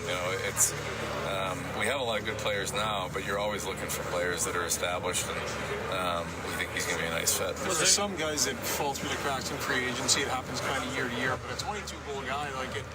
What's kind of your sense of how this happened and why he was still there? Yeah, I don't know. I mean, like I said, we had talked to him, and for where it just wasn't a fit at those conversations back then, it wasn't going to work. The math wasn't going to work, but we liked the player. Like, the player hasn't changed, and now obviously it's a little bit of a different situation with where they are. So it was a pretty easy decision for us. Was there any one thing that pushed this over the hump to get the contract signed? As far as, what do you mean? Just getting the contract signed and officially. You've been in contact with him for a while. What was the thing that kind of... I think he just needed to make his mind up. I mean, he could probably answer that better than me. I mean, nothing's changed on our end. We've liked the player, we've liked him for a while, and then eventually, I guess he decided that this was the best place for him. Is there any talk of a one-year deal being anything more than 1 year? No, 1 year deal. Stan Bowman on the acquisition of Jack Roslovic. I'm not 100% sure when he's going to draw in due time. We don't have a lot of practice time coming up here, Rob, I wouldn't think, when they start going every other day like they basically will after Saturday. Yeah, it'll be interesting. Knobloch mentioned that as well. He wasn't at a training camp, but I am sure he was skating somewhere. Usually players that don't go to training camp or are holding out, it's either with a junior team or a college team or something along that line. So I imagine there was somewhere that he was, because you don't want to come in, not in shape for a big opportunity. It'll be interesting too, and he was asked that about a roster move. It's $1.5 million coming into the cap. The Oilers are a team that is flush up to the top of the cap, so there will probably be a player, two players, something along that line moving out to make this work. So that will be something we'll watch over the next 24 hours as well. But again, I like what Stan Bowman said. He's a skilled, smart player that's got offensive upside that gives Chris Knobloch one other option to deploy whatever way he wants to. Did not get to activate the Japanese Village goal lights tonight for a premium steak dinner. Check out Japanese Village. And if you book your birthday celebration in advance, you get a free cake. Reserve now at jvedmonton.ca. Reminder, if the Oilers score 5 goals or more in a game, you can head to 880ched.com, print out a coupon for a free appetizer at Japanese Village. Let's get to the phone lines quick here. We've got, who do we have standing by? Cam, we're going to get to first. Cam, you're on the air with Brendan and Rob. How's it going tonight? Good. How are you guys doing? Just a quick question. Go ahead. Quick question here. Why not Mangiapane? I thought maybe if he was to score on his old team, I guess it would go kind of crazy. What do you guys think? That's a good point. It was funny. I wasn't looking at him as much as the other side. I was wondering why Calgary hadn't used Kadri. And I was thinking up there, after about 5 or 6, I'm like, did they use Kadri first? Did I miss that? And all of a sudden they trotted him out 8th. I mean, the coaches have a sheet of paper. They have stats on it, what players have done in the past. They have gut feelings they go with. You're right. Mangiapane scored a goal in the game tonight, going against his old team. It's got storybook written all over it. That'd probably be a question for Knobloch on why he chose the other players instead, including a defenseman Bouchard and a couple of youngsters in Howard and Savoy. But yeah, I don't know. I don't know offhand what Mangiapane's career shootout stats are, but I'm certain that the Oilers coaching staff would have known going forward. But good question. Sorry, Cam. We appreciate that very much. And Cam's not the only person that's asked that, by the way. Also, a couple of texts here at 780-451-8800 wondering the same thing. Why didn't Mange get a shot? Scorer, old team, but instead they let two rookies and a guy who's never shot before in a shootout go ahead. So, well, I know what part of it probably is. The Oilers don't usually get that far into a shootout. Usually Connor, Leon, and Nuge have won it by them. But yeah, no, they would have had a sheet of paper telling them who they felt was their best options, and unfortunately for the Oilers, their options weren't able to put the puck in the net. Who else is standing on the line here? We got Greg. Let's rattle through a couple more calls here. Greg is standing by. Let's get to Greg right now. How you doing, Greg? Good, and you? Not too bad at all. What's on your mind? Good. So we leave through the players' entrance. It's a very disappointing game, but we see Adam Henrique leave like a cat on fire in his Porsche. Just about took the front end off of Bud Colson's 2022 Elevation. That's a premium trim package. So that's... Yeah, I think we're going to cut that off. I don't really understand what that was, but all right. Welcome to Oilers Overtime. It's Brendan Escott, Rob Brown here, and you, after the first game of the season. The second caller after the first game of the season. All right. Let's take a break, and we'll bring it back with the fourth star of the game. We've got the adjustment of the game, and we've still got some thoughts from Rob Brown to come. You're listening to Oilers Overtime on 880 CHED. It's game on at City Ford. With an all-star lineup of 2025 Ford favorites. Save up to $5,000 on Escapes. Up to $6,000 on Bronco Sports. And up to $16,000 on F-150s. Plus, find 0% financing options available on all three vehicles. Score an all-star deal today. And spin and win an iPad, Oilers merch, Costco card, even a trip to Vegas. Visit City Ford on the St. Albert Trail. From the moment the seed is planted, your days until harvest are numbered. One decision builds on the next to produce greater returns for your farming operation. So when it comes to harvest, you rely on the only machine built to deliver the numbers you deserve. The Claas Lexion Combine gives you the quality, efficiency, reliability, and precision that makes every minute count. But when the countdown ends, brighter solutions are ahead. Lexion. Let the numbers drive the decision. Brighter solutions built by Claas. It's so cold. Time to crank the thermostat to 25 degrees. And it's still cold. Great. If your home still feels cold, even after you were fiddling with the thermostat, it probably means you need to replace those old and drafty windows. Window Mart is your trusted partner when you need to replace the windows and doors in your home with energy-efficient ones, which will help keep those heating costs down. Book your free in-home consultation today. Head to windowmart.ca. Early Bird Prize Deadline in Stollery Children's Hospital Foundation Mighty Millions Lottery is October 17th. Shift into high luxury with the Porsche in Paris Early Bird Prize. 7 unforgettable nights in Paris and your own Porsche 911. Or choose $200,000. You're also in to win the $2.5 million grand prize. A luxurious show home in Cameron Heights and cash. Hurry. Porsche in Paris Early Bird Deadline is October 17th. Hurry. MightyMillionsLottery.com. Business owners know when it comes to commercial cleaning, trust matters. Ultrashine has been keeping Western Canada spotless since 2009, trusted by hundreds of North America's largest organizations. With over 25 million square feet service, Ultrashine sets the standard, delivering premier cleaning at the lowest cost. Built on mutual respect, their secure, reliable solutions are chosen by industry leaders across the continent. Ultrashine, commercial cleaning done smarter. Get a free cleaning quote today by visiting ultrashine.com.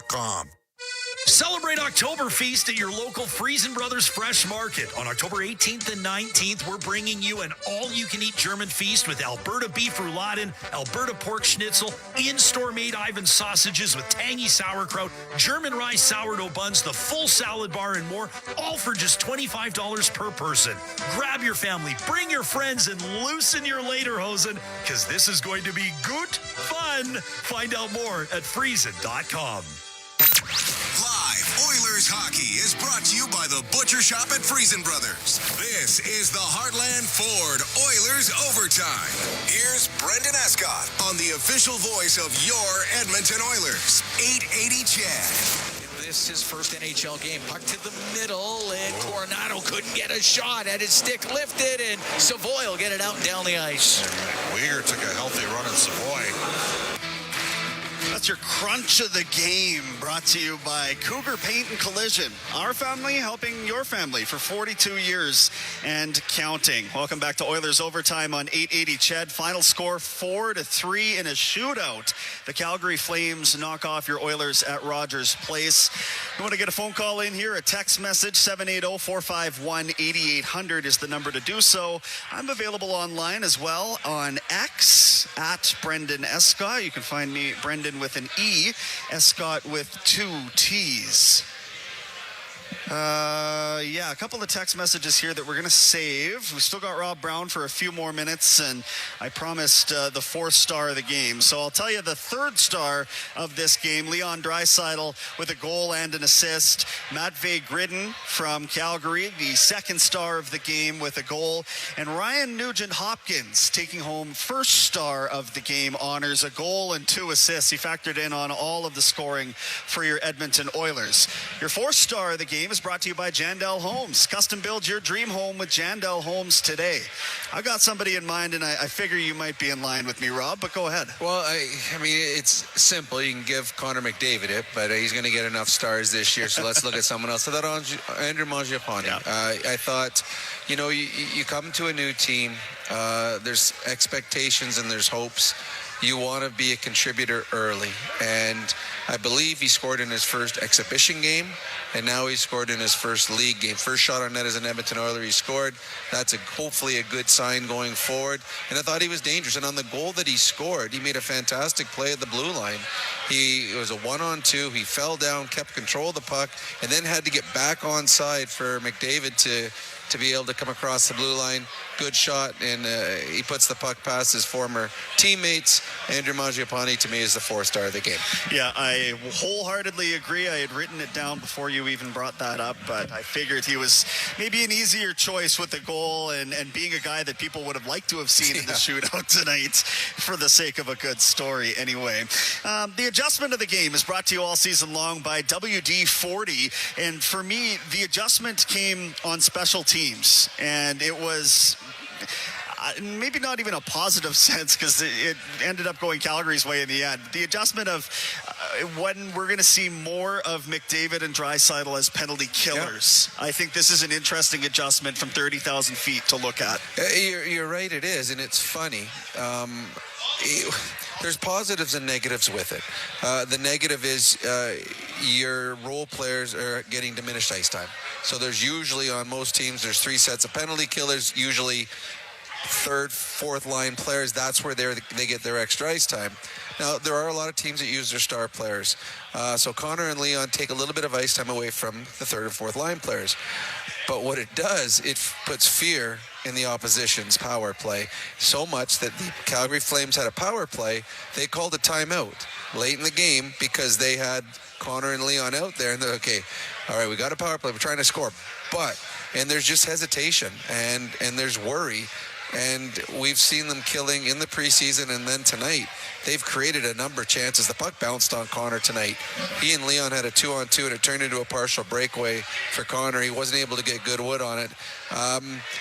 I don't know if I want to use them as killers all the time, but certainly in situations where you need a goal, it completely messes up the other team's power play because there is fear if we bobble the puck, it's going to end up in the back of our net. Obviously, you don't want them out there blocking shots, so you're going to lose that element of it when they're on the ice, I think. But for the most part, if sticks are in lanes, it doesn't need to be sliding out and using two shin pads, traditionally speaking, right? And to be a really good penalty killer, you need to be quick. Both in mind and in feet, and Connor and Leon are. Yeah. And they just read the plays. They know where you have to pass the puck, and then they go and pick it off. And then you'll see Connor, if he sees there's about to be a turnover, he's gone. And now you're, as an offensive player, you're thinking defense too often on your own power play. So they will be incredibly dangerous if they penalty kill this year. There will be shorthanded goals for. So I would imagine this is something that we're going to see more of going forward, because tonight they started on the last Calgary Flame power play. They were the first two guys on the ice to kill that off. Texter out of the 368 area code saying, hey, Brendan with two E's, Escott with two T's. Congrats on being the new host. I appreciate that very much. Luckily, says the texter, it's game 1 of 82. Some sloppiness is going to creep in early, but they still have 81 other contests to figure this out. I'm not concerned at all. That's from Sebastian. Well, positive outlook. Yeah, positive. And again, there were a lot of positives. In a game that I didn't think the Oilers were at their best, they had 35 shots on net or something along that line. Dustin Wolf was all world, and one of the big reasons Calgary got the extra point. Connor looked fantastic. Leon looked great. Mangiapane had a nice game. I thought Tomaszek created. I know he's going to want to rethink a couple of the penalties he took, but a really pretty play to set up Leon. And I mean, another positive, Leon scored his 400th goal in the National Hockey League. Yeah. That's quite a milestone.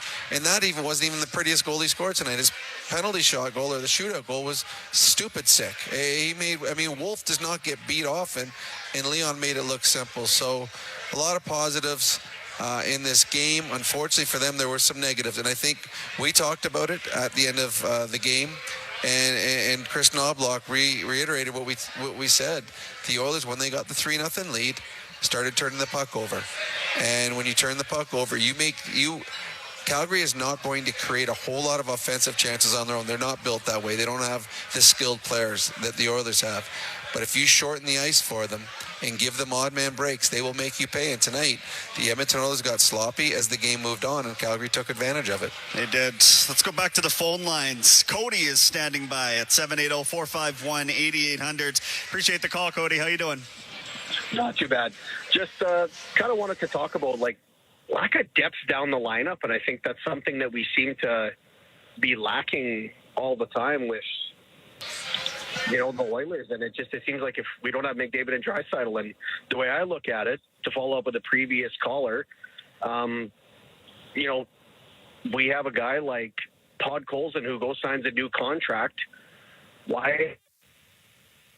He's got a new Chev Elevation with a fuel card, the premium trim package, and he just can't quite follow through with what they give him. And I think we need a little more out of players like that.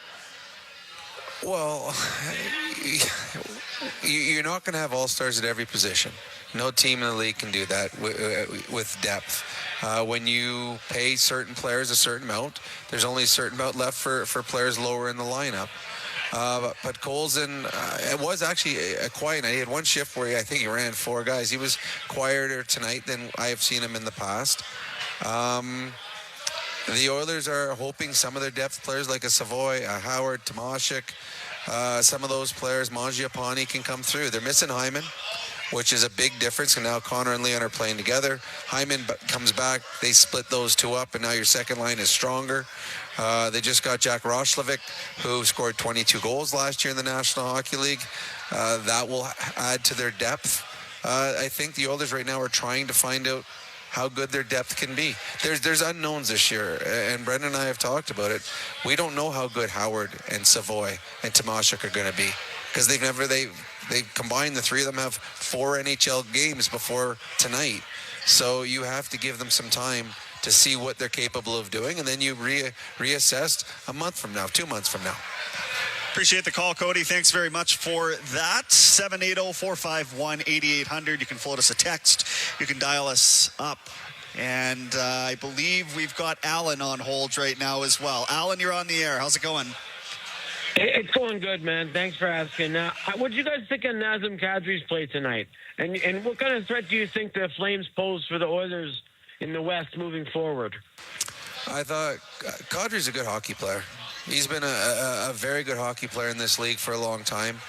He's got a goal this year to try and make Team Canada get on their radar, and rightfully so. He is a thorn to play against. He was a big part of the Colorado Avalanche's Stanley Cup run a few years back. Very good in that year. They couldn't afford him afterwards. That's why he moved on. I was shocked that he didn't shoot till 8th in the lineup, but when he did shoot, he scored. As for, to me, the Oilers are going to battle with the Vegas Golden Knights, I believe, for the division lead. I think the Calgary Flames have their work cut out for them to be a playoff team, but they willed themselves last year to within a couple of points. They're capable. That they will be in a battle come March and April for a playoff spot, and I hope they make it. Again, I want 2 Alberta teams in the playoffs. I think it's better. I want all the Canadian teams. I just think it's way more fun to have Canadian teams in the playoffs come April, May, and June. And we know from past that when the Oilers play the Calgary Flames and you can beat them in the playoffs, it's just that much more satisfying for Oilers fans. So I hope the Flames have a good season. Well said. It's one anthem hockey. It's hard to beat. It's really hard to beat. That's a good way of putting it. I like that. We got it tonight. We get it again on Saturday. Before we let you go, Rob, just a quick thought on, moving this forward and the Canucks coming into town, another real tough test, I would think, in terms of what they're going to bring, just because they're pesky and they don't like to lose to the Oilers. You're right, and there's a desperation amongst certain teams that they know that the beginning of the years are vitally important. There's teams in the NHL right now, there's probably about 7 or 8 teams, they're going to be in the playoffs. No matter how they start the season.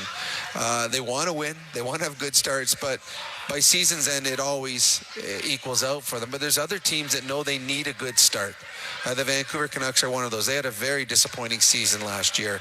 A lot of drama. They want to forget all of that, and one way to forget it is have a good start to the season. The Calgary Flames realized last year they missed by a few points. A better start or a couple points here or there at the beginning of the year could make the difference between watching the playoffs or playing in the playoffs. So I believe the Canucks are going to come in. They will be, as you said, pesky. They got a physicality, a tenaciousness about them. But what they also have is they got a couple superstars. Pettersson, they're hoping, can get back to where he was. Jake DeBrusk is a very good goal scorer. And then on the back end, they've got, the number 2 best defenseman in the world in Quinn Hughes. When he is on the ice, he controls the play.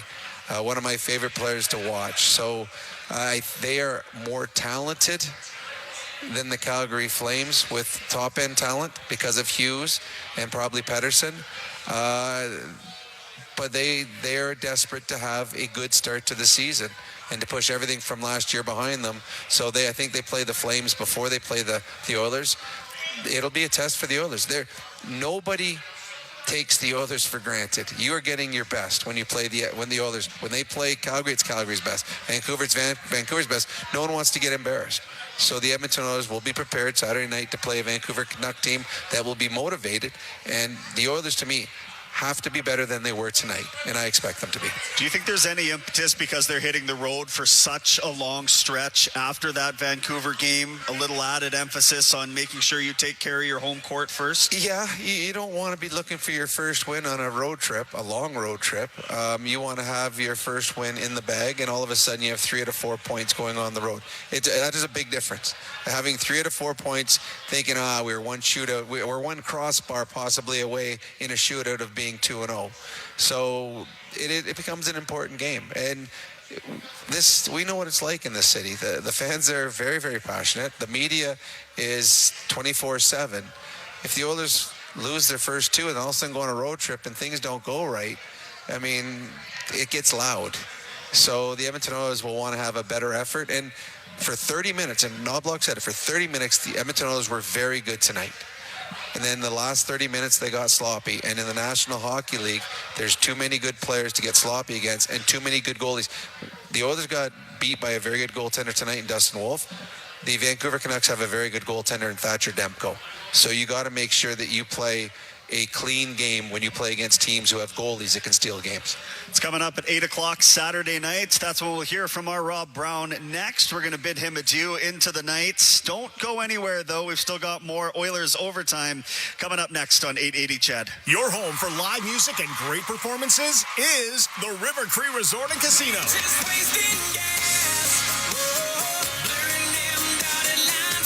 Don't miss three-time CCMA Performer of the Year, Dallas Smith, Unplugged, November 1st at the River Cree Resort and Casino.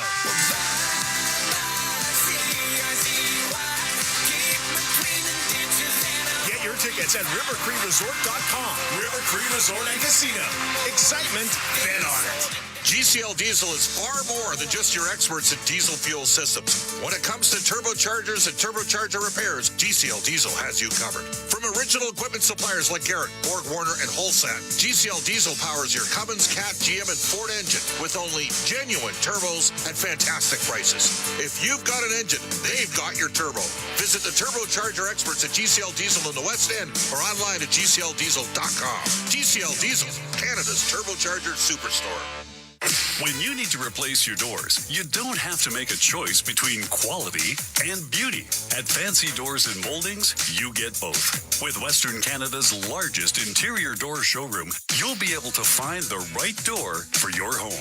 Plus, the Fancy Doors and Moldings warehouse is in the same facility, helping them ensure you get the best quality product. Come experience Fancy Doors and Moldings at 4421 Roper Road. Online at fancydoors.com. Make game day a great day with Wilhauk Beef Jerky. A new hockey season has finally arrived, friends, and with it, a new opportunity to climb that regular season mountain with perhaps a different ending come late June. One snack that's with me from game 1 to game 82, my bag of Wilhauk Beef Jerky. Tender, tasty, full of flavor. Not every game brings a victory, but Wilhauk Beef Jerky brings it all the time. Wilhauk Beef Jerky. Some say it's the best. It's game on at City Ford. With an all-star lineup of 2025 Ford favorites. Save up to $5,000 on Escapes. Up to $6,000 on Bronco Sports. And up to $16,000 on F-150s. Plus, find 0% financing options available on all 3 vehicles. Score an all-star deal today. And spin and win an iPad, Oilers merch, Costco card, even a trip to Vegas. Visit City Ford on the St. Albert Trail. The family at Cougar Paint and Collision aren't just proud business owners. They're proud to be part of our community. Graham is kind of creative in the things he does, and he organized a ride for kids with cancer. So all these guys meet at Commonwealth and give all these little kids a ride around the stadium at halftime. And you could hear the rumble of all the motorcycles coming, getting ready to take the kids. And holy smokes, I still get a little bit teary even talking about that. Cougar Paint and Collision, our family helping your family. Stollery Children's Hospital Foundation Mike D. Millions Lottery. Win the $2.5 million grand prize. A luxury show home built by New Ground Developments. 5,800 square feet of spacious living, backing onto green space with a large office, 4 bedrooms, and fitness area. Plus $100,000 cash. Buy now and also be in to win the incredible Porsche in Paris early bird prize. Or take $200,000 cash. Be mighty. Buy your tickets now at MikeDMillionsLottery.com. Oilers hockey is brought to you by the Butcher Shop at Friesen Brothers. This is the Heartland Ford Oilers Overtime on the official voice of your Edmonton Oilers. 880 Chad. Final score 4-3 Calgary in a shootout here from Rogers Place. It's Brendan Escott in Studio 99 right now. And with a couple minutes we have left, let's first check the out-of-town scoreboard brought to you by Edmonton Trailer. Looking for parts, service, rentals, or new and used semi-trailers? Head to edmontontrailer.com. This afternoon it got started with the Maple Leafs and the Montreal Canadiens. A 5-2 victory for the Buds over the Habs on home ice. The Bruins went into Washington, D.C., knocked off the Capitals 3-1. And elsewhere, it was another shootout needed. The Kings, I think they crawled all the way back to beat the Vegas Golden Knights. Yeah, 6-5 the final there. in Vegas, in the desert. So that's the final slate of hockey games. But really, we were looking at baseball earlier, pregame, even a little bit during the game, if I must confess. Toronto Blue Jays have won the American League Division Series against the New York Yankees. They're moving on to face one of the Detroit Tigers or the Seattle Mariners in the American League Championship Series. Oh, baby, I can't wait for that one. It's going to be spectacular. That is your out-of-town scoreboard. Quick peek at power plays for our friends at Conlon Motorsports. Everything you need here to get out there. Visit one of their 4 locations across Alberta or conlonmotorsports.ca. Oilers power play was cooking in this game. 2 for its first 2. A beautiful goal by Leon Draisaitl in the first place. And where do we have this here? Bring it up so I don't misquote myself. Screw anything up. It was actually Draisaitl assisting on Nugent Hopkins in the first place. You see, I knew I'd get that wrong. And then Draisaitl scored to make it 3-0. That was also a power play goal on a wicked backhand setup through the goaltender by David Tomasic. Love how he looked on the power play. I thought, all things considered, Tomasic's first game as an Oiler was pretty darn good. First game as an NHL pro.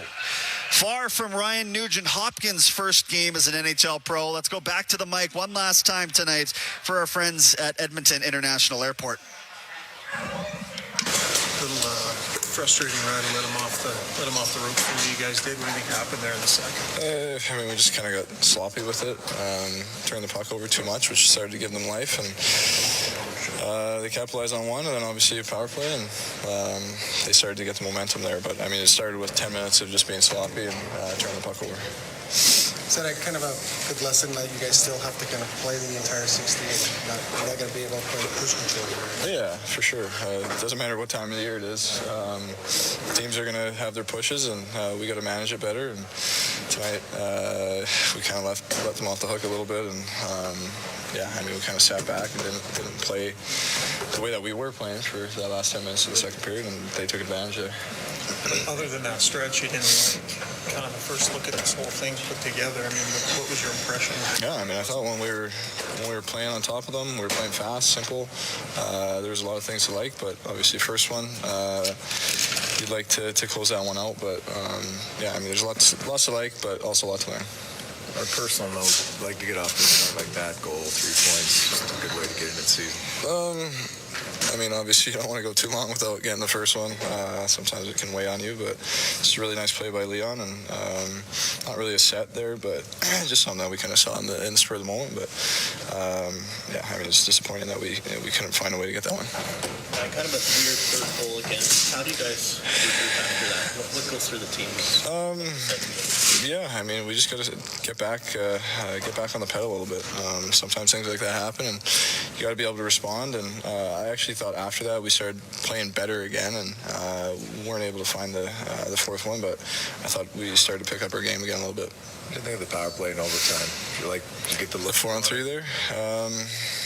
I mean, there's some looks. We'll take a look at it, but obviously you got Bushi with the big one-timer, and Dable able to make those plays, so we'll take a look.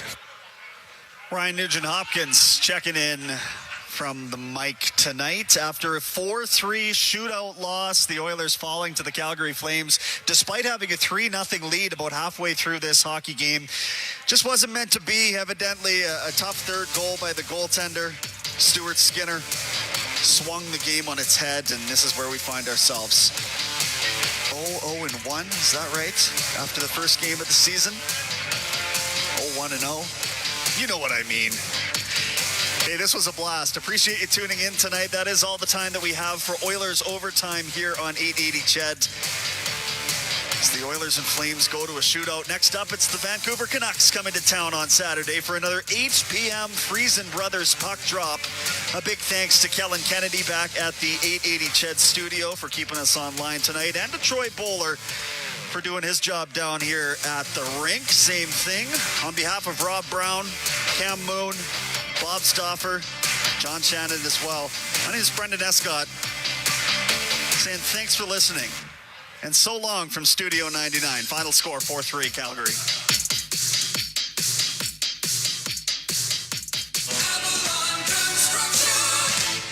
basements and stable foundations. That's what Apple